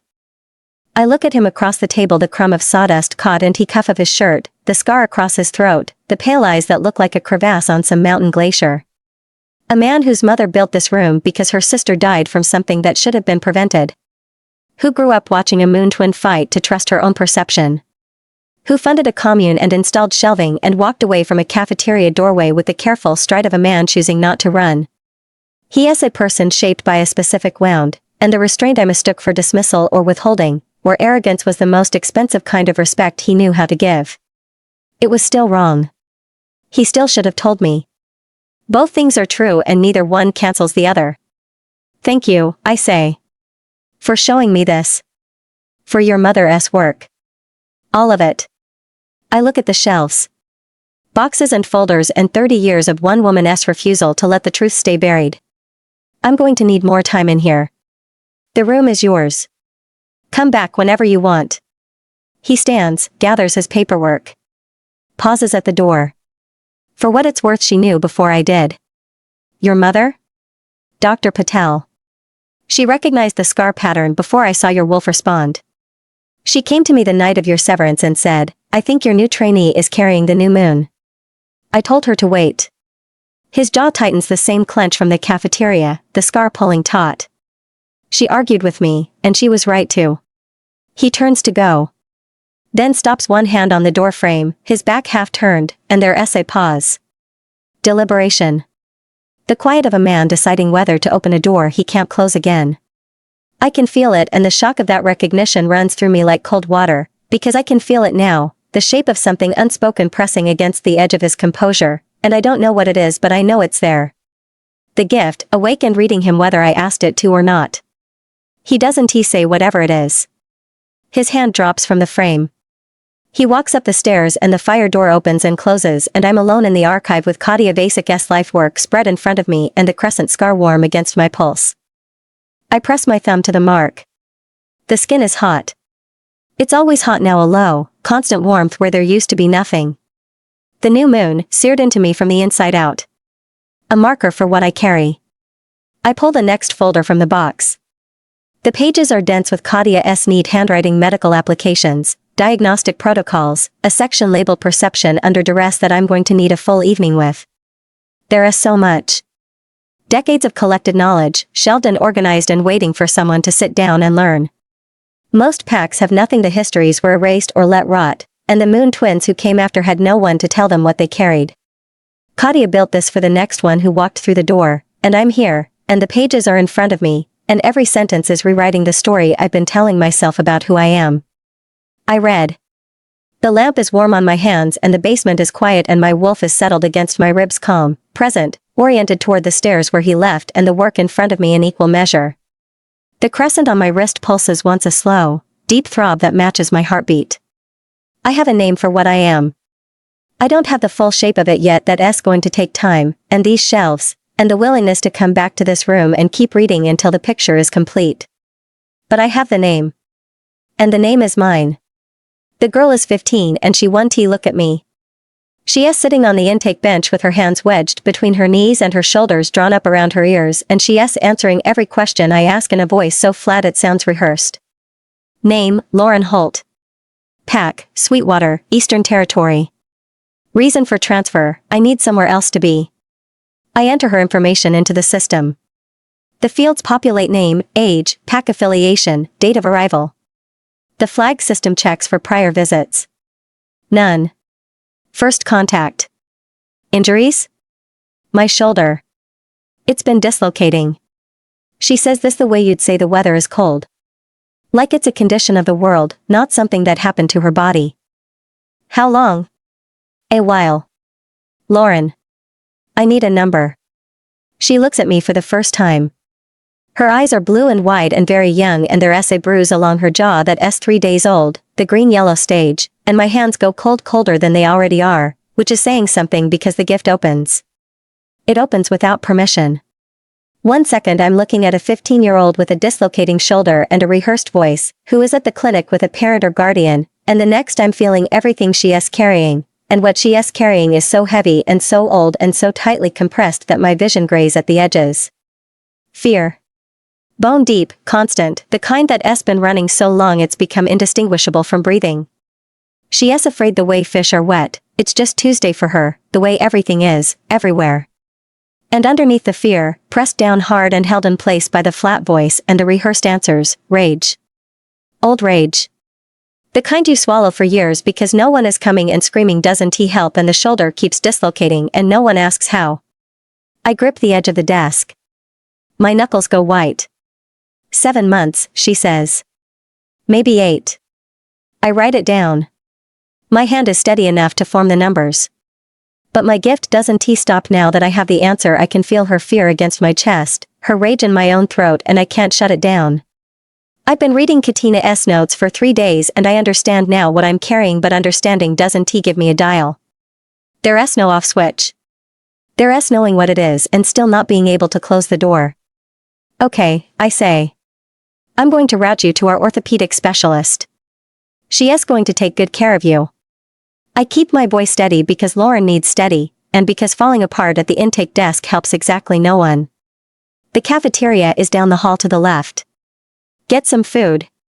I'll come find you when Dr. Patel is ready. Lauren nods.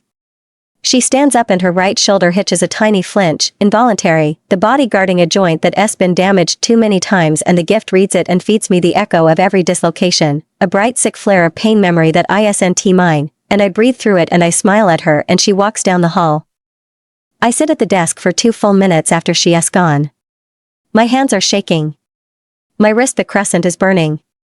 The fear and the rage are fading, slowly, like a strong scent dissipating after the source is removed, but they're not gone. They're in my body. Lauren Holt's terror is sitting in my chest like something I swallowed and can't digest. I route her file to Asha SQ. I flag it, recurring dislocation, 7+ months, possible abuse pattern, patient guarded. I add a note that only Asha will see, she is terrified. She want to say of what? She is underaged and came in without her parents. Any more information can only help us help her. Then I finish my shift. Just 3 more patients. 2 follow-ups and a walk-in with a laceration that needs stitches, one of the clinic staff who put his hand down wrong on some roof flashing he was fixing. I do the work. The gift stays half awake for the rest of the afternoon. I can feel the irritating of the walk-in patient, the steady calm of Jessa working beside me, the low background hum of a building full of people carrying more than they show. By the time my shift ends at 6, my skull is pounding and my hands are so cold I can barely feel the keyboard. I go to the archive after dinner. It's become a habit in the 3 days since Basic gave me access, eat in the cafeteria, walk to the east wing, take the stairs behind the fire door. The basement is always cool and quiet and the reading lamps make warm pools on the tables and nobody else comes down here. It's mine in a way that nothing at the commune has been mine before. The intake system is shared, the cafeteria is communal, my room is a standard issue box. The archive is the one space that feels like it was built for someone like me. Katina's handwriting on the folder tabs. The red tabbed introductory section I finished the second day, and I've moved into the blue tabbed selection, applications, and case histories now. I bring the laptop for the intake work I didn't finish. I bring a mug of tea that I want to drink because I'll forget about it and it'll go cold. I sit at the near table, the one closest to the shelves, and I open the file box labeled 12 and marked with a blue tape border, and I try to read. I can't. Lauren Holt is still in my chest.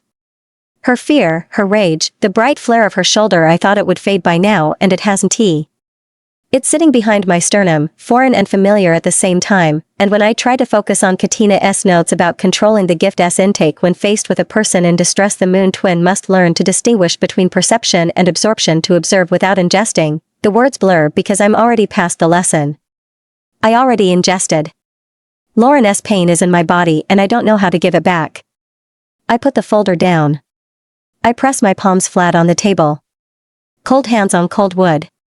My wrist throbs.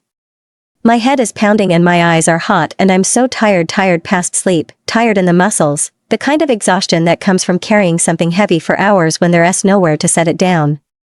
The fire door opens. I don't look up. Footsteps on the stairs measured, unhurried. I know who it is before he reaches the bottom. My wolf knows before I do. She wakes up, bored with the words, turns herself toward the sound with that steady, warm insistence that has nothing to do with me and everything to do with him. Basic comes through the doorway carrying a folder of paperwork and a mug. He looks at me. I'm sitting at the table with my palms flat and my shoulders rigid and my tea untouched, and I'm sure I look exactly like what I am, a woman trying very hard to hold something together. He crosses to the far table without a word, sets down his folder and his mug, pulls out the chair, and opens his paperwork as if this is any other evening and I'm not sitting here with shaking hands and an untouched mug of tea. My throat locks. Because I was braced for the question, for the assessment, for the careful "are you all right" delivered in that measured voice that I'd have to answer with fine because anything else would be too much. Ryan used to ask that question and the asking was a test dressed as concern. Are you all right meaning are you going to be a problem, meaning can you perform your role, or do I need to adjust the plan, whatever the plan was, because it was never about me in the first place, but there always was one. Basic doesn't ask. He sits at his table and reads his reports and his pen moves steadily and he doesn't look at me and he doesn't leave. I stare at his bent head across the room, dark hair, the scar at his throat catching the lamplight, and the thing I've been holding cracks. I don't cry.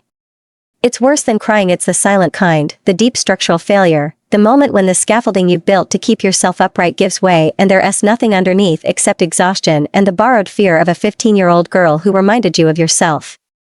My breath hitches. My vision blurs. My hands are shaking on the table and I curl them into fists because that's what I know how to do, make fists, hold on, keep the surface intact. Basic S pen stops. I hear him set it down. I hear the chair push back. Footsteps 4, 5 and then he is at my table, pulling out the chair beside me. He sits. Close enough that I can feel the warmth coming off him. He runs warm, the way northern wolves do, built for cold that would kill me, and the contrast with my own frozen hands is so sharp it almost hurts. He doesn't touch me. He sits beside me with his forearms on the table and his hands still and he waits.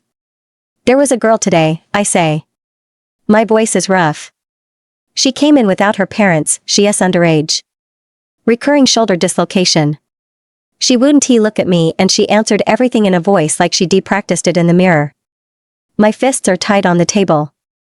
The gift I couldn't shut it off. I felt everything she was carrying and it's still in me and I don't know how to put it down. He is quiet for a long time. The climate control hums. My breath is uneven and I'm staring at my own white knuckles and I can feel him beside me, solid and still, and my wolf is pressed against my ribs, oriented toward him with an attention that is calm and certain and completely beyond my control. You will, he says. My mother did. It took her time. That's all, no technique, no timeline, no reassurance that it gets easier. Just, his mother learned. The implication that I will too. Not that I already should know, because she didn't know how until he was old enough to remember the learning if not the process. But it's enough. A minute passes. Maybe 2. My fists haven't loosened and my breath is still hitching and the borrowed fear is a slow tide in my chest, receding by millimeters. Basic is beside me and his stillness is the only steady thing in the room. His hand moves. Slow. Deliberate. The kind of movement that announces itself, that gives you time to flinch, to pull back, to say don't. His hand crosses the 8 inches of table between us and settles over my clenched fist. Palm down. Fingers curving over my knuckles. Warm. The warmth hits me like a sound. Skin warmth, specific and alive, the temperature of someone else's blood moving under their skin, nothing like a room or a blanket or a mug of tea. His hand is broad and rough-knuckled and it covers my fist completely and the heat of it sinks through my frozen fingers in slow degrees, and underneath the warmth there is only stillness. The steady, offered weight of a hand that is choosing to be here. I should pull away. I should, for a dozen reasons I could list if I had the capacity to think clearly. I should pull my hand back and thank him politely and say I'm fine. My fist unclenches. It happens in increments, the fingers loosening one at a time, the tendons releasing, the white-knuckled grip letting go until my hand is open and flat on the table and his hand is resting on top of it, palm to the back of my hand, his fingers aligned with my fingers. My hand is cold. His is warm.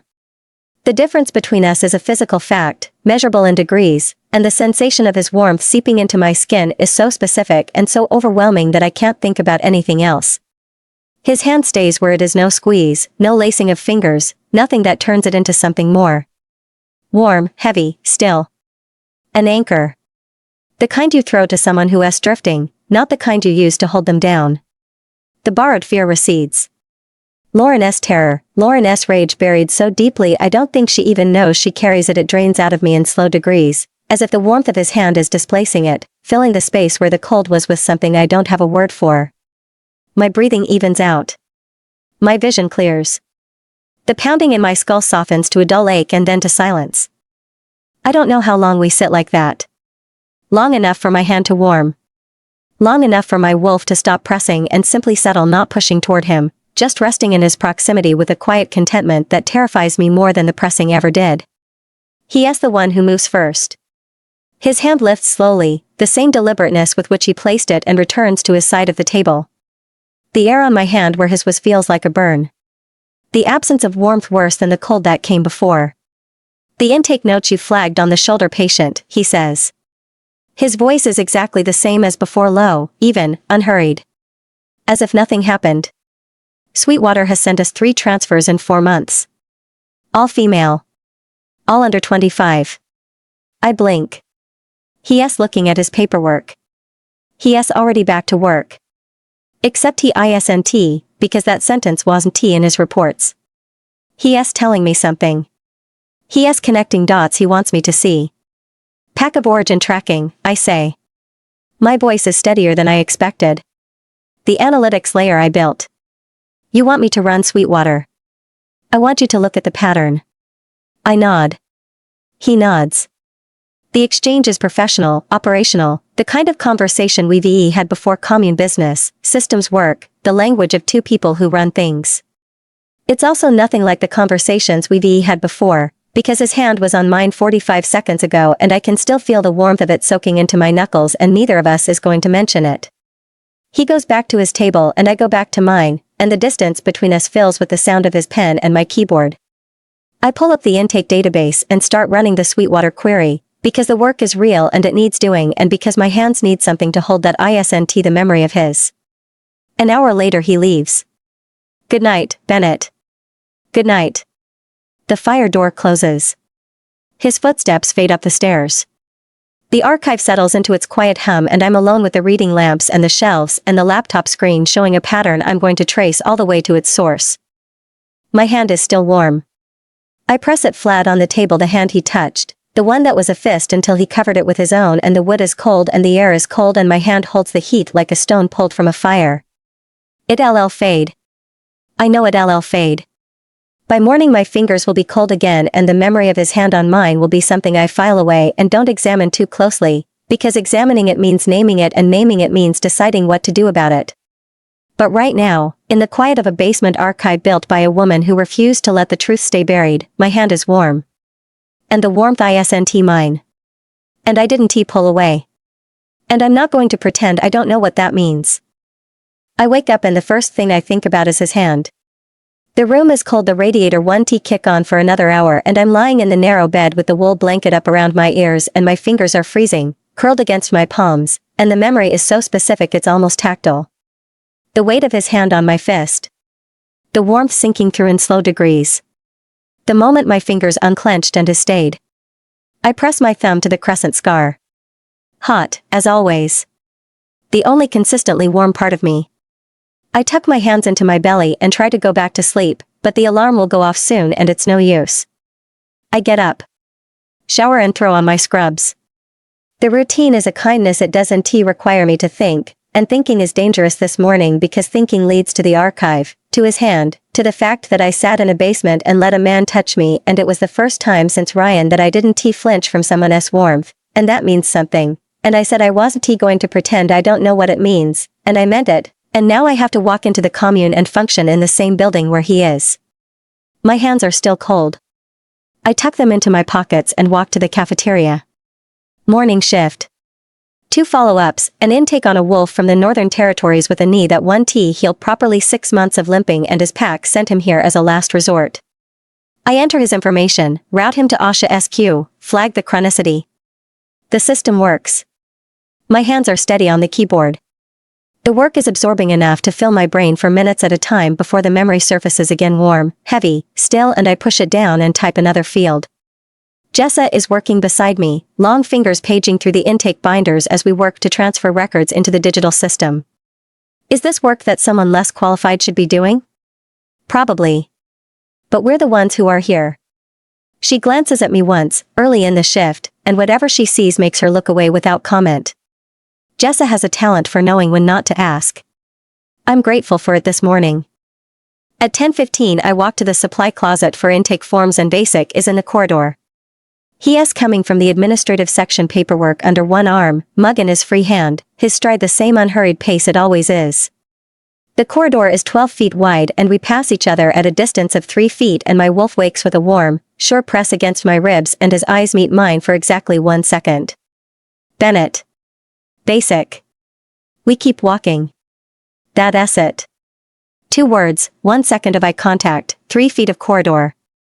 And my whole body is humming like a struck bell and my hands in my pockets are shaking and I stand in the supply closet for a full minute pretending to count intake forms before I can walk back to the desk. At noon, a mug of tea appears.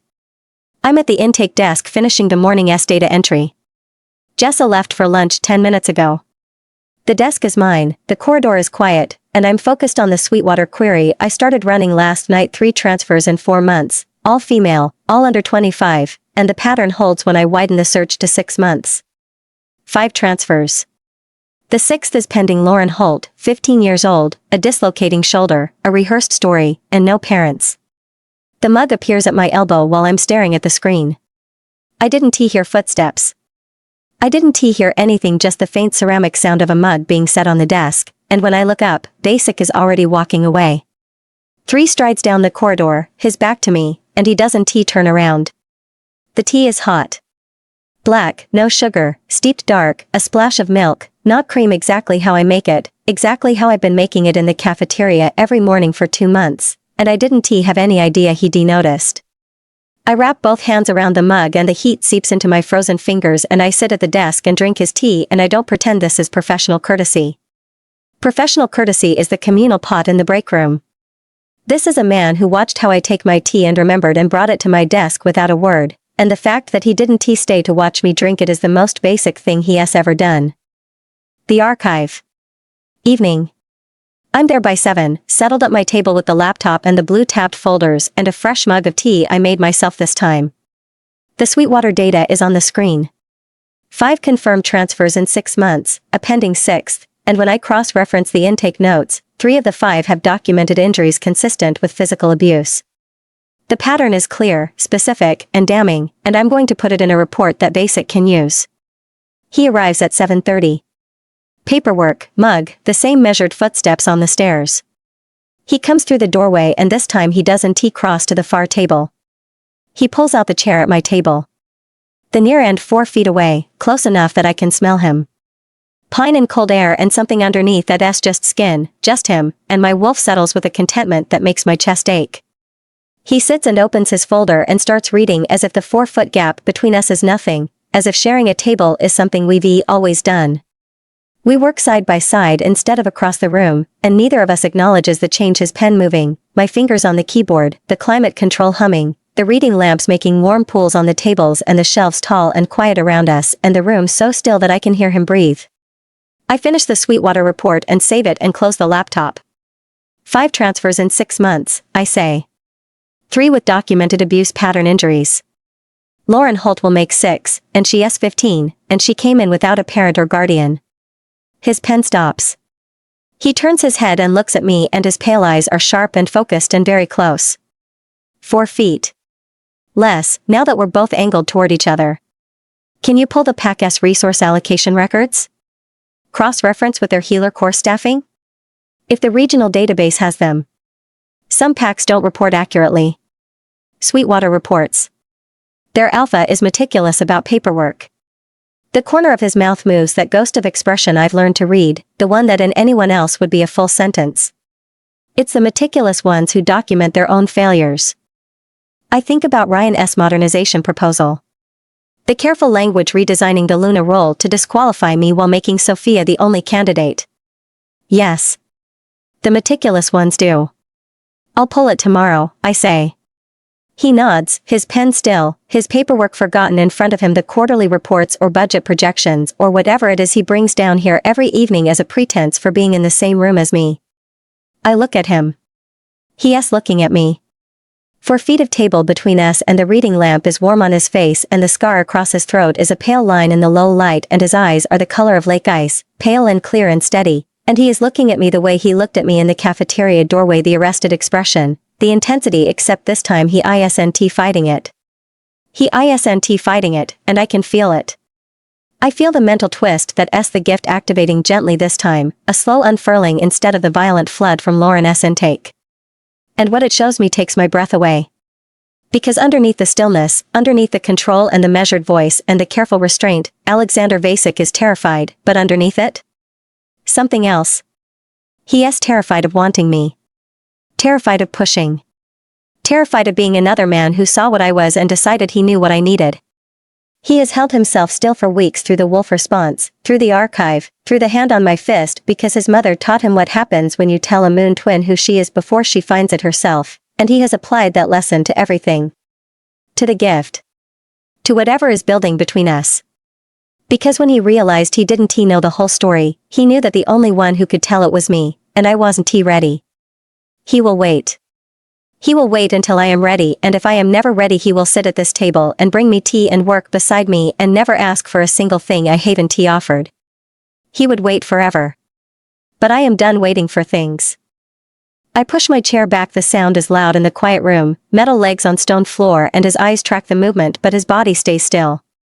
I stand and cross the 4 feet between my chair and his chin tilts up to keep my gaze, and his hands are flat on the table and his whole body is rigid with the effort of not moving, of letting me come to him, of keeping the choice entirely mine.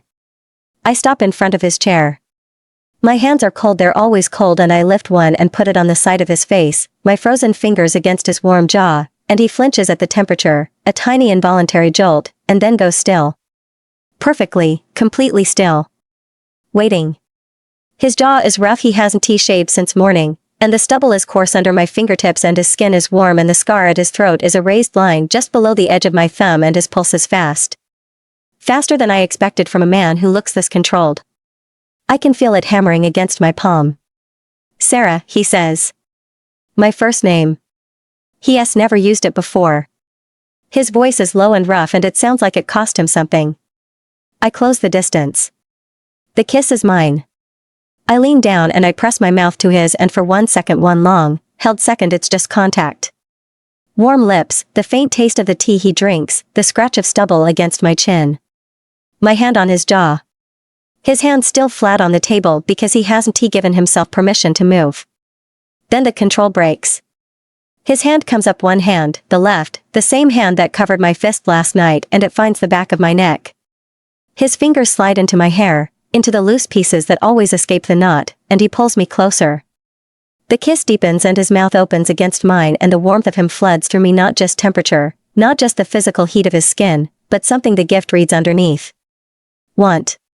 Real, unmanaged, unstrategized want, and underneath it a tenderness so careful it aches, the tenderness of a man who has been holding himself in check for weeks and is letting go 1 degree at a time, because even now, even kissing me, he is trying not to take more than I'm giving. I give him more. I lean into him, one hand on his jaw, the other finding the front of his shirt, and his arm comes around my waist and his forehead tips against mine when the kiss breaks, and we're breathing the same air, his breath warm on my mouth, and his hand is in my hair and my hand is on his chest, and I can feel his heartbeat through his shirt, fast and hard and real. I've wanted to do that since last night, I say, my voice rough, my hand shaking against his jaw. My fingers are still cold, but the rest of me is burning. His thumb traces the line of my jaw. Slow, deliberate, the same care with which he put his hand on my fist, the same announcement of intent. I've wanted you to do that since the cafeteria. The distinction lands. He wanted me to do it.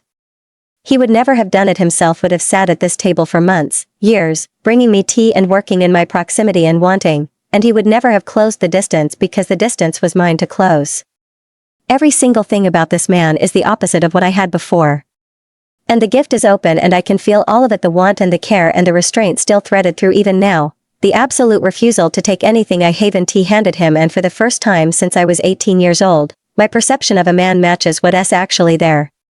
No hidden strategy. No second column.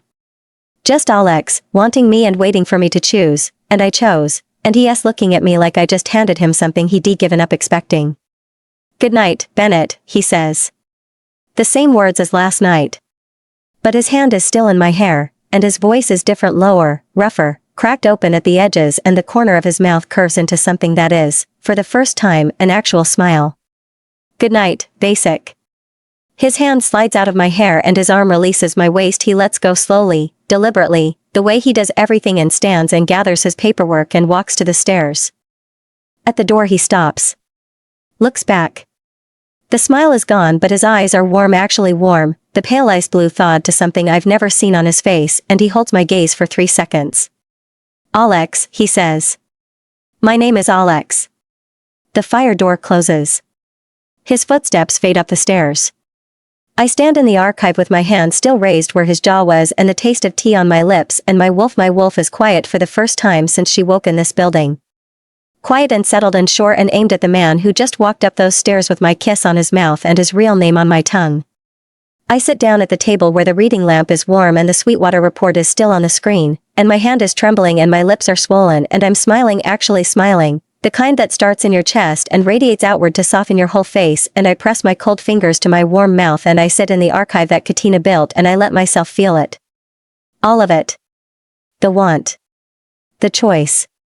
The terrifying, unmistakable certainty that I just stepped off a cliff I've been standing on for weeks, and instead of falling, I flew. Alex. His name is Alex. The Sweetwater report is 17 pages long and it's the most damning document I've ever built. I'm in the archive, my table, my lamp, the laptop balanced on a stack of Katina's blue tabbed folders because I've run out of surface area. The screen shows the final version, 5 confirmed transfers in 6 months, a pending 6th, 3 with documented abuse pattern injuries, and a resource allocation cross-reference that shows Sweetwater's healer core has been defunded year after year since their current alpha took over.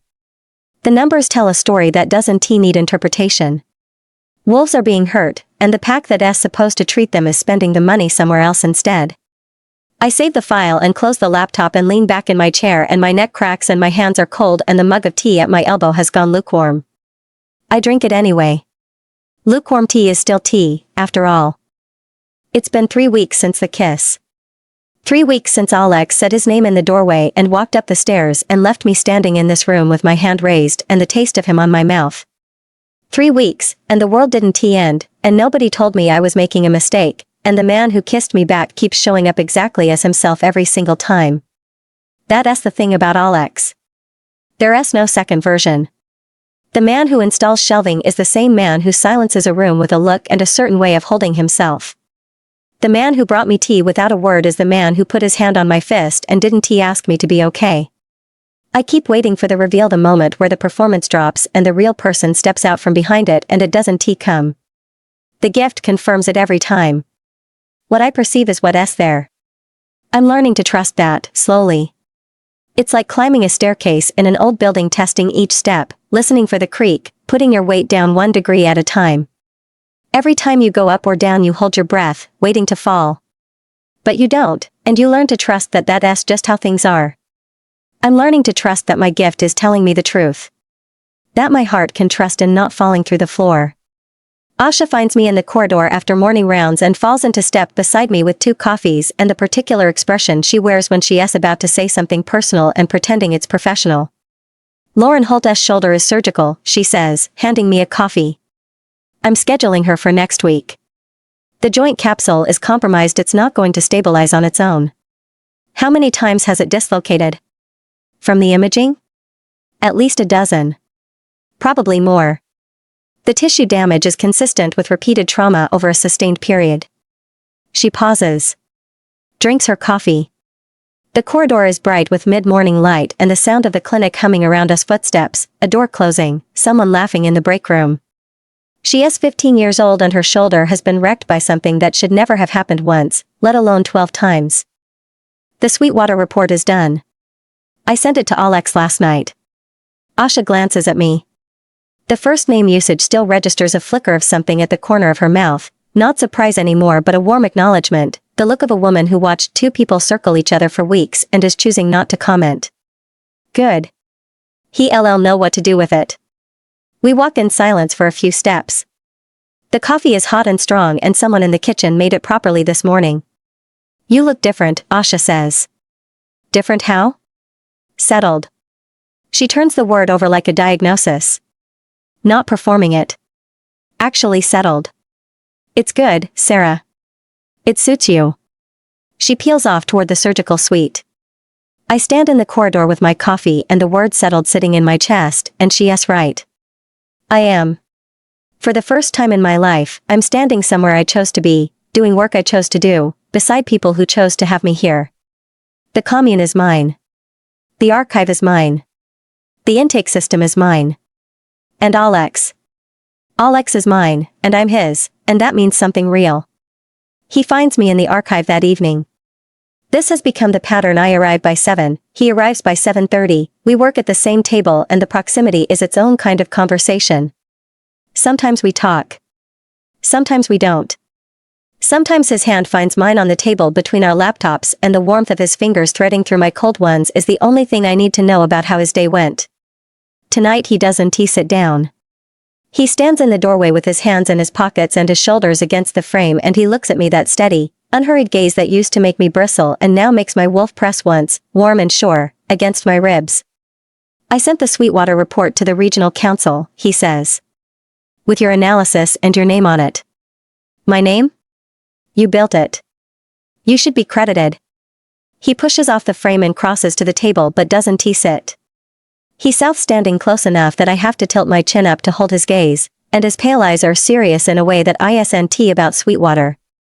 There's something else. I wait. He is choosing his words, which is unusual for a man who doesn't waste them. I want you as my Luna. The words land in the quiet room, no preamble, no build-up, just the statement laid down like a brick. Direct. Bare. Undecorated. Luna of Ironholt. Full authority over the diplomatic and medical infrastructure. A seat at every table where decisions get made. Your name on the pack registry, your standing in the regional council, your voice in every room I walk into. He pauses. I'm not interested in half measures. I want you all in. He stops. His jaw works the same clench I've learned to read, the scar-pulling taut, the tell that says he is holding something back. Then he lets it go. That's the title. Here's the rest. His voice drops, rougher now, the careful authority stripped away to something underneath. I want to wake up next to you. I want to argue with you about funding allocations and then cook you dinner. I want to be the person you come to when the gift is too much and the person you celebrate with when the system works. I want. He exhales. I want you. The title is how the world sees it. But I'm asking because I want you. My hands are cold around the mug. The archive is quiet. Katina's folders are spread across the table and the reading lamp throws warm light across his face, and the scar at his throat is a pale line above his collar, and he is looking at me with an expression I've only seen once before in the doorway of this room, when his hand was on the frame and he chose not to say whatever he was holding back. He is not holding back now. Luna. The word tastes different in this room than it did in Ryan's pack. There it was, a title on a fitting room door, a pendant that passed from mother to son's mate, a role designed by Margot and redesigned by Ryan and stripped from me by a council that couldn't be bothered to process my petition. Luna meant being chosen for a board. It meant being the right piece in the right position. It meant a dress measured on my body and worn by my twin. Here, in a basement archive built by a moon twin who refused to let the truth stay buried, Luna means something else. It means the Sweetwater report with my name on it. It means the intake system I built from index cards and a cracked laptop. It means every patient I've routed and every pattern I've traced and every evening I've spent in this room learning what I am. It means Alex looked at everything I've done and said, more of this. All of it. Officially. My gift is singing with the truth of his feelings. I don't even have to reach for it. It's been easier lately, more responsive, less flood and more current. And what it reads underneath his words is exactly what I expected, certainty. He decided this weeks ago. He has been waiting for the right moment, and if this hadn't been the right moment he'd have waited longer, because pushing me toward a decision I'm not ready for is the one thing Alexander Vasek will not do. Yes, I say. He exhales. A small sound, the release of a breath held carefully, the only sign outside of what my gift reads that the answer mattered as much as it did. His hand finds my jaw the way it's learned to over the past 3 weeks, my cold skin, his warm palm, the thumb tracing the line of my cheekbone, and he leans down and presses his mouth to my forehead, kissing me and then staying there, breathing in the scent of my shampoo. A seal. The kind of gesture that means something has been decided and neither of us is going back. We'll do it properly, he says against my hair. A ceremony. Your terms. Whatever you want. Nothing complicated or big. I want Asha and Jessa there. I want a dress that was made for me.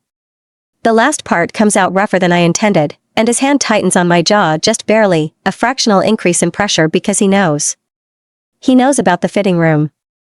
I told him, 2 weeks ago, in this room, sitting at this table, the first time I let myself talk about what happened. He listened completely, without interrupting, without offering to fix it. And when I was done he said, I'll make sure the dress is yours. Just yours, he says now. The same promise, repeated. The kind of consistency I'm still learning to believe in. The van arrives on a Tuesday. I'm at the intake desk covering Jessa's lunch break. It's been quiet, the kind of shift where the hardest decision is whether to refill my tea or finish the diagnostic notes first. The Sweetwater report is with the regional council. Lauren Holt's surgery is scheduled for Thursday, and Alex S. Beta, whose daughter is the same age, is going to offer her a room with their family afterwards. The commune is running smoothly and I'm running it, and the systems I built are holding, and for 1 hour on a Tuesday afternoon, everything is fine. I don't panic when I hear the tires on the gravel, the same scratchy sound from the Ridgemont-Callaway crisis, but slower, just one vehicle, just an unexpected arrival, and then a door opens and voices I can't make out. Lena appears in the corridor. Intake. Walk-in transfer, no prior contact. Mostly mobile. I pull up a fresh intake screen. Name and pack? Petra Vassos. Lena pauses, and hesitates. Walker pack. My hands stop on the keyboard. Walker. Ryan S. pack. My pack, the pack I walked away from on Ascension morning, the pack where my twin wears my title and my former mate runs the wolves into the ground, and nobody processed my petition and nobody noticed I was gone. And Petra, and my stomach drops, because of course I know Petra. A year older than us, a year ahead of Sophia in Sentinel training, the other person who'd been overshadowed by my sister's gifts but never minded it. She was the closest thing I had to a friend in Sophia's orbit, the one who'd save me a seat at mess, who'd roll her eyes with me when Sophia was being impossible, who filled the empty hours when Sophia was on border rotation and the rest of us were left behind. We'd sit on the edge of the training yard with bad wine, watching drills we weren't part of, that she'd already graduated from, talking about nothing that mattered and everything that did. She was loyal to my twin in a bone-deep way that comes from shared rank and shared purpose, from standing in the same formations and answering to the same command.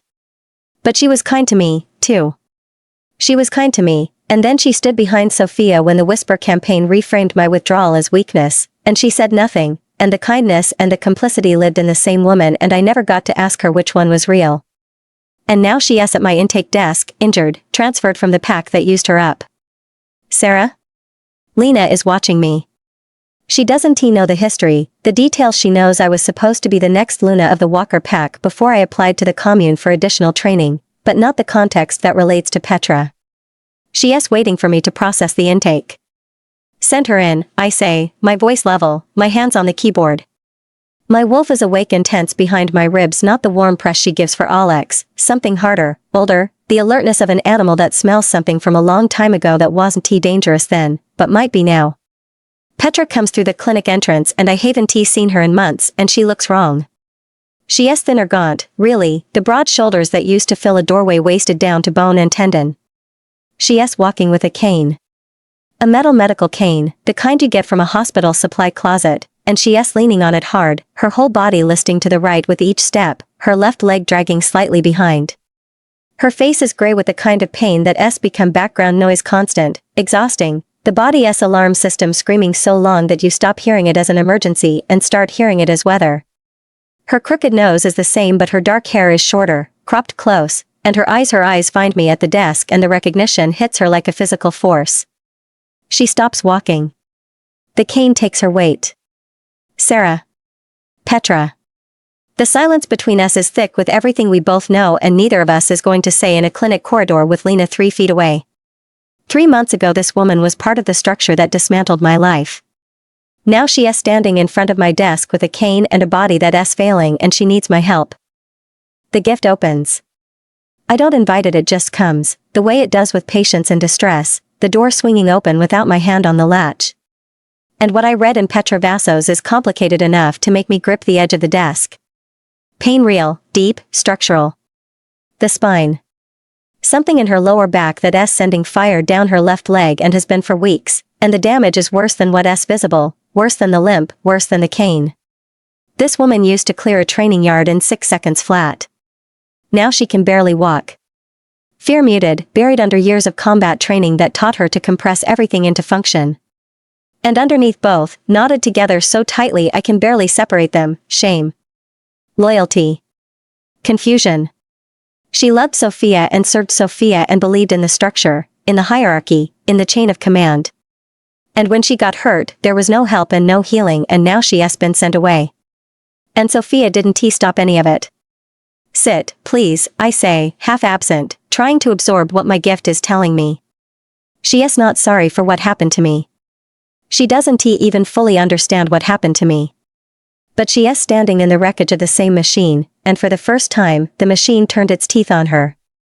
I look at her across the intake desk, this woman who was kind to me and complicit in my erasure in the same breath, who stood in formation while my title was redesigned to exclude me, and everything she is carrying is pressing against my ribs, and it doesn't cancel what she did, and it doesn't make her innocent, and I'm going to treat her anyway.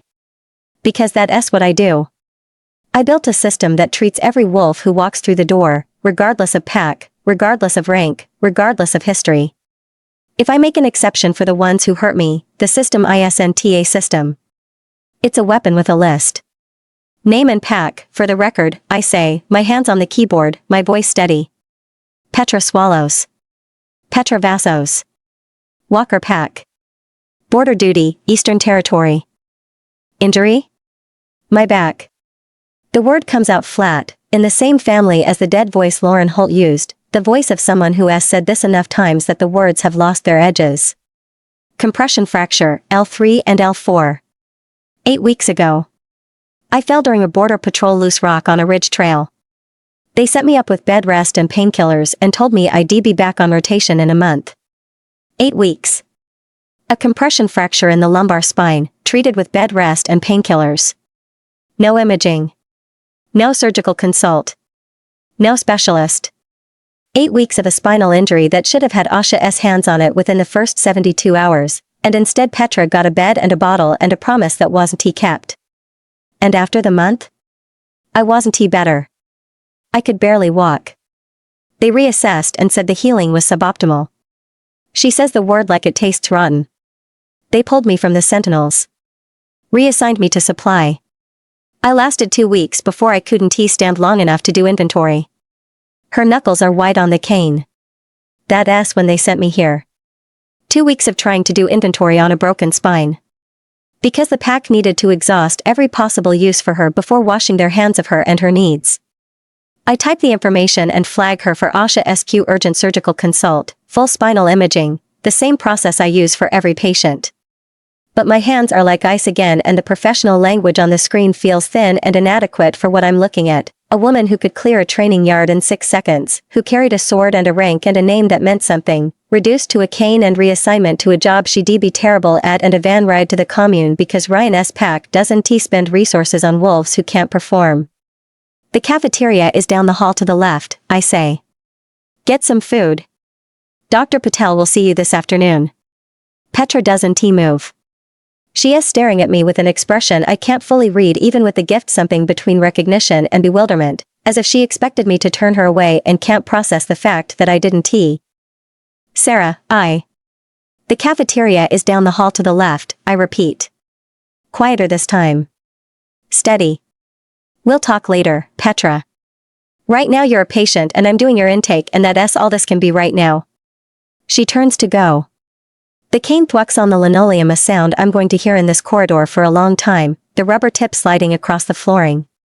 She is almost to the corner when she stops. Sarah. I look up. She doesn't come back. Doesn't move closer. Just stands there, one hand braced against the wall, the cane taking her weight, her face turned half toward me. They didn't send me here because they couldn't fix it. My fingers still on the keyboard. They told me to wait, Petra says. 8 weeks. The clinic gave me meds but nothing else. Then the next thing I know, I'm being reassigned, and when I couldn't even do that job, they kicked me out. Not formally, but her voice is brittle, the words are painful. They said I wasn't a priority anymore. That the commune could treat me and I could come back if they did, but there was no room for someone who couldn't pull her own weight in the pack. The corridor hums around us, distant, normal, untouched. I've been on border rotation for 3 years. I've taken injuries before. I always got treated. Her voice cracks just barely, a hairline fracture in the combat-trained composure. I thought it was just me. She swallows. Then, quieter.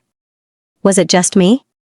She shakes herself, or almost does, stopping mid-motion because it hurts, and then looks away again. The cane taps fade down the corridor and then she's gone.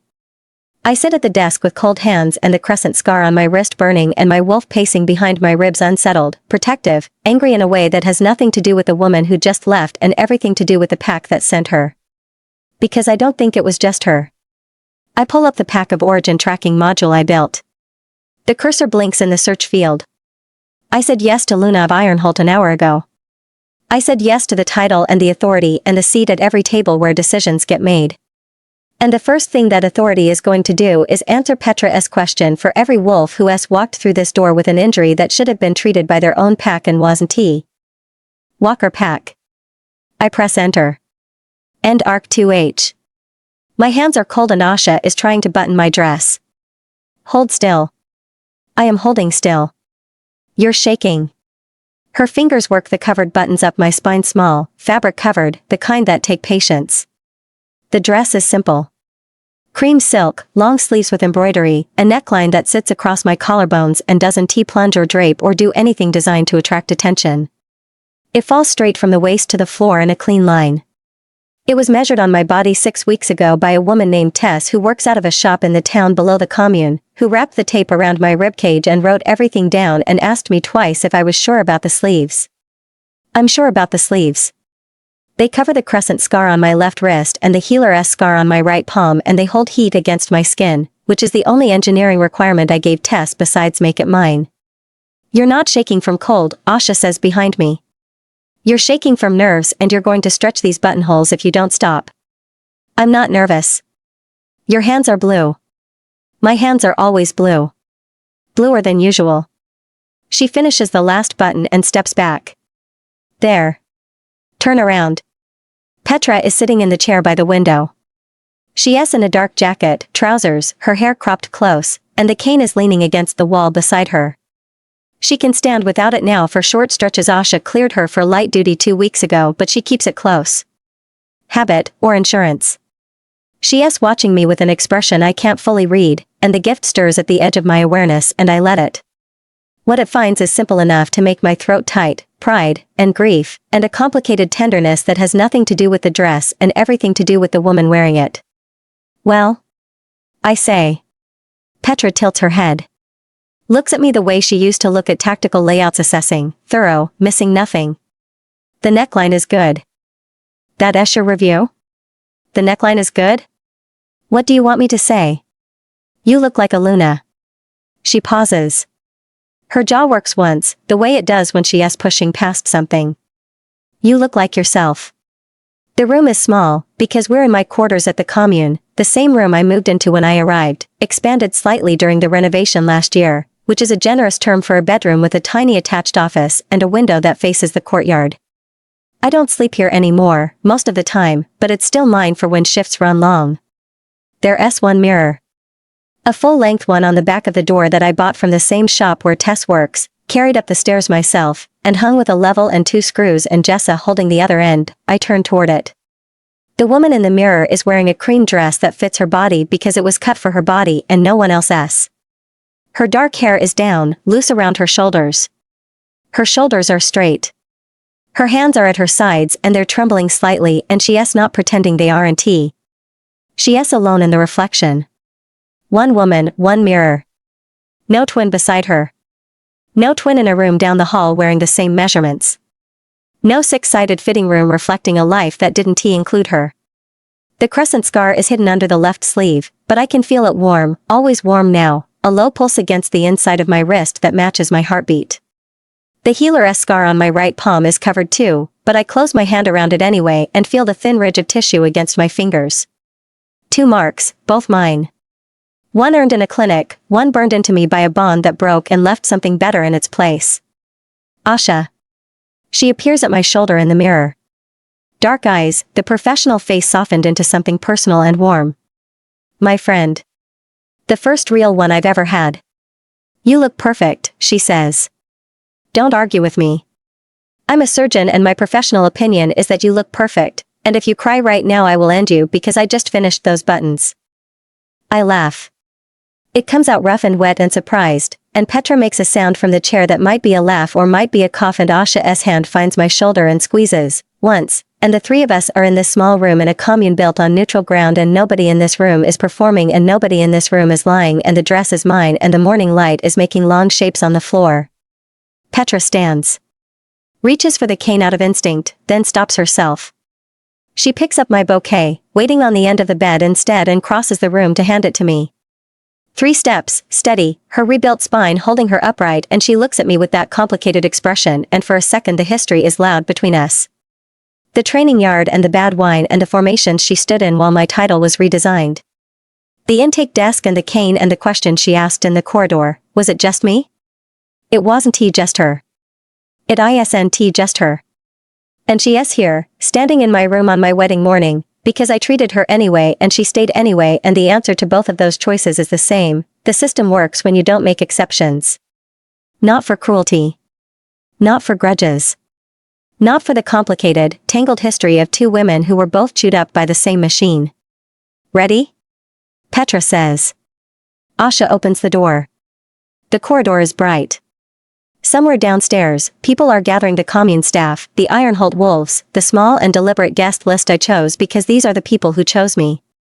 No delegations, no politics, no 6 flower girls and a bridesmaid who is already wearing my crown. Just mine. My hands are cold. They'll be cold when I walk down the corridor, and cold when I reach the room where Alex is waiting, and cold when he takes them in his own warm grip and doesn't comment on the temperature, because he never does. He just holds on. I step through the doorway.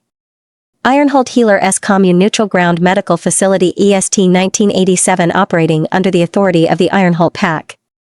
Document type: Formal Renunciation of PAC Membership, Acceptance of Transfer. Filed with Regional PAC Governance Council, Northern Territories Division. Section I, Renunciation.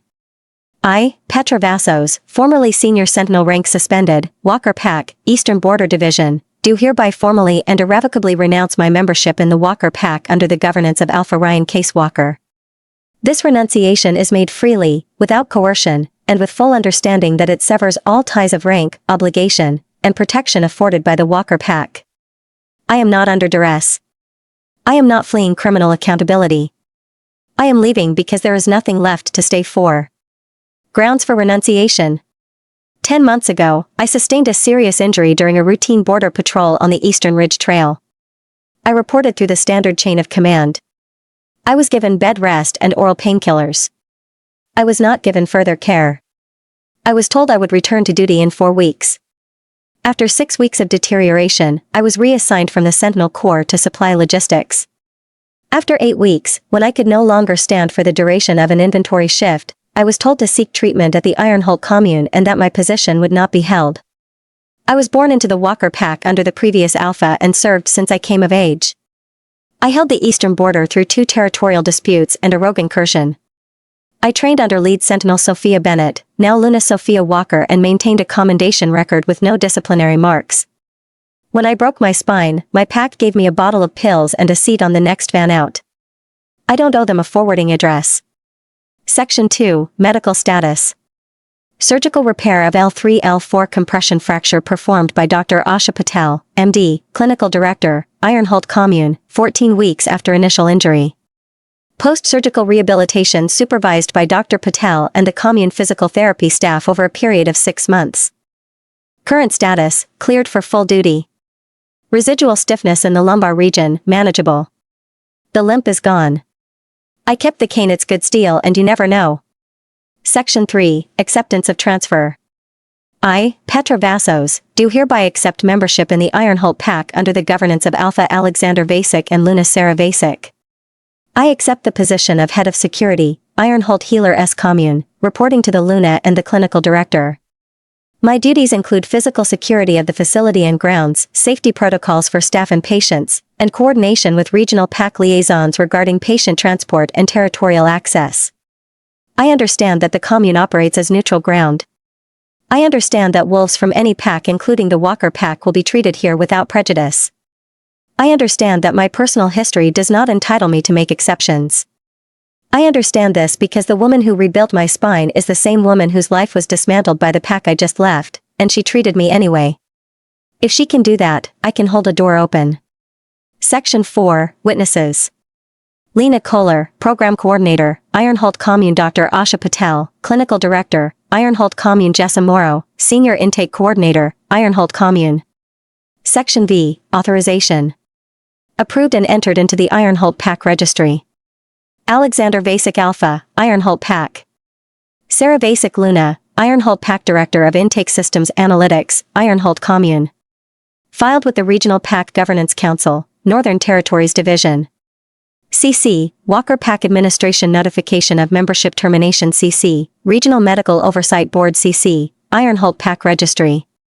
Note appended by L. Kohler, Program Coordinator. This is the 14th transfer acceptance processed by this office in the current fiscal year. 12 of the 14 transferees arrived with injuries that should have been treated by their PACs of origin. 9 were referred to surgical care within their first week. The commune's patient load has increased 40% year-over-year. Our funding has not. I am filing this note because someone should be counting, and I've learned from the Luna that if you don't write it down, it didn't happen.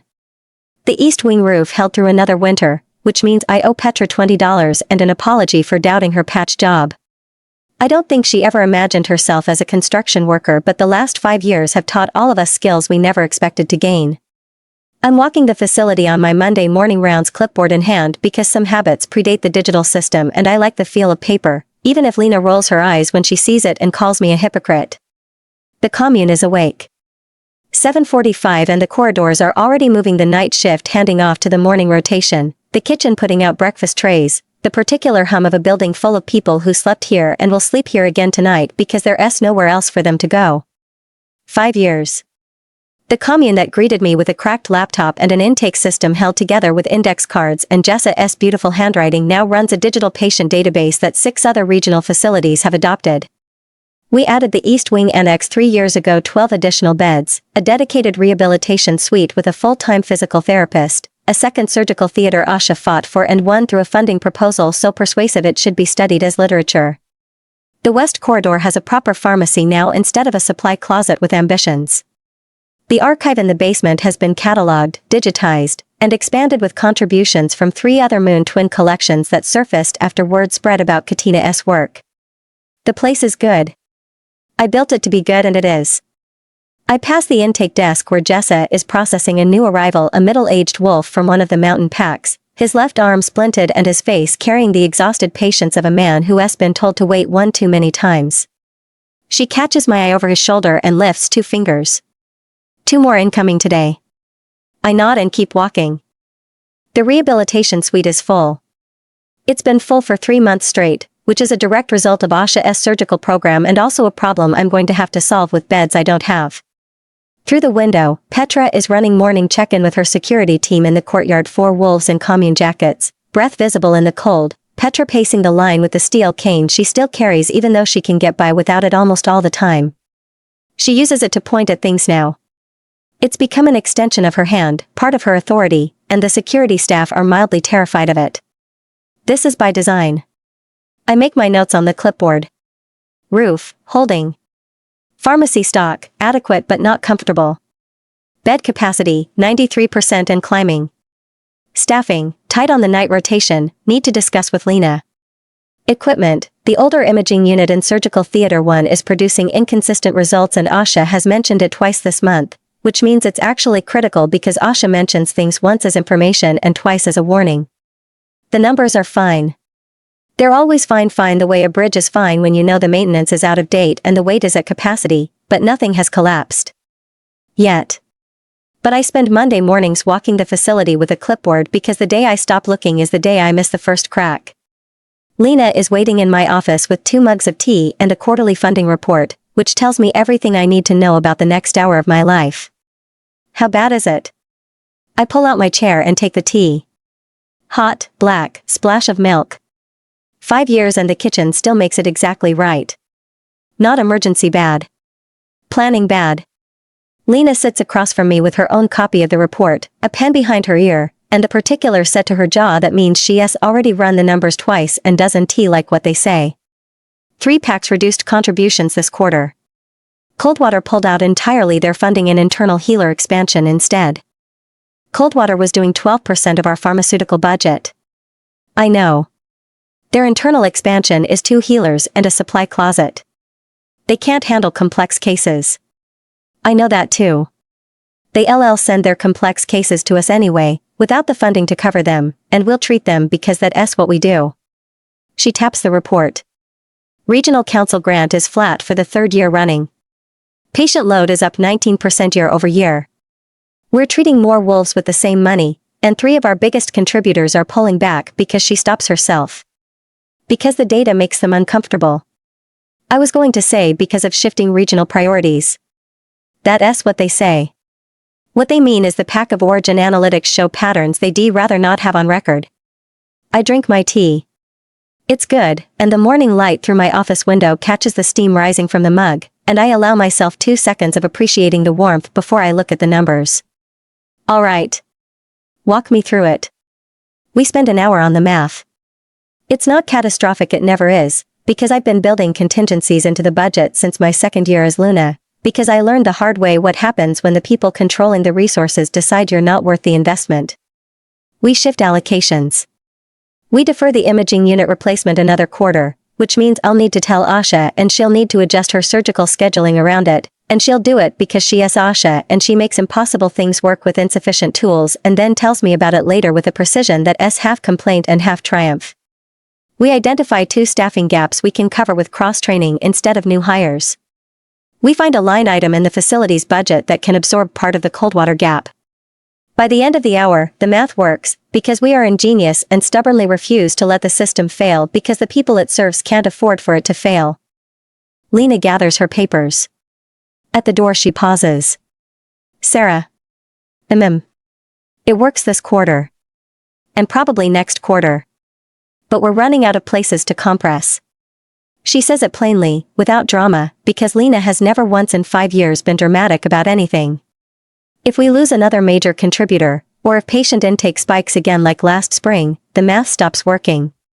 And then we're making choices about who gets treated and who gets waitlisted, and I know you, and I know that's going to break your heart, and I'd rather we talk about it now than when it's already happening. I know. My hands are cold around the mug. We'll figure it out. She leaves. I sit in my office with the funding report and the morning light and the knowledge that Lena is right, and that the commune I built is doing exactly what I designed it to do, catching every wolf the packs drop, and the packs are dropping more wolves every year, and the math is going to stop working eventually, and I don't have a solution yet. My thumb finds the crescent scar through my sleeve. Warm. Always warm. I'll figure it out. I always do. Alex finds me in the corridor at noon. He has been in the administrative wing all morning, meetings with the PAC S betas about territorial logistics, the kind of operational work that makes his eyes go flat with boredom even though he is meticulous about it.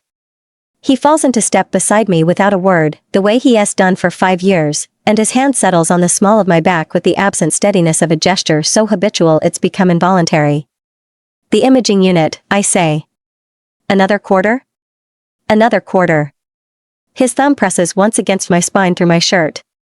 Acknowledgement, not sympathy. He knows the math as well as I do.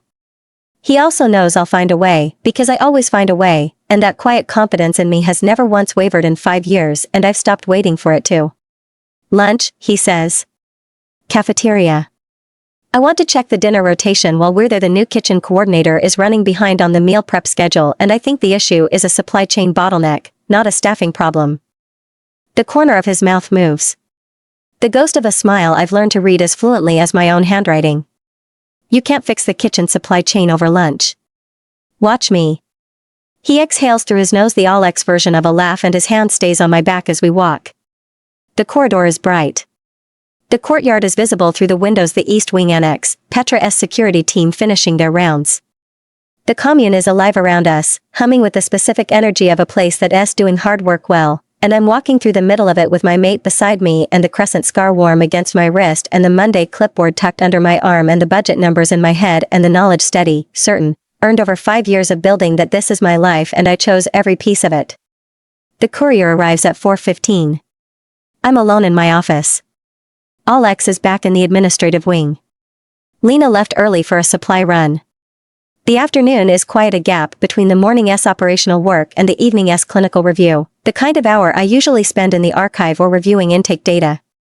Today I'm drafting a proposal for a new funding model, because if the PACs 1T pay voluntarily then maybe a regional levy structure would hold, and I'm halfway through the framework when the knock comes.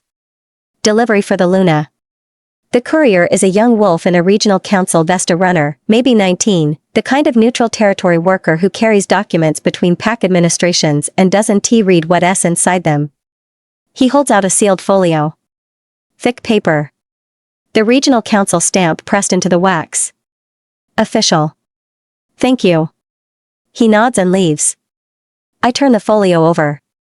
The council stamp is formal, not the standard communication seal they use for routine correspondence. This is a governance filing. Legal weight.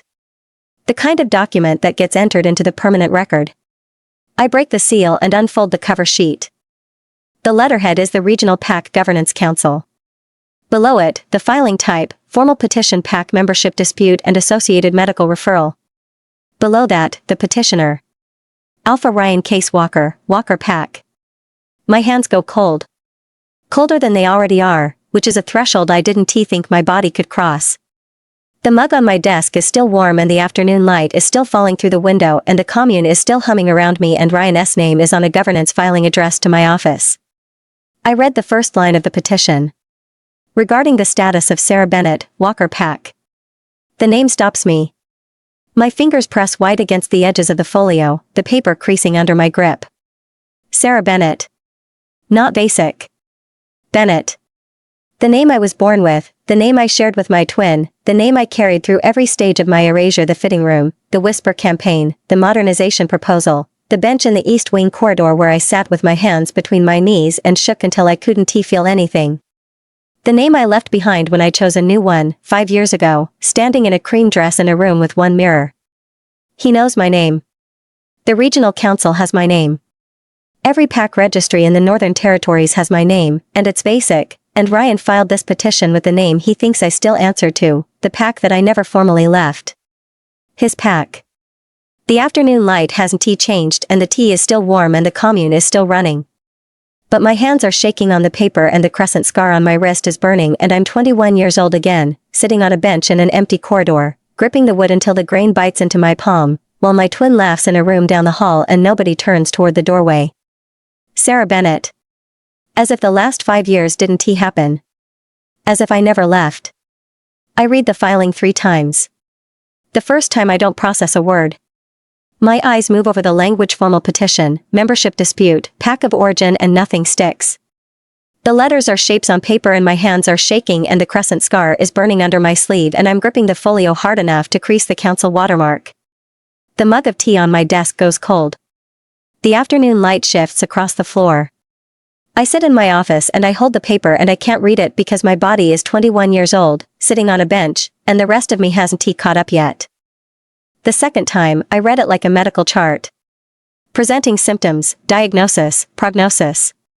The claim is straightforward.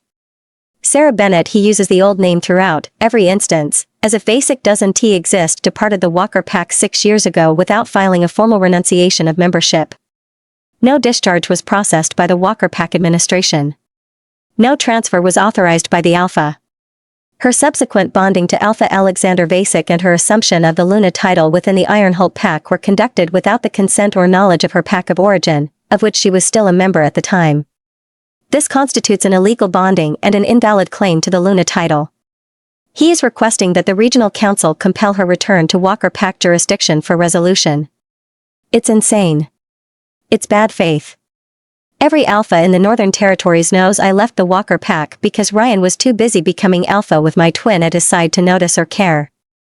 The commune accepted me as a trainee. I built a career, a system, a life. I bonded with Alex in a formal ceremony witnessed by PAC members and filed with the regional registry. My name has been on council reports for 5 years. Nobody questioned any of it because there was nothing to question. But the paperwork. The paperwork is technically, narrowly, by the most rigid possible reading of PAC governance law, incomplete. I didn't file a formal renunciation because I didn't know I needed to.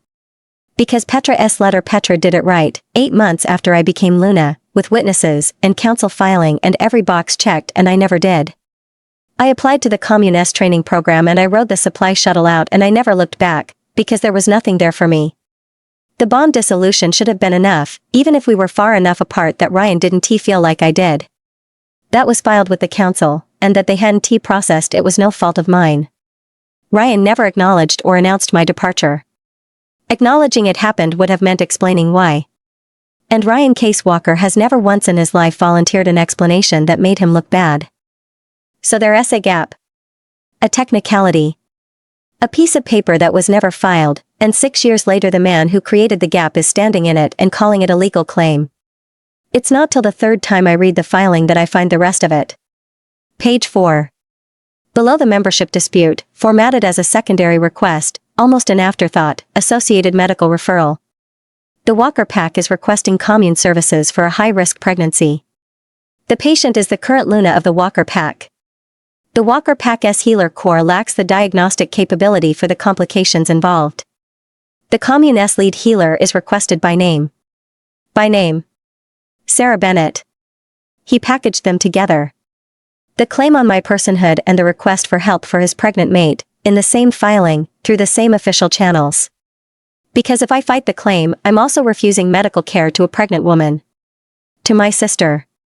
And if I accept the referral, I'm engaging with the filing, acknowledging the communication, responding to a document that addresses me by a name I don't carry anymore. Legitimizing it. It's a trap built from paperwork and process and the specific, meticulous cowardice of a man who has never once in his life just asked for what he wants unless he knows the other person can't refuse. I set the folio down on my desk. I flattened my hands on the surface, cold palms on cold wood, the same gesture from 100 bad moments, the grounding practice I learned in my first year at the commune when the grief was so heavy I couldn't stand up some mornings. My hands are shaking. The scar on my wrist is hot. The office is quiet and the light has shifted and the tea is completely cold, and I'm not 21 years old on a bench anymore. I'm 27. I'm Luna of the Ironholt Pack. I built this commune's intake system and its tracking database and its reputation, and a man I used to love is using a gap in the paperwork to tell the regional council and the world that I'm still his. I pick up the folder and I walk out of my office. Alex is in the administrative wing, finishing something with his beta Chase. I can hear their voices through the half-open door, low, operational, the cadence of two men who worked together for a decade wrapping up the day's business. I stand in the hallway with the folio pressed against my chest and my hands still shaking, and I wait. Because I'm not going to walk into a room and fall apart. I'm going to walk into a room and hand this to my husband, and we're going to decide what to do. Chase walks out and nods to me, respectful, familiar, the easy acknowledgement of the Luna who has been part of the pack for 5 years. He sees something in my face, because his step falters and his forehead creases, but I shake my head slightly and he keeps walking. I close the door behind me. Alex is at the desk, papers spread in front of him, a pen in his hand.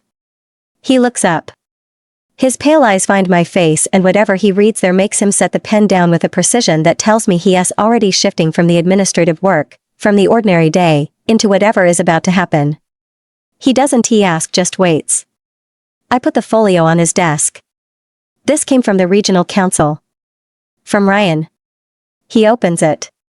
His face changes as he reads. Alex doesn't perform emotion. That's the thing I learned first about him, before the archive, before the hand on my fist, before the kiss. His face doesn't do the social signals that most people rely on. When he is angry, his eyes don't narrow. They go flat.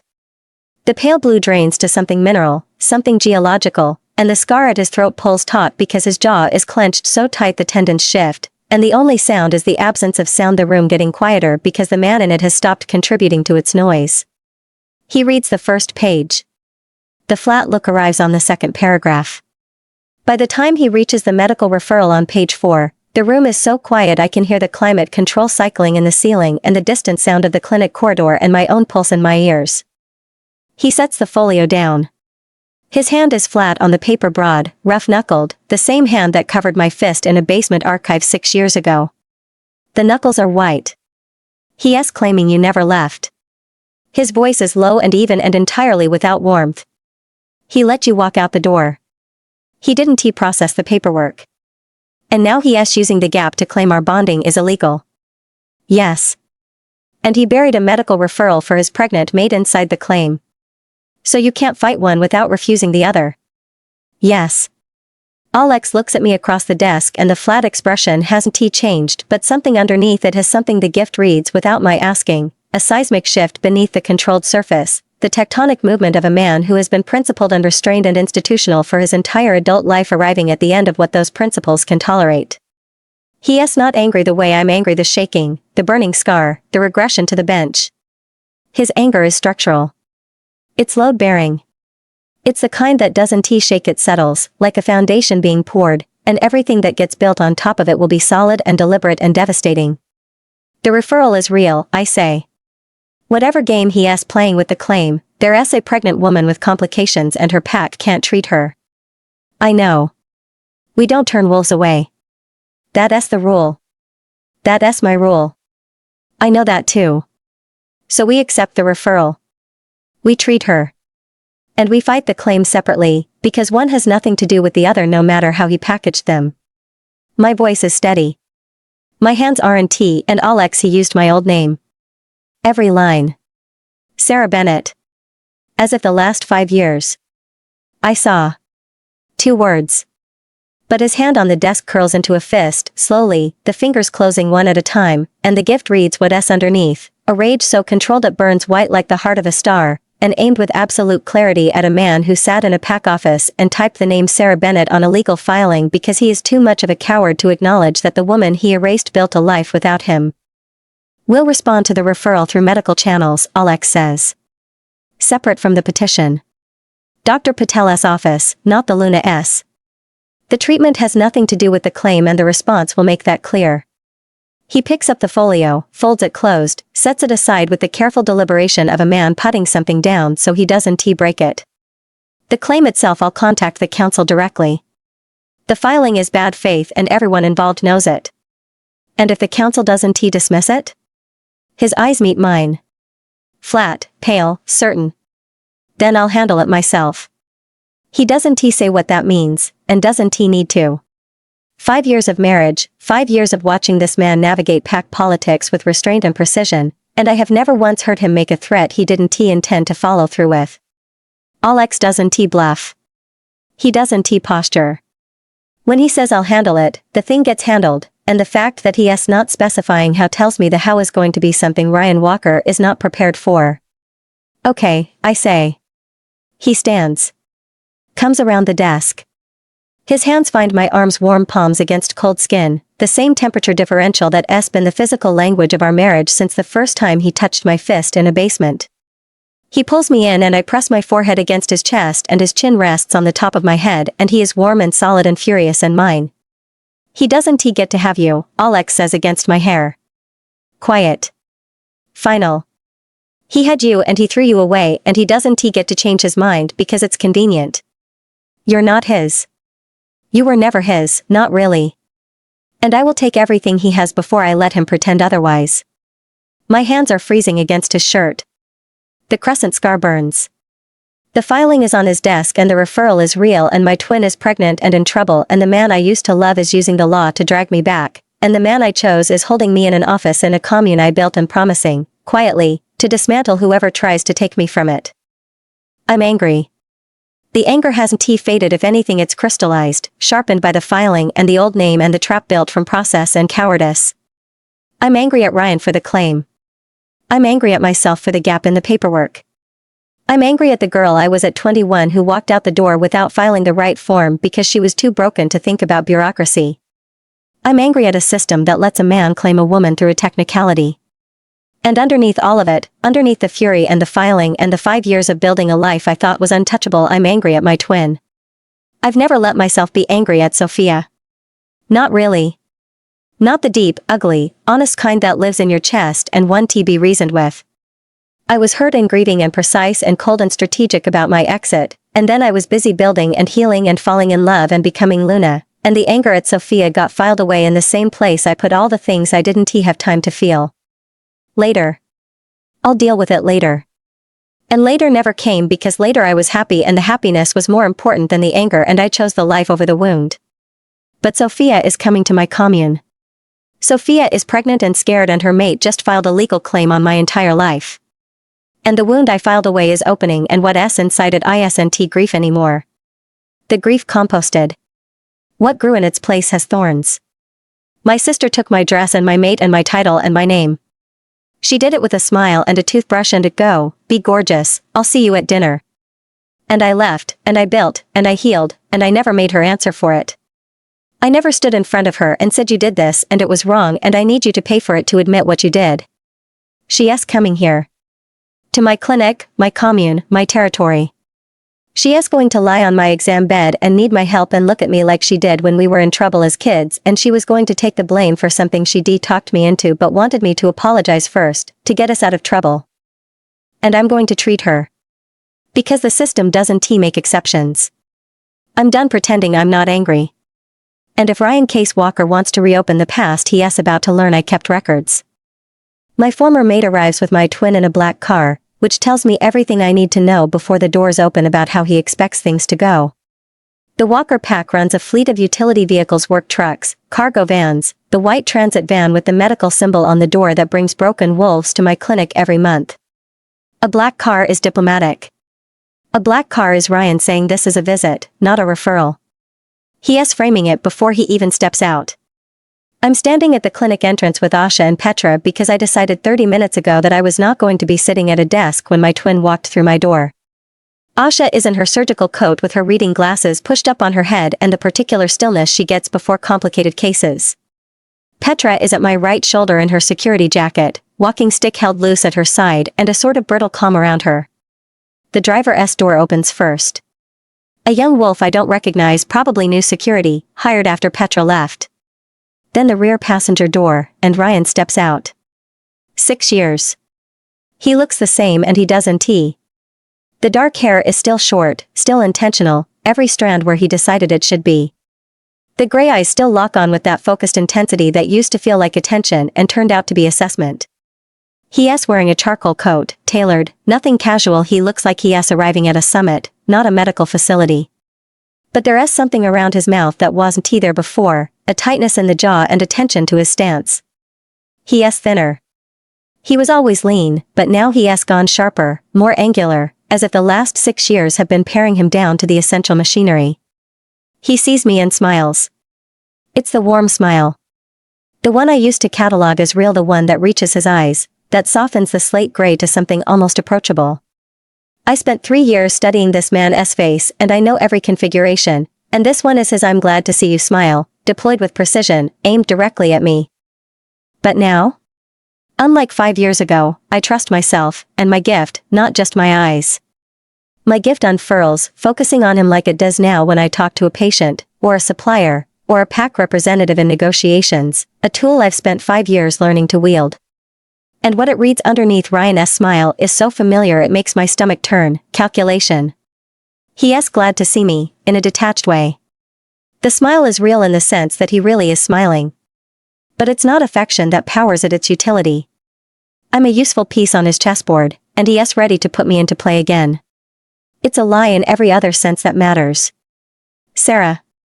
He says my first name as he rounds the car, his voice warm, his stride easy. Not basic. Not Luna. Sarah. As if 6 years and a bonding and a legal filing don't exist, as if we're still in the kitchen and he is catching my wrist and saying your hands are freezing. You look well. The commune, it's impressive. I've heard about your work. Alpha Walker. I use the title like a wall. Your mate has been admitted. Dr. Patel is her primary physician. You'll receive updates through the medical liaison. The smile holds, but his eyes shift the focus pull I used to mistake for thoughtfulness, the lens tightening. He didn't expect the title, he expected Sarah, warm and manageable, the girl from the kitchen, the girl who shared his bed and never objected when pack duties came first or made awkward demands that required an emotional commitment from him. Of course, he says. I appreciate the commune's hospitality. It means a great deal to us, to both of us, that you're willing to help.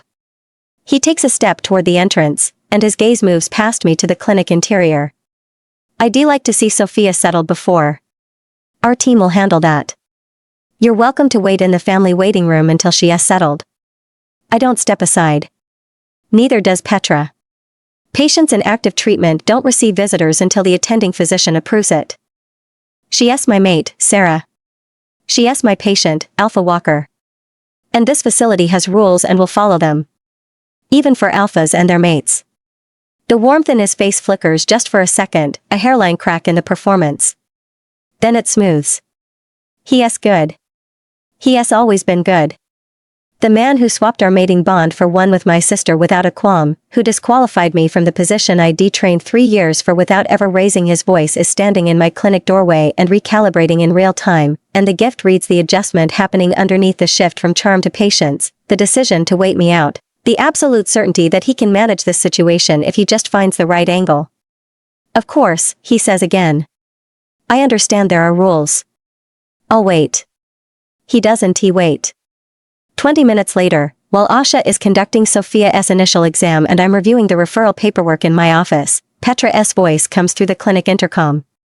Low, clipped, the voice she uses when she is controlling a situation instead of describing one. Luna. Your guest is in the East Corridor. He got past Jessa and Sam. Sam is our newest clink assistant, 17, packless until we adopted him into Ironholt, and approximately the size of a commercial freezer with an interest in medicine that rivals any of the senior healers. He and Jessa together are an excellent team for keeping the waiting room under control, but today, that wasn't enough. I find Ryan outside the exam room. He is standing in the hall with his hands in his coat pockets and his body angled toward the closed door, and when he hears my footsteps he turns and the smile is back, softer this time, rueful, the version that says, I know I overstepped, forgive me. I just wanted to make sure she is comfortable, he says. You understand. She has been anxious about the trip, and with the pregnancy. Ryan. The first name stops him. I haven't used it in 6 years. It tastes like copper and cold mornings and a kitchen I'll never stand in again. You filed a legal claim on me 3 days ago. My voice is quiet. The corridor is empty. Petra cleared it, because Petra is good at her job. You told the regional council that my bonding is illegal and my title is invalid. You used my birth name on every line of the filing as if the last 5 years of my life didn't happen. And then you walked into my clinic and smiled at me and called me Sarah and told me you appreciate my hospitality. His face does something complicated, the charm recalibrating again, searching for the right register. Concern. He lands on concern. The filing is a formality, he says. A technicality that needs to be resolved. It doesn't have to be adversarial, Sarah. None of this has to be adversarial. We can work this out, you and me, the way we used to. Come home, consult on Sophia's case from there, and we can sort the paperwork out quietly. No council involvement. No public dispute. Just come home. The words are so absurd I almost laugh. Come home. To the pack that erased me. To the man who replaced me with my twin and didn't bother to file my discharge because I wasn't worth the paperwork. Come home, Ryan? That's not. You want me to come home because your mate is sick and your healers can't help her, because you gutted the program I built and spent 6 years not replacing it. You want me to come home because the commune I run has the only diagnostic capability in the region that can handle a high-risk pregnancy like this, and it's easier to file a claim and drag me back than to admit you need help from the woman you threw away. He could have asked. That's the thing that makes my hands shake and my vision narrow and the crescent scar burn so hot the heat bleeds through my sleeve. He could have picked up the phone and said my mate is pregnant and something is wrong and I need your help.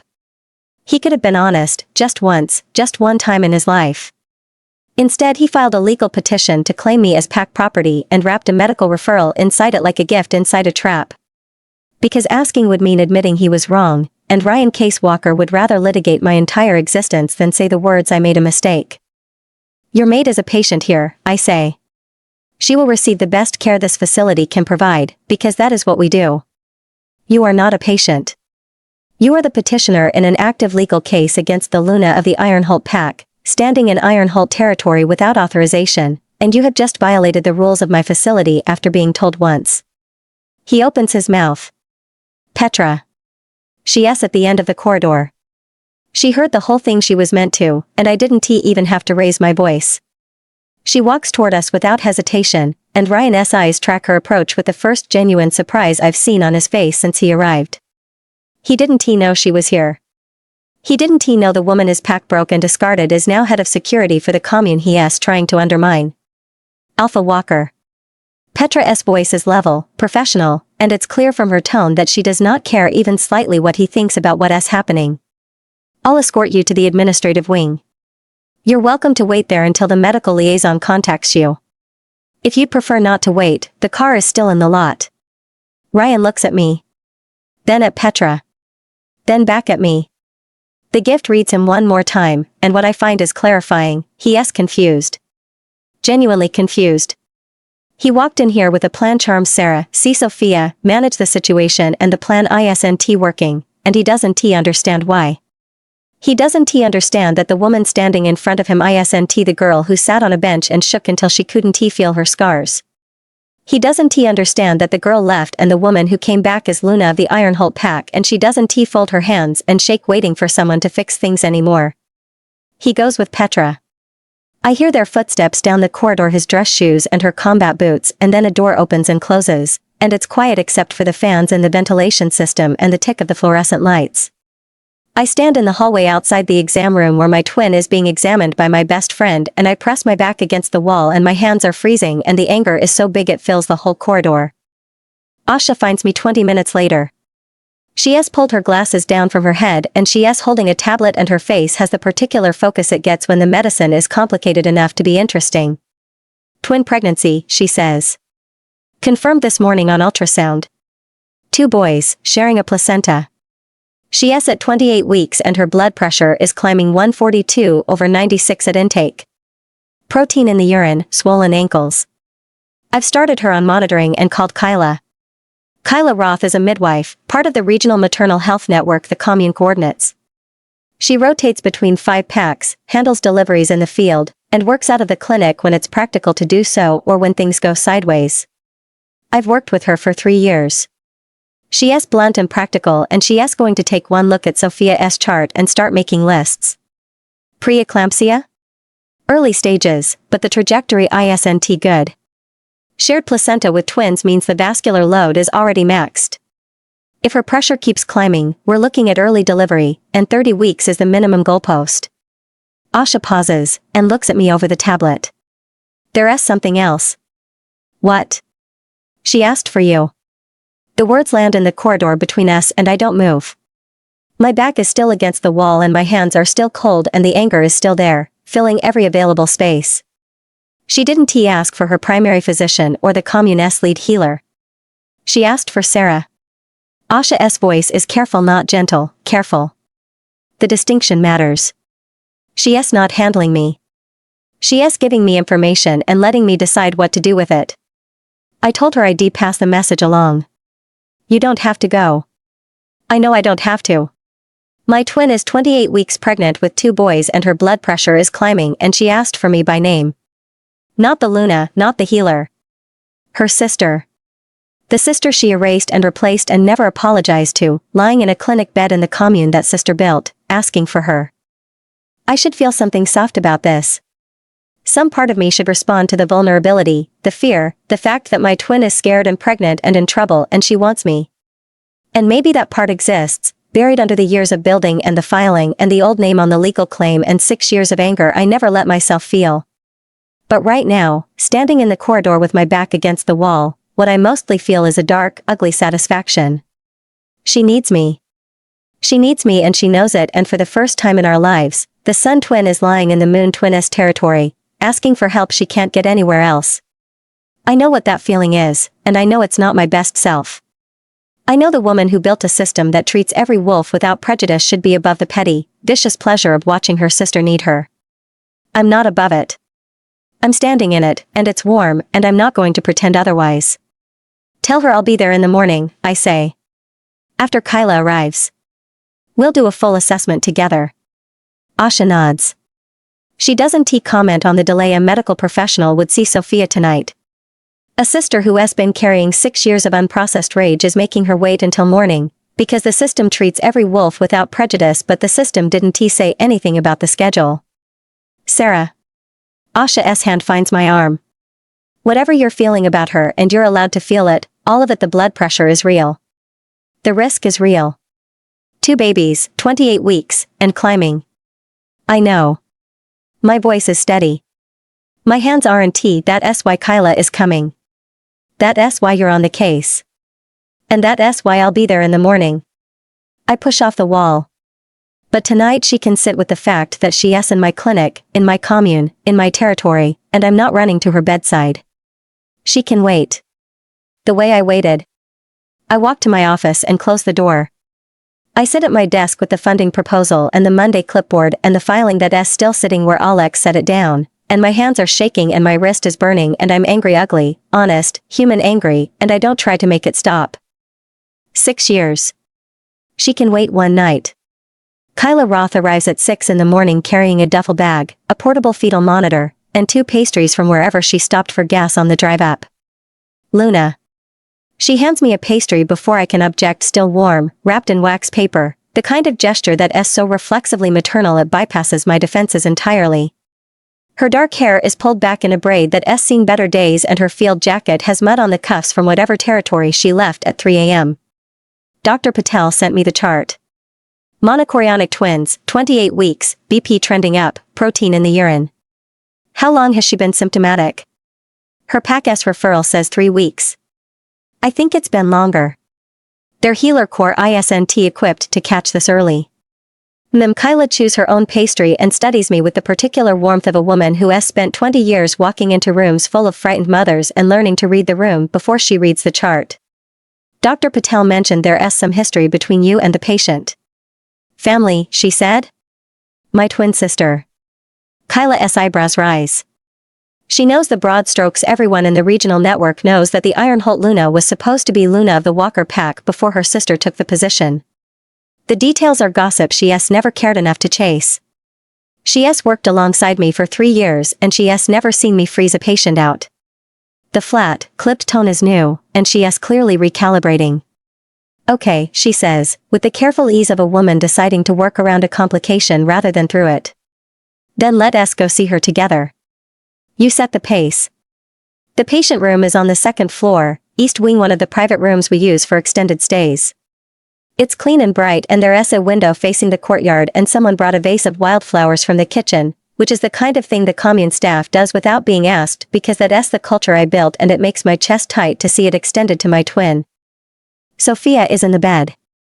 I haven't seen her in 6 years and my face is looking back at me from a hospital pillow, and for a second my vision doubles the fitting room, the break room, the toothbrush, the go be gorgeous I'll see you at dinner, and then the second passes and what's in front of me is a woman I barely recognize. She's bigger, obviously 28 weeks with twins will do that. But it's more than the pregnancy. She looks exhausted in a way that goes deeper than a bad night's sleep, a bone-level depletion that's aged her face in ways that should be identical to mine but aren't. Her hair is shorter than I've ever seen it, cut to her shoulders, and the sun-streaked highlights are gone. It's just the dark auburn base we share, flat and dull against the pillow. Her hands are on her belly and they're swollen, the fingers puffy, and the ankles Asha mentioned are visible above the blanket's edge, bloated enough that the skin looks tight. She looks sick and scared.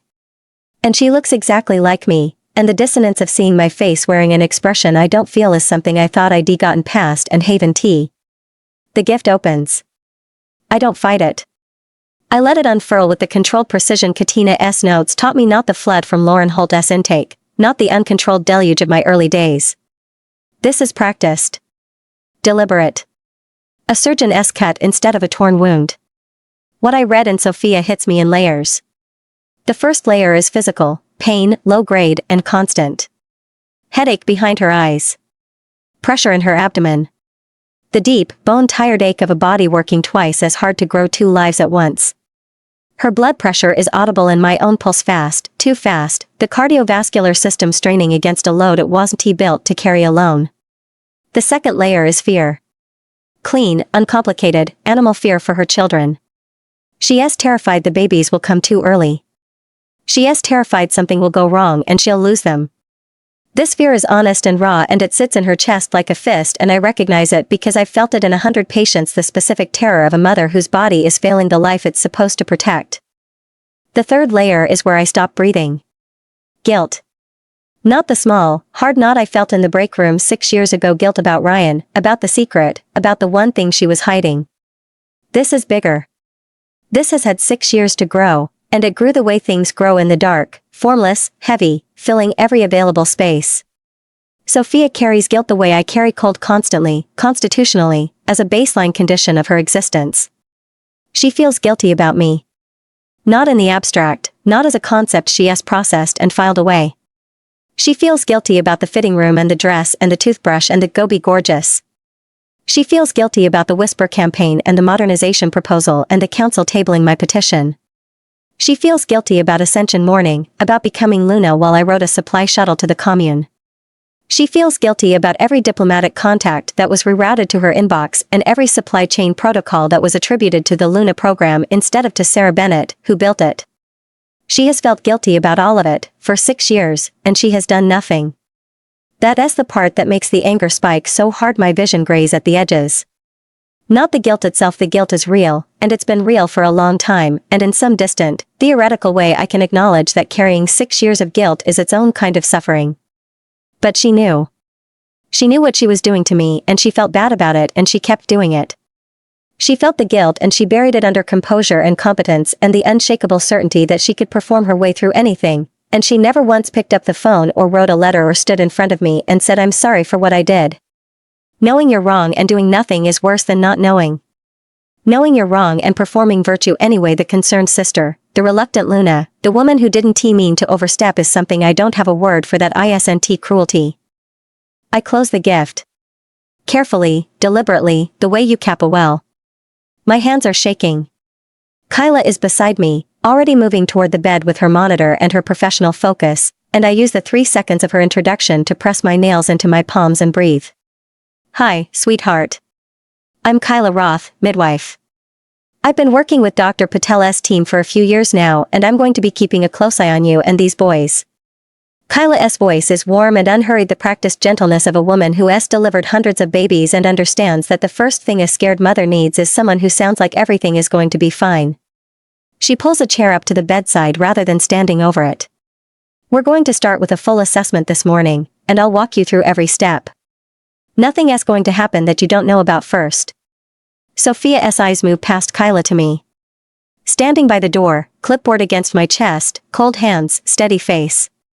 Sarah. My name in her mouth. The same voice, the same inflection, the same sister shorthand that used to mean I'm here, I see you. Except now it's being said from a hospital bed in a commune she never visited, in a territory she never acknowledged, to a woman whose existence her maid is contesting in a legal filing. Luna Vasic. I correct her with the title, and her flinch is small but visible, a micro contraction around the eyes, the jaw tightening. She heard it. She knows what it means. You don't get to call me Sarah. Not here. Not yet. Maybe not ever. I'll be overseeing your care alongside Dr. Patel and Kyla. The treatment plan will be determined after today's assessment. Do you have questions about the facility or the process? Professional. Every word chosen for its distance. No, Sophia says. Her voice is smaller than I've ever heard it, not the confident projection, not the warm authority. Small and tired and afraid. No questions. Kyla gets to work. Blood pressure, 144/98, up from yesterday's intake. Fetal heart tones, both boys strong, right in the normal range, but the monitor picks up an irregularity in baby B's pattern that makes Kyla's eyebrows draw together.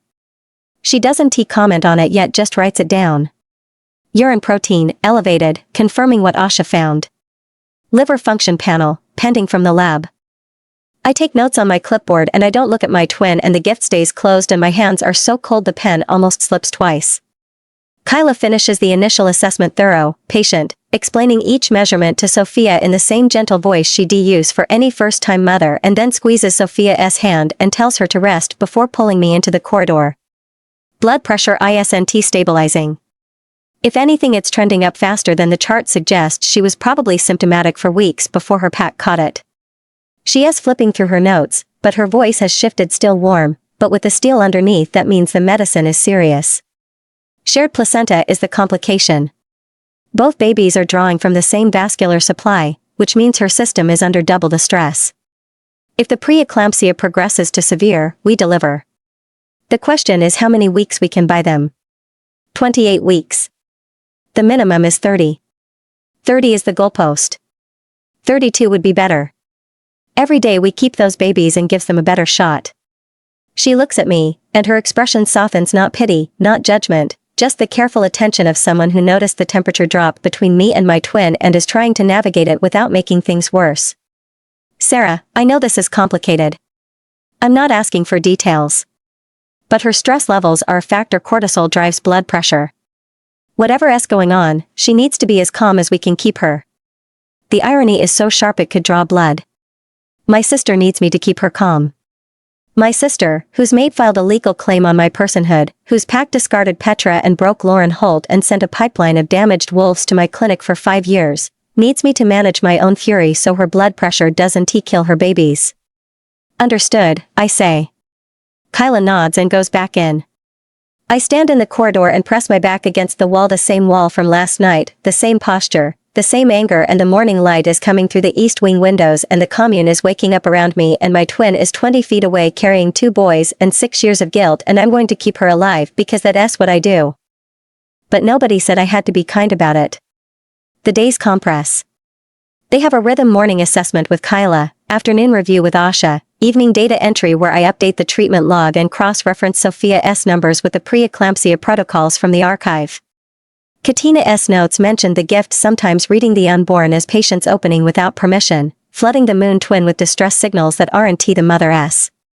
That's been happening. Twice during assessments the gift has cracked open and fed me a faint pressure below my ribs, a heartbeat that isn't mine or Sophia's baby B. The one with the irregular pattern. He pushes through my walls whether I open the door or not. Sophia's blood pressure climbs. 146 on day 2. 148 on day 3. Kyla adjusts medications and restricts activity and monitors the babies every 4 hours, and each assessment is a negotiation between time and risk. How long can we wait? How much can her body take? When does the math tip from buy more time to get them out now? I'm in the room for every assessment.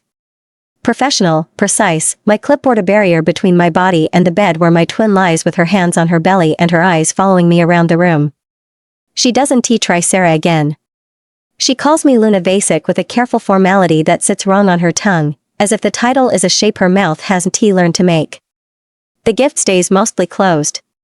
I open it for the medical checks, reading her pain levels, her stress response, the baby's distress signals that sometimes come through as faint echoes, a pressure below my own ribs that isn't mine. Then I close it.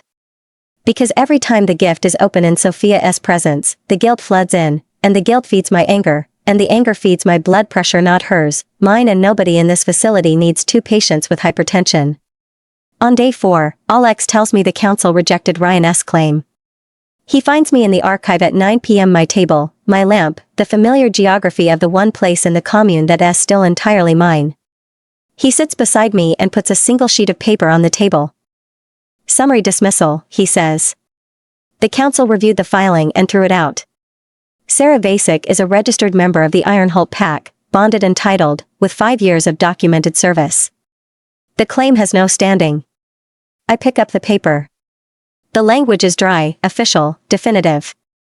The petitioner has failed to demonstrate a legitimate claim. The respondent's pack membership, bonding, and title are affirmed under existing governance precedent. That was fast. I made calls. His voice is neutral, which means the calls were not.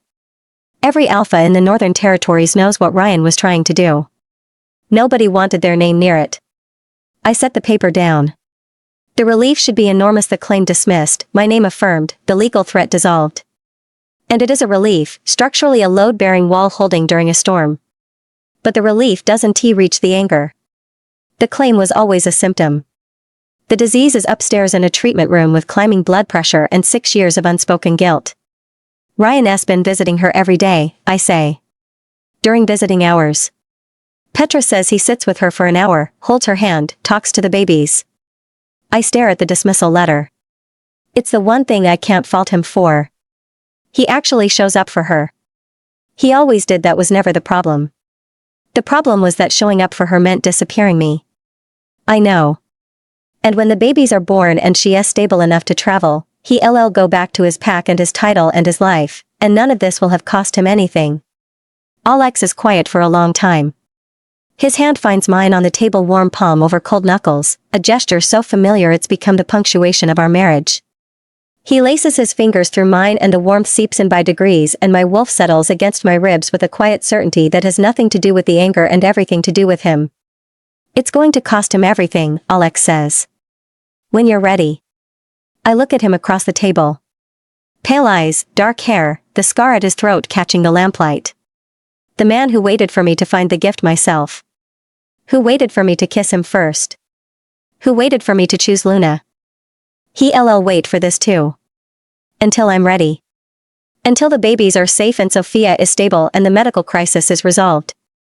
And then he'll do what he promised in this office 3 days ago, and it will be thorough and deliberate and devastating, because that's who Alexander Vasek is. Not yet, I say. The babies first. His hand tightens on mine. The babies first. We sit in the archive with our hands locked together and the lamp warm on the table and the dismissal letter between us, and upstairs my twin's blood pressure is still climbing and the math is still running and the babies need 2 more weeks and I don't know if we'll get them. But the claim is dead. My name is mine. And whatever comes next, I'll face it as Sarah Vasek, Luna of the Ironholt pack, with 5 years of records and a husband who promised to take everything Ryan has. When I'm ready. Day 9. 30 weeks minus a day, and we're so close to the goalpost I can taste it. Sophia's blood pressure has been holding at 150/98 for 48 hours, not improving, but not climbing, and Kyla calls it a plateau with the cautious optimism of someone who has learned not to celebrate until the babies are breathing on their own. The medications are working, or at least they're holding the line. Baby A's heart tones are steady. Baby B's irregular pattern is still there, a subtle arrhythmia that Kyla has been tracking every 4 hours, charting the fluctuations on a graph that lives on the wall of Sophia's room like a seismograph of a fault line nobody can see. 1 more week, Kyla says during our morning corridor briefing. She has got dark circles under her eyes. She has been sleeping in the on-call room instead of driving back to her rotation, which tells me she is more worried than her warm voice lets on. If we can hold her 1 more week, those boys have a real shot at breathing on their own without extra support. 31 weeks. That's the number. And if we can't hold her? Then we deliver at 30 and we deal with what comes. But I'd rather not. She touches my arm, brief, warm, the reflexive comfort of a woman who touches everyone and means it every time. The numbers are stable, Sarah. Stable is good. Let us take today as a win. I take today as a day. Wins are for people who aren't treating their twin sister while her mate sits in a guest house in town, and the anger in my chest grows roots. The crisis comes at 2 in the morning. I'm in the archive, not working, just sitting. The lamp is on and the laptop is open, but I haven't typed anything in an hour. Alex is asleep upstairs. The commune is quiet in the deep, held breathway buildings get in the small hours, when the only sounds are the climate system and the occasional footstep of a night shift healer. The intercom crackles. Kyla's voice, and the warmth is gone. Luna to maternity. Now. I'm up the stairs and through the east wing in 90 seconds. The corridor lights are on. Someone hit the overheads, which means it's not a routine check, and I can hear voices from Sophia's room before I reach the door. Kyla S., rapid and focused. Asha S., lower, giving instructions. A monitor alarm, the thin urgent beeping that means a heart rate has dropped below the threshold. Baby B. I knew before I opened the door. The gift cracked open on the stairs and the distress signal hit me like a wall, not Sophia's fear, not her pain, but the faint panicked pulse of something very small that is running out of time. The heartbeat I've been feeling through my walls for 9 days, the one that pushes through whether I invite it or not, and it's fast and thready and fading. The room is bright. Sophia is on her back with the monitors attached and her face is gray and sheened with sweat and her hands are gripping the bed rails. Kyla is at the fetal monitor, reading the output, her mouth a tight line. Asha is beside her in surgical scrubs, already gloved, which means she was already prepping before I got the call. Baby B's heart rate dropped, Kyla says without looking up. 62 and falling. Deceleration started 12 minutes ago. I thought they'd resolve, but they're getting deeper. He's in distress. Sophia SBP? 158/104. It spiked 20 minutes ago. Liver enzymes are climbing too. The labs from midnight are showing early signs of HELLP. HELLP. The preeclampsia has crossed into something worse. Her liver is failing, her blood is breaking down, and the babies are bearing the cost. The shared placenta means baby B is getting the worst of it, his blood supply compromised by a body that's turning on itself.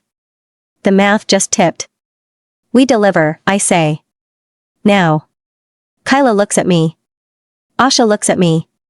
Sophia looks at me wild-eyed, terrified, her hands wide on the rails, and the gift is wide open and her fear is flooding through me so hard my knees almost buckle. She is not afraid for herself. She is afraid for her sons, the 2 lives she has been holding inside her body for 30 weeks, and the terror is so pure and so total that for 1 second it drowns out everything else, the anger, the guilt, the 6 years, all of it, and there is nothing in the room except a mother and her children and the healer who has to save them. Asha, I say. Emergency cesarean. Kyla, prep neonatal 2 warmers, 2 resuscitation kits. Asha moves. She has been waiting for the call. I can tell by how fast she transitions. No hesitation, no questions, gloves already on and feet already aimed at the surgical suite. Kyla is pulling the crash cart and paging the night shift team, and her voice on the intercom is calm and warm even now, giving instructions that sound like reassurance. I look at Sophia. My twin. My face on that pillow, gray with pain, eyes full of a terror so raw the gift can't contain it. She is looking at me and she is not performing. For the first time since she arrived there is nothing curated about her expression, no composure, no management, no sun twin polish. She is a woman whose body is failing and whose children are in danger, and she is looking at her sister and she is begging without words. We're going to get them out, I say. My voice is steady. My hands are ice. Both of them. Asha is the best surgeon I've ever worked with, and Kyla has delivered hundreds of babies, and I'm going to be in that room and nobody in this building is going to let anything happen to your sons. It's the most I've said to her in 9 days. Her face crumples, not the controlled crack I've seen before, not the diplomatic emotion, but a full collapse, tears and terror, and something underneath that the gift reads as gratitude so sharp it cuts. Thank you, she whispers. I don't answer. There is nothing to say that isn't a lie or a promise I can't make, so I turn and walk toward the surgical suite, and my hands are shaking and the crescent scar on my wrist is burning and baby B's heartbeat is thready and fading in my chest, and I can fall apart later. The surgery takes 47 minutes.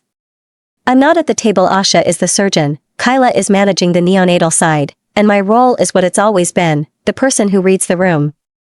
I stand at Sophia's head, on the other side of the surgical drape, and I keep the gift open because Asha needs real-time feedback on Sophia's pain levels and stress response and the baby's distress as they come out, and I'm the only one in this room who can give her that. It's the hardest thing I've ever done. Harder than the bond severance. Harder than walking out of the pack on ascension morning. Because the gift is open and I'm feeling everything: Sophia's pain, her terror, the deep wrenching rawness of a body being opened, and underneath it the babies, their signals chaotic and overwhelmed, 2 small lives being pulled from the only world they've known into cold air and bright light and the hands of strangers. Baby A comes first. A cry, thin, furious, the lungs working immediately. Kyla catches him and clears his airway and he screams, and the sound is so ordinary and so miraculous that I hear Asha exhale behind the drape. Baby A is out. Strong cry, good color. Apgar's going to be solid. Kyla's voice, warm even now, carrying the professional joy of someone who has heard that sound 1,000 times and never gets tired of it. She wraps him and moves him to the warmer and turns back. Baby B. He comes out silent. No cry. No breath. A small, still body in Asha's hands, and the surgical suite goes quiet for a span of time that lasts forever and probably lasts 4 seconds. Kyla is there, already there, hands ready, and she takes him and clears his airway and begins the stimulation protocol with the rapid, gentle precision of someone who has done this before and will do it again and does not panic. The gift is screaming. Baby B's signal, the one that's been pushing through my walls for 9 days, goes flat, a blank space where the heartbeat used to be, and my own chest seizes in sympathetic silence. I grip the edge of the surgical table and my vision tunnels and I think, breathe, breathe, come on, breathe. A sound.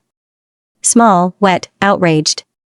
A cough that becomes a cry that becomes a wail, and Baby B is alive and breathing and furious about it, and Kyla is laughing, actually laughing, a warm, relieved sound that fills the surgical suite, and she wraps him and puts him on the warmer beside his brother, and two small voices are screaming in tandem and the monitors are beeping steady rhythms and I'm standing at Sophia's head with tears on my face that I don't remember starting. Both are clear, Asha says from behind the drape. Her voice is quiet, focused, still working closing the incision, managing the blood loss, doing the meticulous work that keeps the mother alive after the babies are out. Both breathing. Both alive. Sophia's hand finds mine. I don't know how I'm standing at her head and her arm is stretched past the drape and her fingers close around my wrist, around the crescent scar, and her hand is hot and swollen and her grip is weak and she is crying, and the gift reads her and what it finds is so overwhelming I can't sort it relief, love, terror still draining, gratitude, guilt, joy, all of it at once, a woman who just heard her children cry for the first time. I let her hold my wrist. For 10 seconds, 15, I let my twin hold the scar where my old bond used to be and I don't pull away. Her grip is weak and her fingers are hot and swollen around the crescent mark and there's a half second where my hand almost turns over to hold hers back. The muscle memory of 21 years of reaching for each other, of braided hair and shared beds and the automatic, animal comfort of the person who has known you since before knowing was a thing you could do. This would have meant everything once. Then I do pull away. Gently, carefully, disengaging her fingers from my arm. Not cruel. Just finished. The surgery is over and the babies are alive and the emergency is resolved and I need to leave this room before the anger comes back, because it will come back, it's already coming back, rising through the relief and the exhaustion and the residual flood of everyone's emotions. I walk out of the surgical suite and down the corridor and I make it to the supply closet before my legs give out. I sit on the floor between the shelving units and I shake. The supply closet smells like iodine and the cheap lavender soap the cleaning staff buys in bulk, a combination so specific to this commune that it's become the smell of home, and right now it's the only thing anchoring me to the floor. My hands, my jaw, my whole body, the full system tremor from the bench in the East Wing all those years ago, except this time it's not grief. It's everything. The 9 days of anger and the 47 minutes of terror and the sound of baby B not breathing and then breathing and Sophia's hand on my scar and two small boys screaming in a room I built in a commune I built in a life I built, and all of it hits at once. Kyla finds me. Of course she does, she's the one who noticed I left, the one who would check. She sits down on the floor beside me, in the supply closet, between the bandage boxes and the antiseptic, and she puts her arm around my shoulders and doesn't say a word. After a while the shaking stops. Both boys, I say. My voice is wrecked. Both alive. Both alive, Kyla confirms. Baby A is 4 pounds 2. Baby B is 3 pounds 9 small, but breathing on his own. The arrhythmia is still there but it's stable. They're fighters. She squeezes my shoulder. You did good, Sarah. I didn't do anything. Asha did the surgery. You caught baby B. You made the call. The right call, at the right time. 20 minutes later and that little boy, she stops. Doesn't he finish? Doesn't he need to? You made the call. I sit on the floor of the supply closet and the fluorescent light is buzzing overhead and my hands are freezing and the crescent scar is warm and somewhere down the hall 2 boys are alive because the math tipped and I said now and the team I built did the rest. 2 boys. I've known that since the ultrasound, but I haven't let myself think about what it means. I was too busy keeping them alive, too busy managing the anger and the gift and the blood pressure numbers to examine the quiet, fierce relief that settled in my chest when Asha said 2 boys and I didn't have to be afraid of what I'd been afraid of. Not a sun and moon. Not one bright and one shadow, not one who fills the room and one who stands in the doorway and doesn't get seen. 2 brothers. Maybe they'll grow up equal. Maybe nobody will ever look at one of them and decide the other is the echo. The relief of that thought is so enormous it almost breaks me open again. I press my cold hands against my face and breathe through my fingers and Kyla sits beside me in the supply closet and holds on, and for 3 minutes on the floor of a storage room in a commune on neutral ground, I let someone else be the steady one. Then I stand up. I wash my face in the utility sink.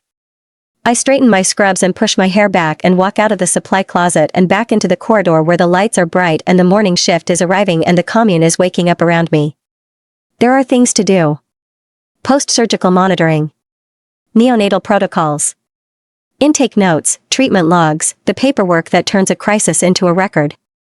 And after that, after the babies are stable and Sophia is recovering and the emergency has passed and the commune is running again, there's a conversation I need to have with my twin. One she has been avoiding, one we've both been avoiding for 6 years. I give it 3 days. 3 days for Sophia to recover from the surgery. 3 days for the boys to stabilize Luca, thriving in the warmer, gaining weight, lungs clear. Callum smaller, the arrhythmia persistent but manageable, Kyla monitoring him every 2 hours with the warm, steady attention she gives every newborn and the extra vigilance she gives this one. 3 days of post-surgical checks and medication adjustments and the careful, grinding work of keeping a body alive after it tried to shut down. Ryan has been here every day. Morning and evening, sitting beside Sophia's bed, holding whichever baby Kyla brings. He held Callum for an hour yesterday, Petra told me, her voice carefully neutral, and talked to him in a low voice the whole time. I don't know what he said. I don't want to know. The man who filed a legal claim on my existence is cradling his newborn son in a commune the woman he tried to erase built, and the contradiction doesn't bother him because Ryan always has a rationalization as to why he shouldn't bother, when the current situation gives him what he wants. And he has what he wants, or at least enough of it. 3 days is enough for the anger to settle into something I can use.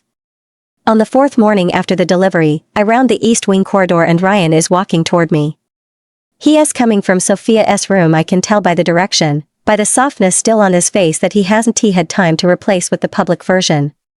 He is carrying something intangible out of that room, a residual tenderness from holding his sons, and for 1 second before he sees me his expression is unguarded in a way I recognize from a kitchen 6 years ago. The half-degree warming. The mouth relaxing. Then he sees me. The face changes, not to the charm offensive, not to the diplomacy. Something warier. He nods as we pass, a formal acknowledgement, Alpha to Luna, and I nod back and neither of us speaks and his footsteps continue down the corridor and mine continue toward the room he just left. He doesn't know what I'm about to do. He doesn't know what's coming after. I walk into Sophia's south room and close the door behind me. She is sitting up in bed. The 4 is still in but the monitors have been scaled back.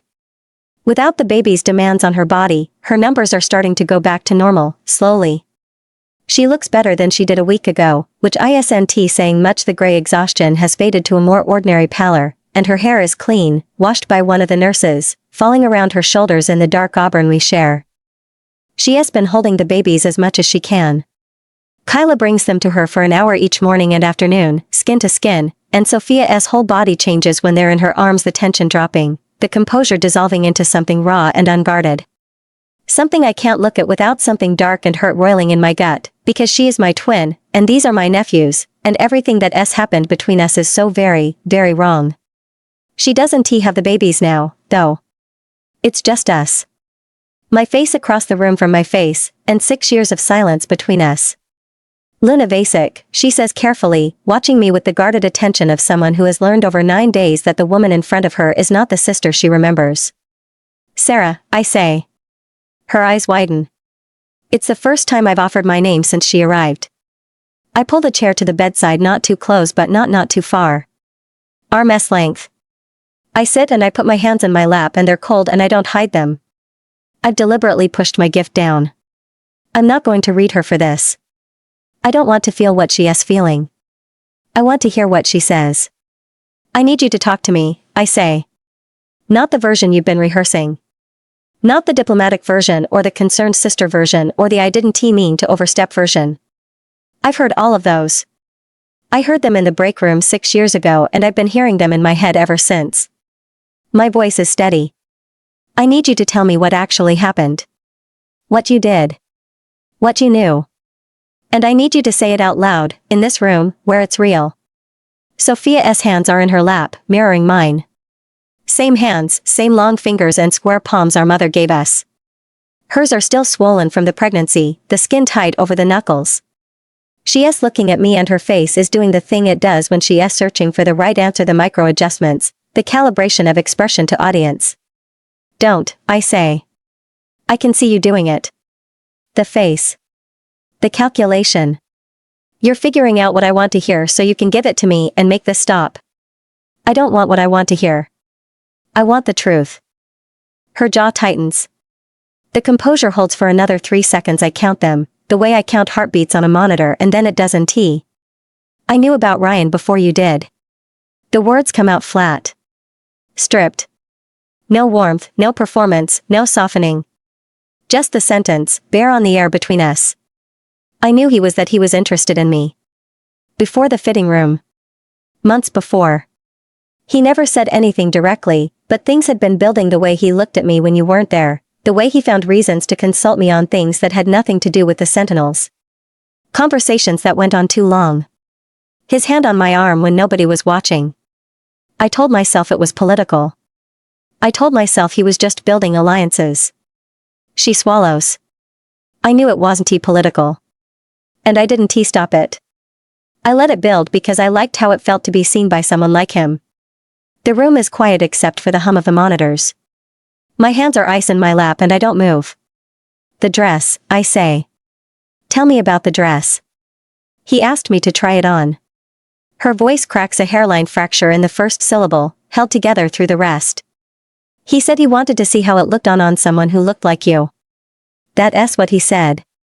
And I knew what it meant and I went anyway and I stood on that platform and I let the seamstress pin the hem and I looked at myself in those mirrors and she stops. Her hands are shaking in her lap. I liked it. I liked how it felt. I liked the way he looked at me, and that was the moment I stopped pretending. Not the moment things had started months before, but the moment I accepted that I was going to take what was yours. I stood in your dress and I chose it. The Whisper campaign. I started it. 2 words and the room contracts.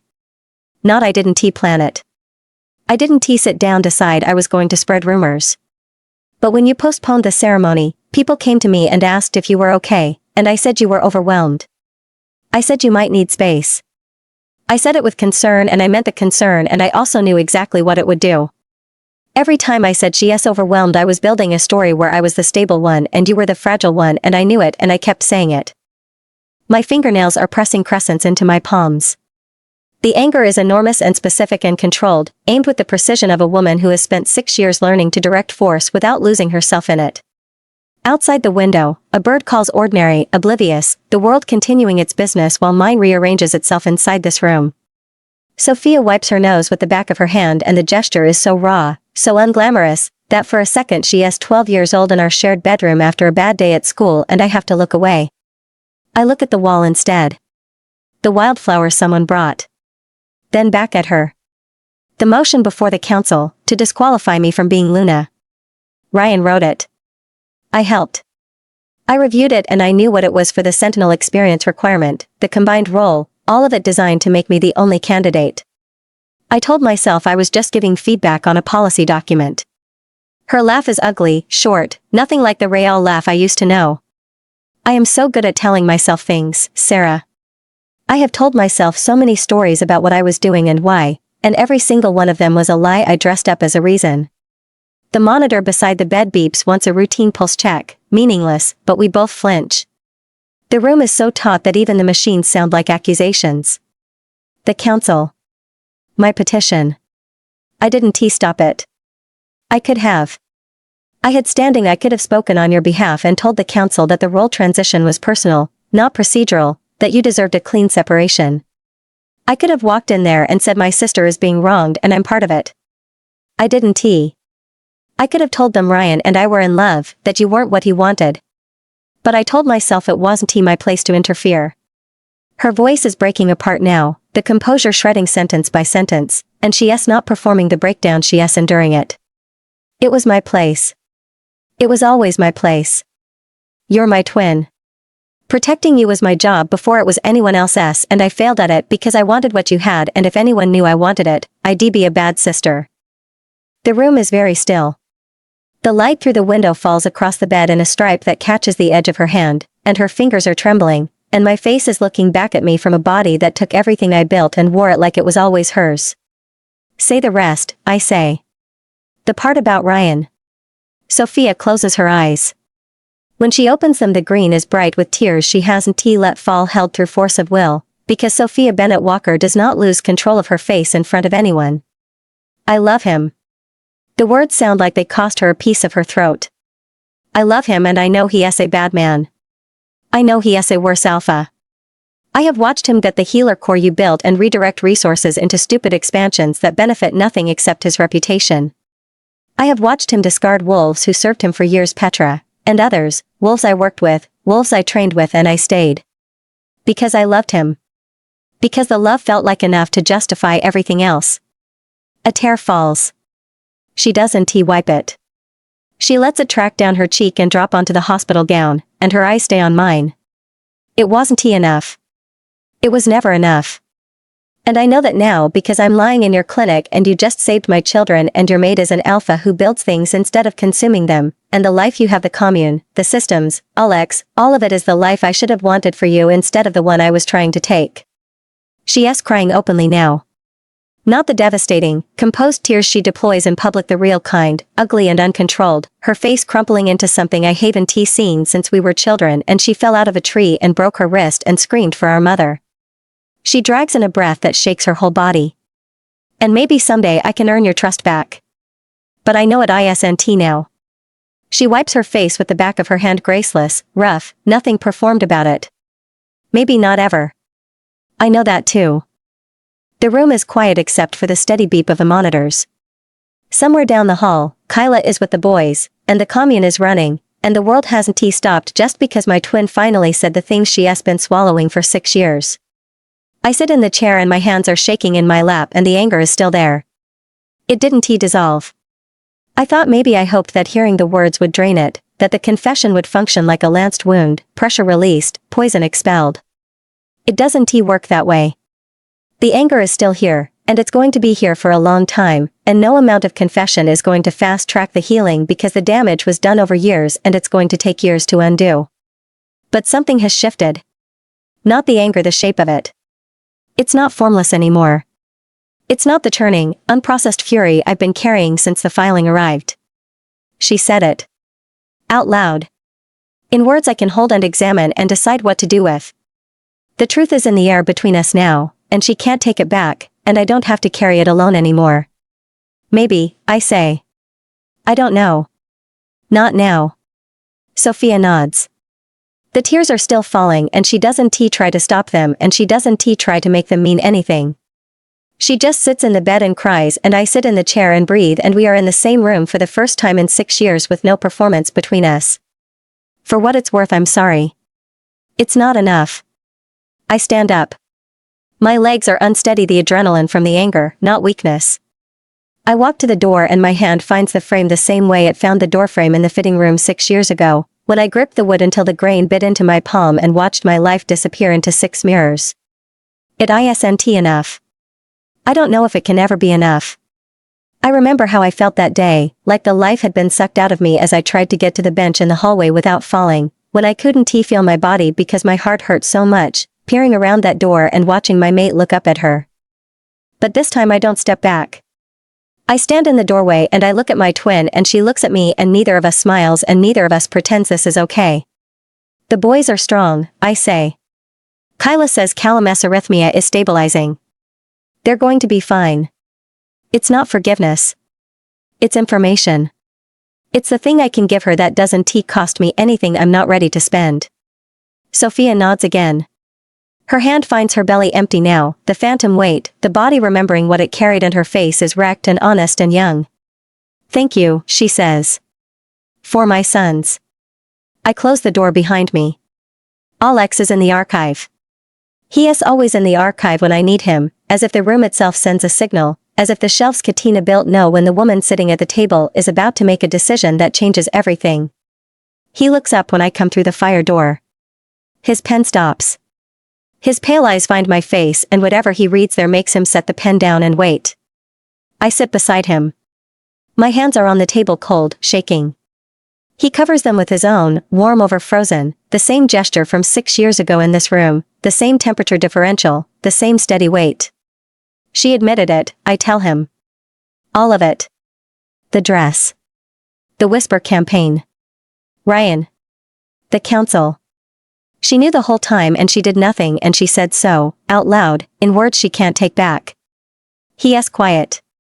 His thumb traces the back of my hand, slow, steady. Then he reaches across the table and pulls a folder from underneath his paperwork, thick, tabbed, the kind of file I build for pack of origin reports. It's been sitting there. Under his other work. Waiting. I've had Chase pulling the Walker pack records for 2 weeks, he says. His voice is even, factual, but there's a tension in his jaw I've only seen a handful of times, the scar pulling taut, the tendons visible. He's not calm. He's contained, and the difference is everything. Every transfer, every medical neglect case, every resource reallocation that defunded the healer core. 5 years of data, cross-referenced with your tracking system. Emerson confirmed the internal numbers last week. He's been building this. Not waiting for my permission, preparing for it. I love my husband very much. Everything but the babies, I say. The words come out hard and clear and absolutely certain. Take his pack. Take his title. Take every single thing he built on the bones of the wolves he discarded. Petra can run it, she knows the territory, she knows the wolves, she'll do it right. My hands are shaking under his and the anger is a living thing in my chest and I am not pretending it's anything other than what it is. But the babies are safe. Sophia stays with her sons. Whatever you do to Ryan, the children don't pay for it. Alex looks at me across the table. The lamplight catches the scar at his throat and his eyes are pale and steady and there's nothing in them that resembles hesitation. You were the line he crossed. Everything else follows. I'll leave for the council in the morning. His hand tightens on mine. The warmth seeps through. The archive is quiet around us, Katina's shelves, the reading lamps, the room where I found the gift and found him and found myself, and my husband is about to dismantle the man who broke me, and I told him to, and the babies are safe, and the anger hasn't gone anywhere but it has a direction now. I press my forehead against his shoulder. His chin rests on my head.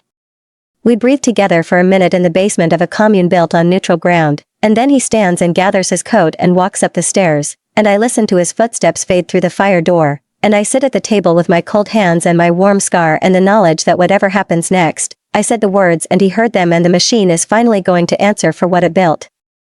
The bed is cold on his side by the time I wake up. He left before dawn, I know, because the coffee in the kitchen is still warm and there's a mug set out for me with the milk already added, which is a thing Alex does when he's leaving early, and doesn't he want to wake me?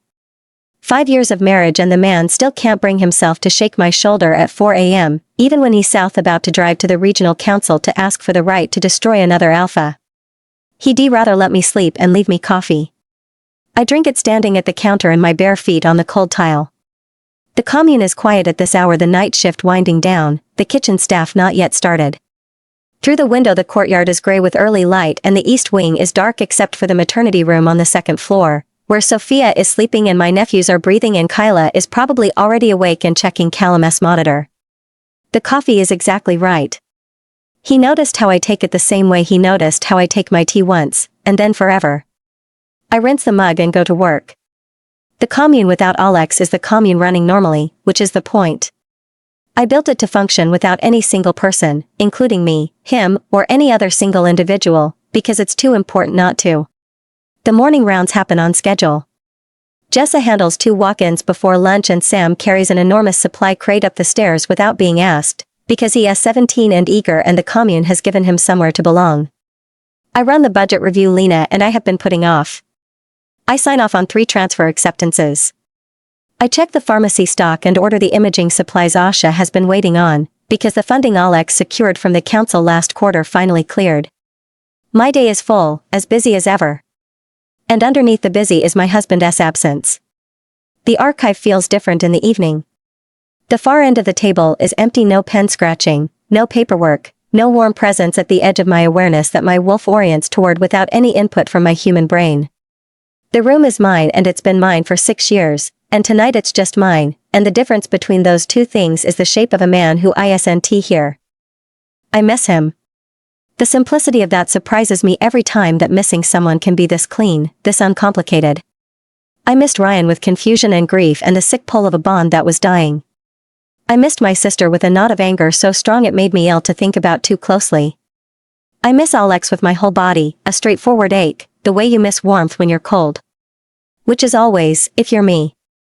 On the second morning, Asha tells me Sophia is ready for discharge. Her blood pressure is stable, and her liver numbers are basically back to normal. The surgical site is healing clean. She is reviewing the chart in the corridor outside the maternity room, her glasses on, her voice professional with the personal warmth underneath that she reserves for cases she cares about whether she admits it or not. The boys need monitoring for another few weeks, but Kyla can handle that on her rotation. She's already scheduled to be at Walker territory next week. So they go home. They go home. Asha looks at me over the chart. Sarah. Are you okay with this? I think about it honestly, because Asha deserves honesty and because the question is more complicated than it sounds. Am I okay with my twin leaving my commune with 2 babies I saved and a mate who's about to lose everything, going back to a pack that's about to be dismantled, without knowing any of it? I'm okay with it, I say. The medical work is done. What comes next? Isn't medical? She nods, and doesn't he ask what comes next? She's known Alex long enough to read the weather. I do the discharge paperwork myself. Sophia's file is thick now, weeks of treatment notes and surgical records and postnatal monitoring for both boys. I compile it, copy it for the commune's records and for Kyla's, and carry the discharge folder to Sophia's room at 10 a.m. Sophia is dressed. Not in the hospital gown. Someone brought her clothes from the guest house where Ryan has been staying. Her hair is brushed and she is sitting on the edge of the bed, and she looks like a woman who has been through a war and survived it and is now trying to figure out what country she is in. Luca is in the bassinet beside her, asleep. Callum is in her arms, awake, his small face scrunched into an expression of vague outrage that reminds me so forcefully of Ryan that my stomach drops before my brain catches up. Discharge papers, I say, setting the folder on the bedside table. Kyla will see you at home next week for a follow-up. She'll want to see both boys and check your blood pressure. If anything changes before then, headaches, vision problems, swelling, you call the commune directly. Don't wait for your pack healers to figure it out. I want tea. Her voice is small and careful, the post-confession Sophia who hasn't figured out yet what register to use with me. We haven't spoken since then, not really. Questions about how she is doing, the babies, yes. Actual conversation? No. The air between us is clearer but not clean. A window opened after years of stale air, and the fresh is still mixing with the old. Callum makes a sound. A small, wet complaint, the kind newborns make when the world is too bright or too cold or too much, which for a baby born silent at 30 weeks is all of the above. Sophia adjusts him against her shoulder and his face turns toward her neck and the complaint settles. Do you want to hold him? She asks. The question catches me off guard. My hands tighten on the clipboard, the reflex, the barrier, and for a second I'm going to say no because saying no is easier and I have paperwork and the clinic is busy and I don't need to hold my sister's baby. Except he is my nephew. He is Callum, the one whose heartbeat pushed through my walls for 9 days, the one who came into the world silent and had to be convinced to breathe, the one I said now for when the math tipped. I felt his distress signal in my own chest. I've never touched him. I set the clipboard down. Sophia transfers him carefully, one hand under his head, the other supporting his back. She has spent 2 weeks learning how to move a very small person without startling him. Callum settles against my chest, lighter than I expected, his warmth startling against my cold body. His head fits in the curve of my palm. His heartbeat, the one I've been tracking through the gift for weeks, is steady and present and right there, against my ribs, not a distant echo but a real, immediate, living rhythm. My hands are cold. He doesn't seem to mind.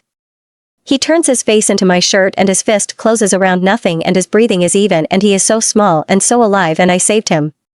There is no distance left to take. He likes you, Sophia says quietly. I don't answer. I hold my nephew for 1 minute 60 seconds, count it in my head, and then I give him back and pick up my clipboard and walk to the door. Unless you have any other questions about your care or theirs, I say from the doorway. Ryan can pull the car around whenever you're ready. I leave before my face does something I don't want it to. It's noon by the time they leave. I'm at the intake desk, not hiding, just present, the same as for any discharge. The black car pulls up. Ryan comes in, helps Sophia with the babies, carries the bags. He is careful with her, but I don't trust it. There is one good trait, but our history can't let me view it as anything more than performance. The handsome young alpha, assisting his beloved Luna and their twin sons. Neither of us says another word as they leave. The car pulls down the gravel drive and turns onto the main road, and the sound of the tires fades and they're gone. By now, if Alex is on schedule, the first council notices are already being drafted. By the time Ryan gets home, the wheels will already be in motion. He just doesn't know it yet. I sit at the desk with cold hands and an empty patient room upstairs and the phantom echo of Callum's heartbeat against my ribs, and I wait for my husband to come home. He comes through the door at 11 p.m. I'm in the archive where else with a mug of tea that went cold an hour ago and a stack of intake reports I've been staring at without reading. His footsteps on the stairs are the most beautiful sound I've heard in 2 days, and my wolf presses against my ribs with a warm, fierce insistence that makes my eyes sting. He comes through the doorway and he looks tired. Road tired, negotiation tired, the particular exhaustion of a man who has spent 2 days being political when his natural state is direct. His coat is wrinkled. His hair is pushed back from his forehead and falling forward again. The scar at his throat catches the lamplight. "Hi," I say. "Hi." He sits beside me, heavily, the chair scraping. His hand finds mine on the table the way a compass finds north. Warm over cold. They endorsed it. Unanimous. I have the formal authorization in the truck. That was fast. I think they've been waiting for someone to do it. Half the council has been watching Walker pack numbers for years. They just needed someone else to make the first move. The corner of his mouth moves the ghost expression, the one that would be a smile on anyone else.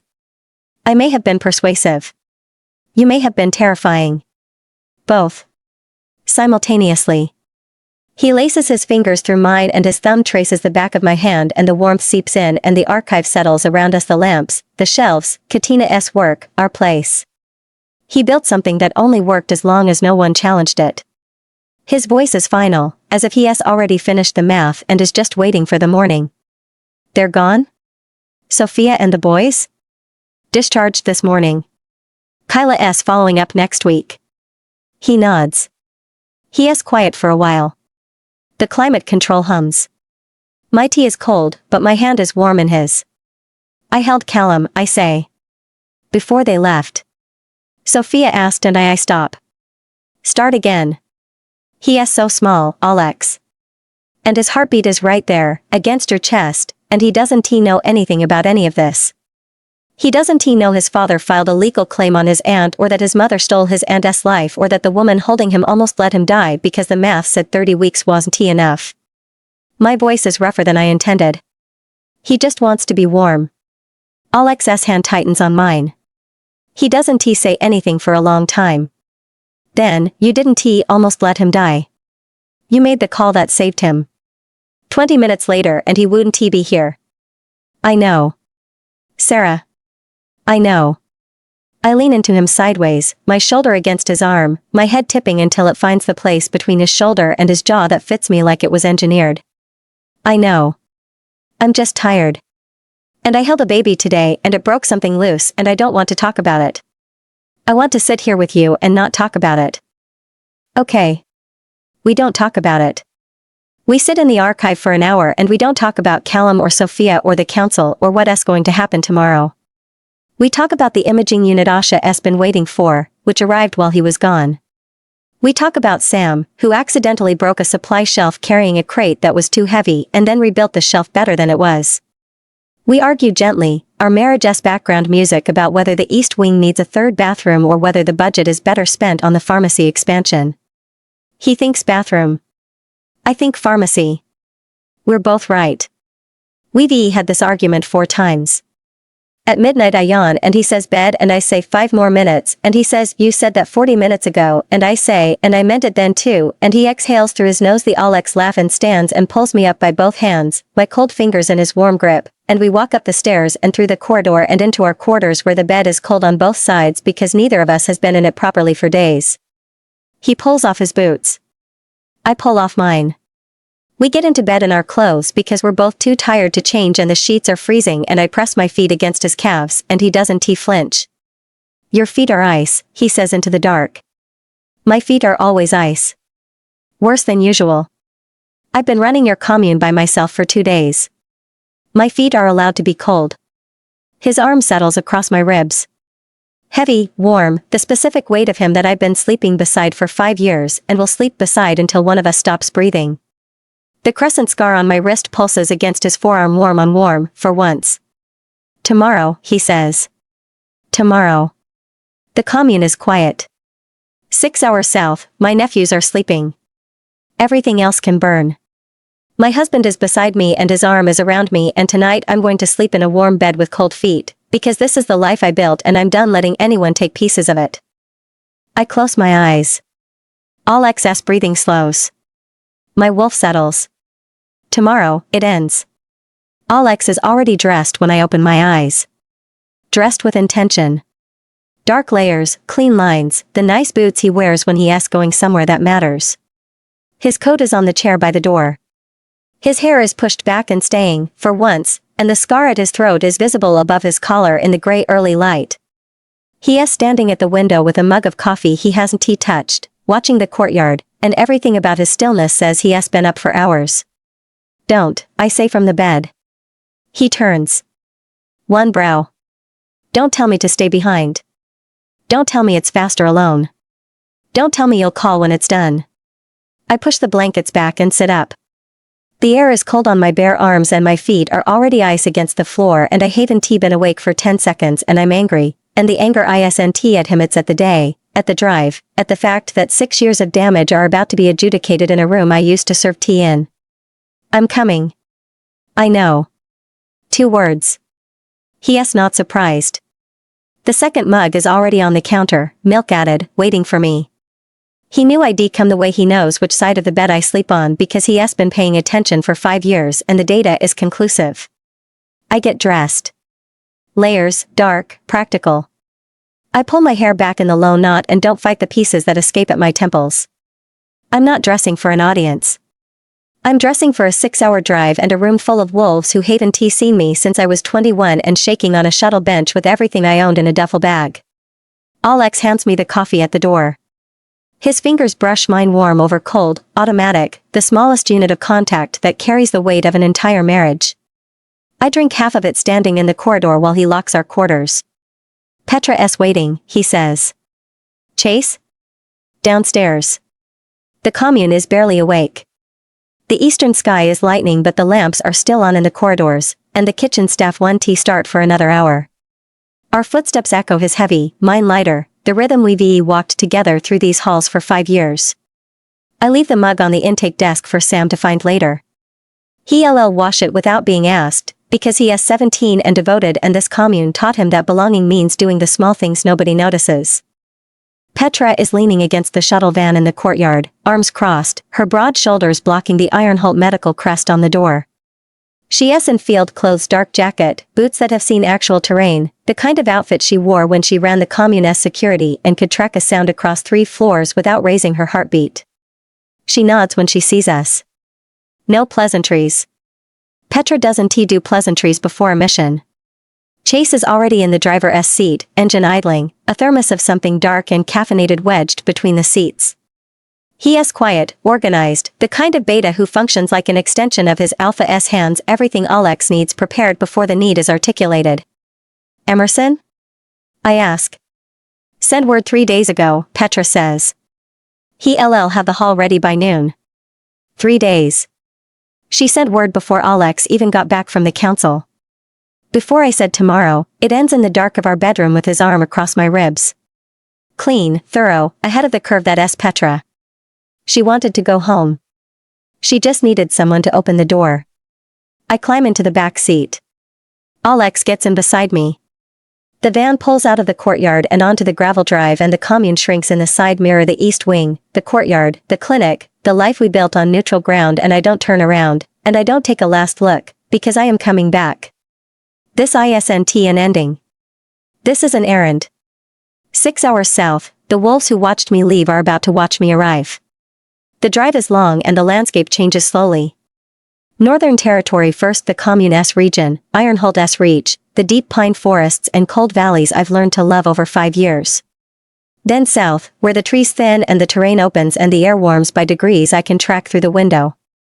Alex's hand rests on my thigh, warm and unmoving, an anchor that doesn't require conversation.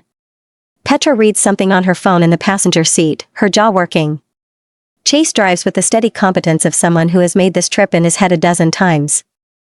I don't sleep. I thought I might the exhaustion of the last 3 weeks, the babies, the grovel, the 2 nights running the commune alone, but my body is wound tight and my wolf is pacing and the anger is present, low-grade and persistent, the background hum of a woman who is about to watch her husband dismantle the man who broke her. 3 hours in, Petra breaks the silence. Ryan hired 2 new sentinels last month. Both his. Loyal to him, not the territory. Personal guard, Alex says. Functionally. She turns in her seat, catches my eye. Her face is focused, professional, except for the line between her brows that betrays how much this costs her going back. Emerson says they're young and they're loud. They won't be a problem. Will anyone fight? I ask. Petra considers this. For him? No. Nobody fights for a man they're afraid of. They obey, or they leave. The ones who would have fought left years ago. A beat. Some of them are at the commune now. Funny how that works. The landscape keeps changing. South and south. The pine gives way to mixed hardwood. The valleys flatten. The road narrows from highway to county 2-lane, and the towns get smaller and farther apart, and my body recognizes this terrain before my mind does muscle memory, road memory, the kind that lives in your hands and your gut. The gas station where I bought coffee on the supply run 6 years ago. The bridge over the creek that floods every spring. The sign for the turnoff that leads, eventually, to the compound where I grew up and fell in love and was replaced and said nothing and left. My hands are cold. Alex's thumb traces a slow line across my knuckles, back and forth, and doesn't he comment. The Walker Pack compound is smaller than I remember. The buildings are the same sprawl of stone and timber, the main house at the center with its wide front steps and the council wing extending to the north, the training grounds to the east, the residences fanning south in rows. The parking area is paved now, which is new, and there's a security checkpoint at the gate that didn't exist 6 years ago. But the scale of it, the importance it held in my memory, the looming has contracted. I've spent 5 years in a commune that serves 6 packs. I've stood in rooms where Alex negotiated with regional councils. I've run systems that kept wolves alive across territories. The compound where I once believed my entire future would unfold as a cluster of buildings on a hill, and the hill isn't as high as I thought it was. Petra's face is tight as we pass through the gate. Chase flashes something to the guard: credentials, authorization, something official, and the guard's eyes go wide when he sees Petra in the passenger seat, wider when he registers Alex, and widest when he finds me in the back and his brain does the math. The former Luna candidate. The moon twin who left. Sitting in an Ironholt van beside the alpha of the territory that feeds every healer core in the region. We don't stop. Chase pulls through. The main hall is ahead. Emerson is standing on the front steps, and he looks like hell. He is thinner than I remember. Late 30s now, but wearing it hard, the kind of thin that comes from running a clinic alone for 6 years on supplies meant for a practice half the size. His shirt is clean, but it doesn't fit right anymore, too loose through the shoulders, and his hands are in his pockets in a way that could be casual but reads, to me, as a man keeping his hands from shaking. When the van stops, he doesn't come down the steps. He stands there and watches us get out, and his face works through something I can't read from this distance. Petra opens her own door. Petra. His voice is rough. He clears his throat. He knows you're coming. I couldn't. Word got around. One of the new sentinels saw the council authorization in the system and told him an hour ago. He looks at Alex. I'm sorry. I tried to keep it until you arrived. It doesn't matter, Alex says. It might. He has had an hour to prepare. Emerson comes down the steps now, and up close the exhaustion is worse, the hollows under his eyes, the tension in his jaw. He looks at me and his face does something complicated, grief and relief fighting for the same space. Sarah. Emerson. He nods, but it's a tight nod, the kind you'd give when there's too much to say and none of it belongs on a set of stairs with wolves watching from the windows. The hall is full. 60 odd. Some of them are sympathetic, some of them are scared, and the 2 new sentinels are going to posture. I don't know if anyone will fight for him, but I don't know that they won't. Noted, Petra says, and her voice has shifted into something I recognize from the commune head of security, threat assessment, the woman who mapped every building's exit routes in her first week. We walk up the steps. Alex on my left, Petra on my right, Chase behind. Emerson beside Petra, close, his shoulder almost touching hers, 2 wolves who've been on opposite sides of this territory for 6 years, walking back in together. I don't look at the east wing where room 14 used to be, and I don't look at the corridor that leads to the fitting room where I gripped the doorframe and watched my life end in 6 mirrors. I look straight ahead, at the doors of the main hall, and I walk through them again, for the first time in 6 years. For the first time as myself. Not the quiet twin. Not Ryan's young bride. But as Sarah Vasic, Luna of Ironholt Pack, senior healer of the Ironholt Healers compound. And no one is ready for me. The hall is full. I recognize faces. Some of them I trained with, worked with, served beside during 3 years of Luna preparation. Some are newer wolves I don't know, drawn in or born in during the 6 years I've been gone. They're arranged in loose rows facing the front of the hall, standing, because there aren't enough chairs and nobody thought to add more. The 2 young sentinels Petra mentioned are flanking the far wall with their arms crossed and their chests puffed, boys playing at authority with titles too big for them. Ryan is standing at the front. He has had an hour and he has used it. He has positioned where the light from the high windows falls across him, feet planted, shoulders squared, hands clasped behind his back. The alpha in his element, the room arranged around him like a stage he built. He has in a clean shirt, dark, tailored, and his hair is precise and his jaw is set and he looks ready. This is a man who has spent 6 years turning every conversation into a negotiation and every negotiation into a win, and he has had 60 minutes to decide how to win this one. His gray eyes find me before they find Alex. That's the tell the one he doesn't know he is giving. He should be looking at the alpha challenging him. He is looking at me. I don't take a seat. Alex walks to the front. The hall goes quiet, not a silencing, but an absorption, the noise draining out of the space like water finding a lower level. He stops 6 feet from Ryan. The height difference is 3 inches and the authority difference is geological. Alpha Walker. His voice carries without volume. The room adjusts to listen. The regional council has reviewed the governance record of this territory and found it unfit for continued independent leadership. Their decision is unanimous. I'm here to deliver it. On what grounds? Ryan's voice is immediate, sharp, controlled, the voice of a man who already knows the answer and is asking for the room's benefit. He is already working. The record speaks for itself. Alex nods to Chase, who brings the file to the front and opens it on the table. Then Alex reads names. He doesn't tell stories. He reads names and dates, the wolf, the need, and the date the pack stopped responding. Name after name. He reads them like a roll call for the dead. Flat. Without commentary. Letting the room hear how many there are. Ryan interrupts on the 4th name. Every wolf on that list was handled through proper channels. He is cutting in early, too early, before the full weight has landed, which means the list is longer than he expected. I have documentation for every case. If the council's decision rests on individual personnel decisions.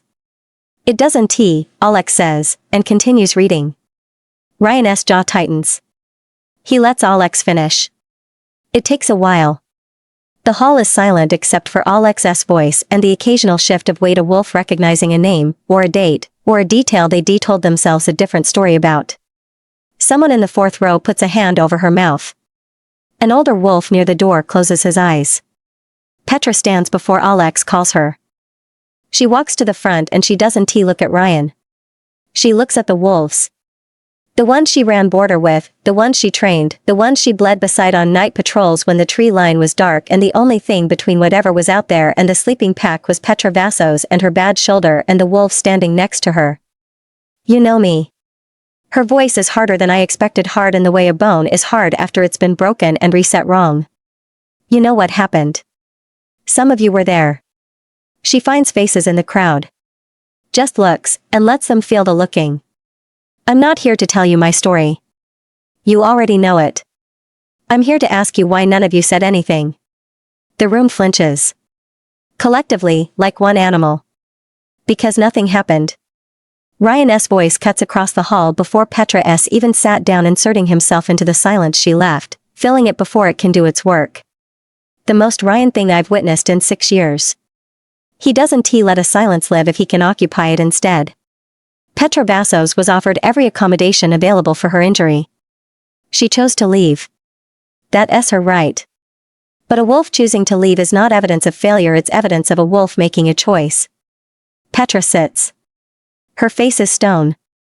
And Emerson Hartman has served this pack faithfully for nearly 2 decades. Ryan turns toward Emerson in the second row, his voice warming deliberately, strategically, the warmth deployed like a tool. I have enormous respect for his dedication. If there were resource constraints, they were temporary, driven by external pressures that required difficult decisions. Decisions I made as alpha, which is my responsibility and my right. Emerson stands up.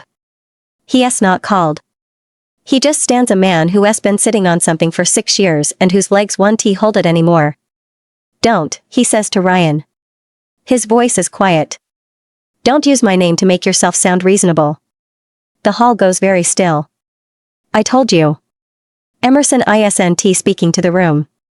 He is speaking to Ryan, and the eye contact is unwavering and the exhaustion is total. In person, and then in writing when you stopped listening in person. Every time a wolf came in with something I couldn't treat. Every time I sent someone to the commune because my shelves were empty. You told me the numbers worked. And I went back to the clinic and I made them work, because the wolves in my exam room didn't have the option of waiting for you to care. Emerson Ryan starts, the warm voice, the reasonable voice. You spent my budget on a gatehouse. Emerson's voice doesn't rise. It drops. I have 18 years in this pack. I have 6 years of your signatures on my denial letters. I'm the last healer in a clinic that used to have 4, and I am tired, Ryan. I am so tired of making your numbers work. He sits down without looking at the room. He doesn't need to. Ryan recovers. He recovers because he always recovers. The machine inside him doesn't stop calculating even when the ground shifts, and in the 2 seconds of silence after Emerson sits he has already found the next handhold. I understand the frustration, he says, and his voice has shifted earnest now, open, almost vulnerable. He is showing the room something that looks like honest pain, and if I didn't know him, if I hadn't spent 3 years studying every expression his face can produce, I might believe it. Leading a pack through difficult times means making choices that hurt people I care about. I've lost sleep over those choices. But the responsibility of an alpha is to the pack as a whole. If there are wolves who feel they weren't served, and I hear that, I hear Petra, I hear Emerson, then that's something I need to address. That's a conversation I welcome. He is pivoting from defense to reform. He is going to absorb the critique and reframe himself as the alpha who listens, who was tough when he needed to be but is big enough to admit when he went too far. I've watched him do this to rooms before, the pivot, the recalibration, the man who always lands on his feet because he can read the temperature faster than anyone and adjust accordingly. Some wolves are nodding. The narrative is working. You can feel the room trying to let itself be convinced, because being convinced is easier than what comes next. I stand up. I don't plan it. The wolves are nodding and Ryan is selling, and the room is about to let him land on his feet again, and my body moves before my brain signs off because I am done watching this man talk his way out of what he did to people I love. I walk to the front. My hands are cold. They are always cold, and I don't hide them. I stop beside Alex, not in front of him, not behind him, beside, and I look at Ryan Walker for the first time in 6 years with nothing between us. No clinic desk. No corridor. No carefully maintained distance. Just my face and his face and every wolf in this hall watching. You just said something interesting. My voice is steady.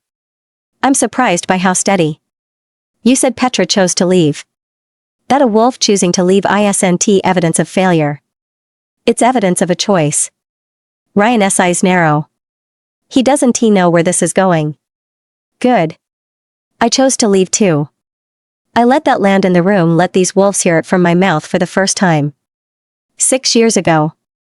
I packed a bag and I got on a shuttle and I left this pack because staying meant watching you marry my sister in my dress in front of wolves I'd served for 3 years. I chose that. The way Petra chose. The way every wolf on Alex's list chose, because you made staying unbearable and then called our leaving voluntary. The nodding has stopped. And I built a life. My voice doesn't waver. I built a clinic. I built a pack. I married a man who has never once, in 5 years, made me feel like a problem he was solving. I moved on. Completely. I was done with you, Ryan. His jaw is tight. He is waiting for the accusation he can reframe. I'm not going to give him one. But you couldn't let me be done, could you? I take a step forward. One step. 3 weeks ago, you filed a legal claim addressed to Sarah Bennett, a name I haven't used in 5 years, telling the council my bonding is illegal and my title is invalid. You used your pregnant maid's medical referral as bait, because you knew I wouldn't refuse care to a woman carrying twins. You designed a trap where helping your family meant engaging with a document that tries to erase my entire life. Another step. 6 years of silence, and this is when you come for me, not when I left, not when I was struggling, not when it might have looked like you cared. Now. When my commune is thriving and your pack is falling apart. Because it finally became more inconvenient for me to be gone than for me to be here, watching. The hall is so quiet I can hear someone breathing 3 rows back. You don't want me back because you miss me. You want me back because you need what I can do. You have always seen people as what they can do for you, and when they stop being useful you throw them away, and when you need them again you dress it up as love or duty or pack loyalty, and you reach out your hand and you expect them to take it. My voice drops. I'm not taking it. And neither is anyone in this room. Not anymore. Ryan's composure is holding by its fingernails. I can see the seams, the micro adjustments, the scanning for a register that will work on me. He is cycling through versions of himself. The warm one. The reasonable one. The vulnerable one. None of his masks were built for this, for me, standing in front of him, unafraid. Sarah. He says my name gently. The private voice. The one he used in the kitchen 6 years ago, the one that came with the half-degree warming and the thumb against my pulse point. He is reaching for it because it's the last thing he has. I never intended to hurt you. You have to know that. Everything I've done, the filing, all of it, I made mistakes, I see that, but you know me. You know how much I do know you. I cut him off and the kitchen voice dies in the air between us. I know you better than anyone in this room. I knew you when you looked at my sister in my dress and didn't know I was watching. I knew you when you kissed my knuckles and reached for your glasses because the conversation was over. I knew you when you signed my transfer without reading it because I wasn't a problem anymore, I was a salt problem, and you filed me away and moved on. His face is changing. The composure is cracking, not the performative crack, not the earnest vulnerability he showed the room 3 minutes ago. A real crack underneath, in the place where the strategy meets whatever's left of the man. You didn't lose sleep over those choices. My voice is quiet now, and the quiet is worse than the anger, I can feel it. 60 wolves leaning in because quiet is where the truth lives. You slept fine. You've always slept fine. You sleep fine because you have a reason for everything, and the reasons are always good, and the people they destroy are always someone else's problem. That isn't, his voice breaks. Actually breaks, a fracture in the first syllable that he can't smooth over, can't reframe, can't pivot away from. Sarah, you have to understand, I never. You never what? I am 6 feet from the man who was supposed to be my mate, and his gray eyes are wide and wet, and I don't care. I don't care if it's real. I don't care if somewhere underneath the strategy and the cowardice there's a man who actually loved me, because it doesn't matter. Love that lets you replace someone isn't love. It's preference, and preference changes, and I am done being the thing that changed. You never meant it? You never planned it? It just happened, the dress, the whisper campaign, the council motion, the filing, all of it just happened to you? Because that's what you've been telling this room. That you made hard choices. That you lost sleep. That it was all in service of the pack. I closed the last of the distance between us. So tell me, Ryan. When you looked at my sister in my wedding dress, was that in service of the pack too? He has nothing. For the first time since I've known him, Ryan Case Walker has nothing. His mouth opens and closes and the hall is silent, and he is standing in front of 60 wolves who just heard the woman he discarded ask the one question that undoes everything, and he can't answer because the answer is no, and the no pulls every thread. Sarah. His voice is hoarse. Stripped. He takes a step toward me, raw, unplanned, just a man reaching for the one person in the room who actually knew him. Please. I know what I did. I know what it cost you. And I know I can't fix it, I know that, but the pack needs. The pack needed a healer core. You gutted it. I don't step back. I don't need to. The pack needed stable leadership. You drove out every wolf who challenged you. The pack needed you to be half the alpha my husband is, and you couldn't manage it, Because you don't care about the pack, Ryan. You care about the position. You always have. I look past him, at the wolves in the rows, the faces I recognize and the ones I don't, the people who lived inside his logic for 6 years because the alternative was too frightening. Every wolf on that list and every wolf in this room knows it. The only reason nobody said so until today is because you made the cost of honesty higher than the cost of silence. And I am telling you right now, in front of your pack and mine, that cost is paid. It's done. He is shaking. His hands, the precise, deliberate hands that gesture when he talks, that make everything sound considered, are trembling at his sides. The 2 young sentinels on the far wall are staring at the floor. The wolves in the rows are absolutely still. Alex watches him through the whole thing. Then he takes a step forward. A single step. Half a stride, closing the distance with nothing designed for effect. His hands are at his sides, and his pale eyes are level, and his body is simply present in a way that fills the front of the hall like weather. Ryan steps back. Involuntary. His legs betray him, the weight shifting before his brain catches up, the body making a decision the mouth never would. 1 step back, a half step, and then he catches himself and holds, but the damage is done. Every wolf in the hall just watched their alpha give ground to another alpha without a hand being raised. After all the words, the warmth, the reason, the performance, the desperate shaking plea to the woman he threw away, his body told the truth. The silence holds. Ryan's mouth opens, the machine still whirring, still looking for the angle, and then it closes. The words are there behind his eyes, but his body won't let him say them because his body has already conceded what his mouth never would. Alex says, the council's decision is as follows. His voice hasn't changed. The same low, unhurried register he uses for everything: ordering coffee, reviewing budgets, telling me my feet are ice at midnight. Alpha Ryan Case Walker is stripped of his title and declared rogue. He has until sundown to vacate the territory. The Walker pack will be administered under transitional authority by Petra Vassos, appointed Deputy Alpha effective immediately, with council oversight until permanent leadership is established. Ryan finds his voice. You can't. It's done. 2 words. Alex doesn't give him the back and forth he needs to find traction. And my family. Ryan's voice has changed, the strategy gone, something raw underneath. His sons. Whatever else he is, whatever else he has done, his sons were born 3 weeks ago, and he held them and talked to them in a low voice, and they are the one thing in his life that isn't a position on a board. Sophia Walker retains her standing as a pack member. The children are protected. Alex's voice is final but not cruel. Your rogue status applies to you alone. Ryan looks at me one more time. Across the wreckage, he looks at me, and every mask has fallen, the charm, the strategy, the reasonable alpha, all of it on the floor. What's left is a man who has lost everything, looking at the woman who used to love him and finding nothing he can use. I look back. I give him nothing. There are no next moves. He looks away first. The drive north takes 6 hours. Petra stays.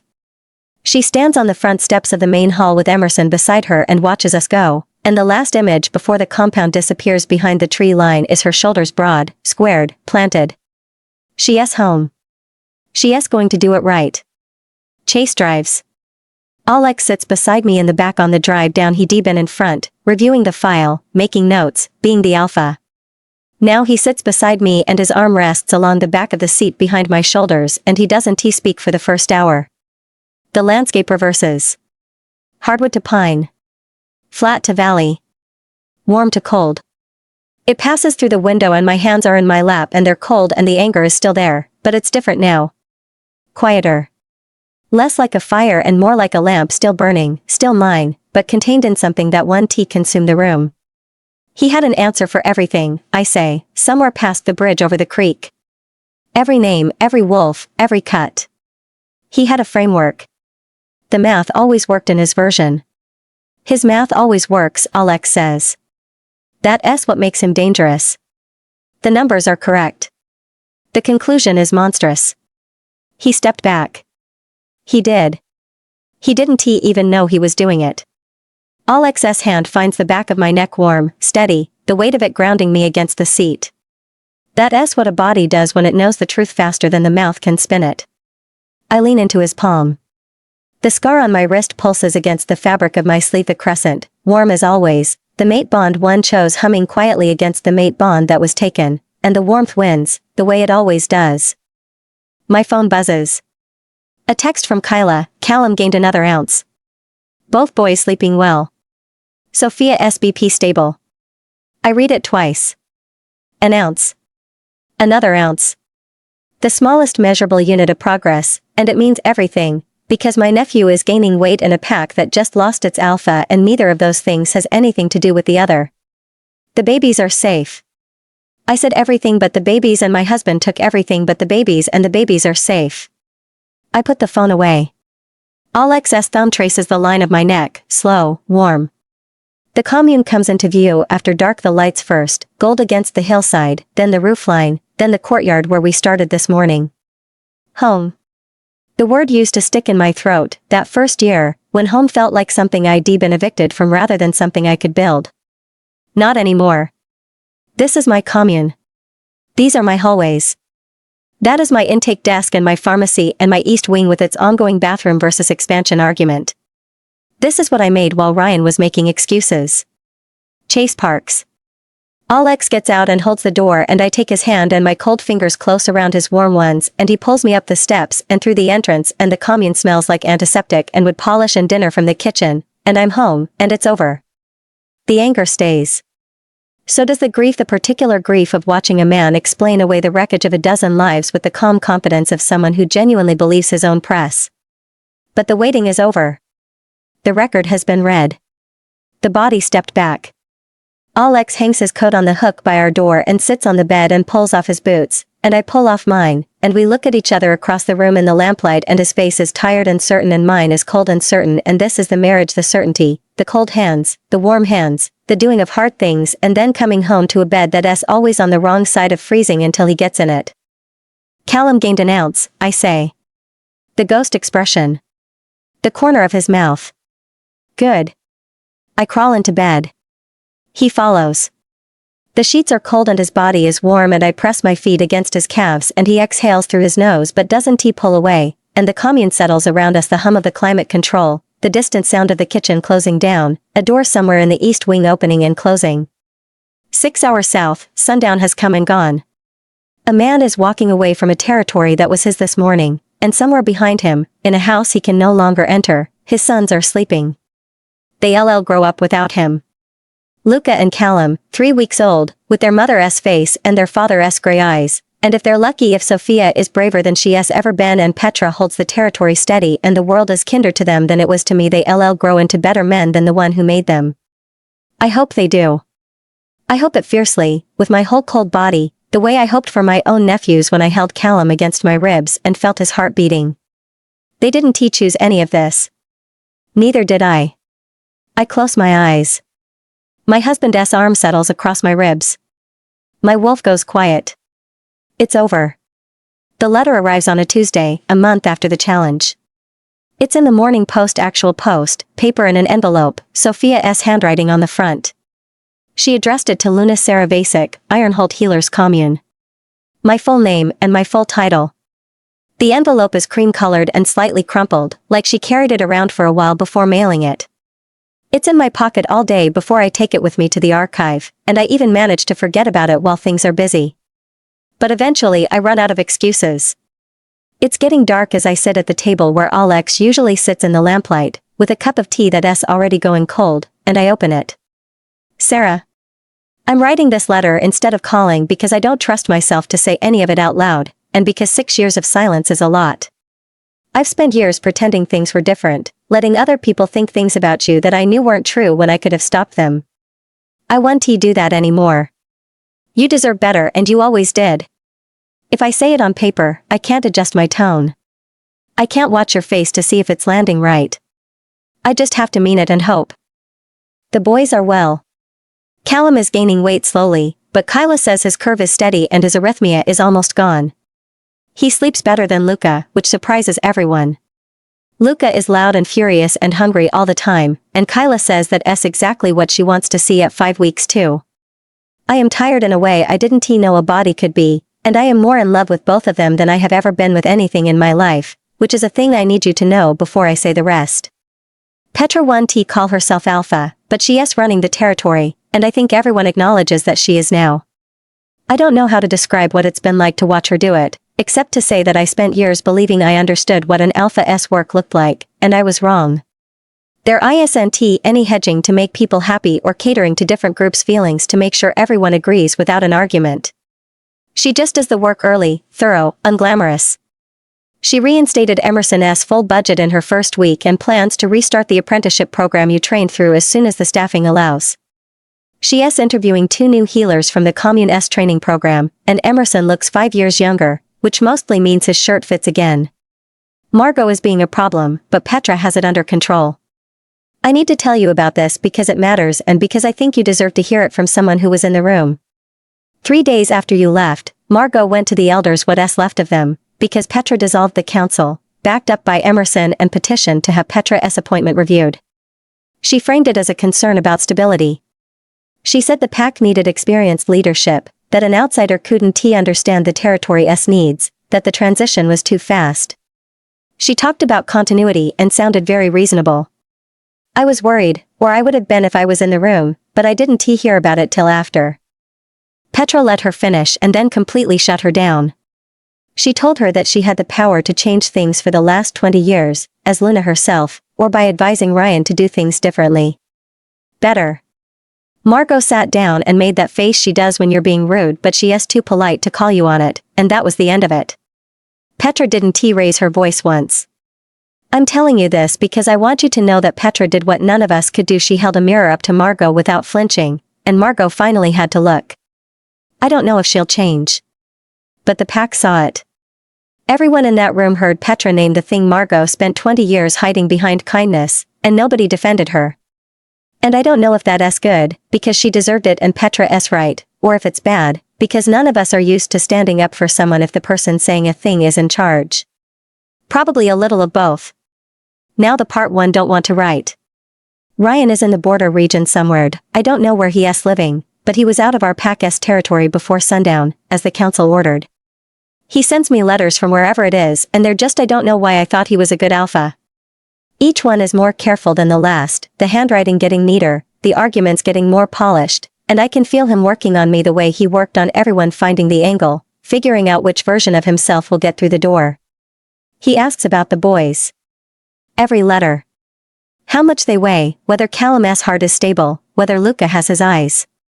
He asks me to send photographs. He asks if Petra would allow supervised visits. He asks carefully, reasonably, and every letter ends with some version of when you're ready or whenever you think it's appropriate, and it's so performative it makes my teeth ache because I know him too. I learned from you from watching you learn what his patience looks like when it's real and what it looks like when it's strategy, and I can't always tell the difference anymore. I believe he loves the boys. I believe he loves me. I don't know what else he wants. I haven't written back. But part of me wants to, Sarah, and it makes me sick. Why do I want to? I shouldn't. I read his letters and my chest hurts and I miss him and I hate myself for missing him, because I stood in your hospital and said I love him and I know he's a bad man and I meant every word and the love didn't go away when he did. It just sits in my chest alongside the knowing, and they don't cancel each other out. I thought they would. I thought watching him lose everything would cure me. It didn't. It just made the love hurt more and the knowing louder, and I carried both of them around all day while I feed our sons and try to figure out who I am now. I'm not leaving. I'm choosing to stay here, for the boys and for myself, and because leaving would mean choosing Ryan over everything I told you in that hospital room, and I want to do that. I want to be the woman who confessed everything and then crawled back to the man I confessed about. But I want you to know that it's a choice I make every day, not a conclusion I arrived at once. Some days it's easy.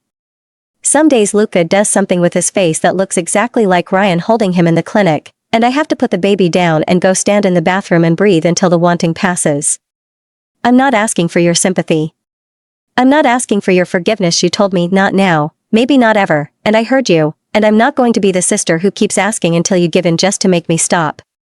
I'm writing because you asked me to tell you the truth, in that room, and I'm trying to keep doing it even when you're not in front of me making me. Emerson says hello. He says the commune changed his life, and yours, and he is grateful. He said to tell you the new suture kits arrived and they're better than the ones you used to order, and that you'll know what that means. I don't know what we are. Sisters, still, by blood. Maybe something else, someday, built on honesty instead of performance. I'm not going to push for it. I'm going to raise my sons and try to be braver than I've been and write you letters you don't have to answer. The boys are sleeping. It's late. The house is quiet in a way it never was when Ryan was here, not empty, just still. I'm learning that still and empty are different things. Sophia. I fold the letter up again, and slide it back into the envelope, setting it on the table in front of me. It's gotten late while I've been sitting here reading it, and while I meant to spend some time reading more of the archive, like I do almost every evening, tonight, it doesn't feel right. I'm still lost in thought when I hear a noise from the doorway and look up. Alex. You're sitting in my seat, he says dryly, because we always do sit in the same chairs, but tonight I broke the pattern and he wants me to know he noticed, and he wants to know why. Not demanding, but because he cares about why I do what I do, not just if I do it. Sophia wrote to me. I pick up the letter again, running my thumb over the crease in the envelope. It's nothing I didn't expect. Ryan S. gone. The babies are doing well. Petra S. surprising everyone because I don't think anyone in that pack ever paid attention to anything around them, really. Alex crosses the room to stand behind me, leaning down to wrap his arms around me. You did. And that's why you left. I left because I couldn't stand to watch someone choose my sister over me. I said. Alex's arms tighten around me. Because looking away was better than erasing myself completely to fit the mold they wanted me to. You left because half of a life, one where no one saw what you did or who you were, was never going to be enough. I lean back into his arms, letting the letter go. This life, this choice, and in this moment, I am part of a life where I am completely whole. 1 year later, the East Wing gets its third bathroom. Alex loses the argument gracefully, which is to say he loses it the way he loses every argument with me, by conceding the point, funding the project, and then spending 3 months quietly proving that the pharmacy expansion would have been the better investment. He's right, probably. He's usually right about infrastructure. But we have 19 residents in the East Wing now, up from 12 when I arrived, and the morning shower queue was starting to cause actual diplomatic incidents, so the bathroom wins. The commune has changed. Grown, not sprawling, not out of control, but filled in, the way a house fills in when people stop passing through and start staying. Jessa runs the overnight intake now, fully, and she's good at it, better than I was, if I'm honest, because she has a patience for paperwork I never developed and a voice that makes panicking wolves go still. Sam is 19 and enormous and has started training under Emerson S. new apprentice program at the Walker Pack territory, which means Petra sends him back every 2 weeks smelling like someone else's clinic and grinning about a girl named Ren who apparently does everything faster than he does. Asha published a paper. Co-authored with Kyla, on preeclampsia management in remote pack territories, using Sophia's case as the basis. If it saves more lives, good. But it already saved 3 that matter to me. Alex and I talk about children sometimes. Late at night, in the dark, when the commune is quiet and his arm is across my ribs and my feet are cold against his calves. Carefully, honestly, with the understanding that there's no rush and no obligation, and the life we've built is already full. Someday, maybe. When we're ready. When the East Wing has enough bathrooms. Sophia writes every month. I write back now, not every time, not long letters, but enough. We're building something careful and new between us, assembled from honesty instead of assumption, and it's slow and sometimes it hurts and neither of us pretends otherwise. The boys are thriving. Callum's arrhythmia is gone. Luca said his first word last month, no, which Sophia says is appropriate. Ryan is still in the border region. He gets supervised visits twice a month, arranged through Petra, and Sophia says he is gentle with the boys and quiet afterward, and she still hasn't decided what that means. I don't tell her what to do. It's not my decision to make. It's a Monday morning in October when someone knocks on the commune door. I'm at the intake desk, clipboard in hand, coffee going cold, because some things never change. The knock is quiet. Tentative. The kind that comes from a fist that isn't sure it's allowed to be here. The girl on the front steps is maybe 16. Thin, with lank, dirty blonde hair and a duffel bag with a busted zipper over one shoulder. She is shaking. Her hands are clenched at her sides and her jaw is set and her eyes are dry in the way eyes get when you've been crying long enough that the tears run out somewhere on the road. She looks at me and I look at her and my gift reads her in one pulse, fear, exhaustion, shame, and underneath all of it, buried so deep she probably doesn't know it's there yet, a flicker of something that feels like the new moon. Dark and quiet and waiting. She starts, and her voice cracks, and she stops, and her chin trembles, and she grips the duffel strap with both hands. She takes a deep breath. Are you Luna Vasic with the Moon Twin gift? I know this girl. I don't know her name or her pack or who told her she was the lesser twin. But I know the duffel and the shaking and the jaw clenched against tears and the desperate, terrified hope that the place she is standing might be safer than the place she left. I know what it costs to arrive somewhere with everything you own in one bag and nothing in your chest but the prayer that someone will open the door. I open the door wider. Come in, I say. Are you hungry? Her chin stops trembling. She nods. I step aside and she walks through the doorway into the commune, the intake desk, the corridor to the clinic, the east wing with its brand new third bathroom. The life I built on neutral ground for wolves exactly like her. My hands are cold. They're always cold. I close the door behind her and walk her to the kitchen, because that's what you do. You open the door. You ask if they're hungry. You make the first meal and you let them eat it in silence and you don't ask them to explain anything until they're ready. The coffee is hot. The girl is eating. Somewhere overhead, Sam is moving something heavy and pretending he doesn't need help. Alex is in the archive, pen in hand. The autoclave is cycling in the clinic. Somewhere, right now, there's another one. Another moon twin being told she is the shadow, the echo, the lesser half. Being told her instincts are wrong and her perceptions are too much and the things she feels that nobody else can feel are a curse. She is wrong. They're all wrong. The dark is where you see everything. I drink my coffee. The girl eats. The commune hums. Another day. Another wolf. Another open door. The end. 1 year post-epilogue. From the desk of Margot Walker. My dear son. Petra has moved me from my rooms to the retiree wing. She says Sophia and the boys needed the space, which I wouldn't have argued with if she'd done it sensibly. There are 2 empty children's rooms in the Luna quarters, and your old bedroom has been sitting vacant for years. The boys could have grown up in the same rooms you did and Sophia could have taken one of the empty rooms. Instead Petra moved me out entirely and gave Sophia the whole suite, and I'm in a 2-room suite between Ola Beach, who is 95, and Greta Howell, who has never liked me. The heating is unreliable and my only windows face north, so there is no sun to speak of. The boys are already walking. Luca is faster. Callum started later, though you were early yourself, so I don't think that's from your side. Sophia won't leave them with me anymore. She announced this at dinner 3 days ago as if it was a speech she'd rehearsed, and no one said anything to her about it. I sit with them at dinner when she doesn't fill every chair at her table first, because it's important that they get to know your side of the family as well. She has taken over the Luna correspondence. All of it, the diplomatic calendar, the regional meetings, everything. I offered my advice on a few items when she seemed to be struggling, but she doesn't listen about that either. She thanked me and never followed up. She is in Petra's office every evening now, the 2 of them with the door shut, deciding how things should run.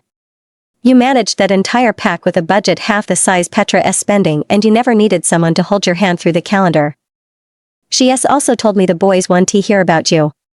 She sat me down and delivered it like she'd prepared a speech. Your own sons, Ryan. Since Petra S dissolved the council, the Kesslers aren't talking to me, and I don't know what to do with my time. The Greymist Lunas held their quarterly luncheon and I had to find out from the kitchen staff. Yuri Belmont's daughter-in-law runs the regional circle now and I don't know who trained that girl, but clearly there were omissions. My hip has been bad since the weather turned and the new healers don't know my history. My stipend covers my needs, but Petra has informed me that I am still expected to contribute to pack duties like all other members, despite my age. I've thought about petitioning another pack, but I'd have to start over completely. I'm too old for that and we both know it. The Belmont border agreement renews next month and nobody here has dealt with Belmont. You built that relationship from nothing. The eastern wall still hasn't been repaired. Emerson's new hires are young and all starry-eyed about working so closely with Basic's commune. You would have shut that nonsense down in a second. Nobody here is thinking past next week, and when something goes wrong and it will there one T be anyone in the room who knows how to fix it. I love you. The pack misses you, even if they can't admit it. Come home soon. Your loving mother. Margot Weiss Walker. Luna Emerita, Walker Pack.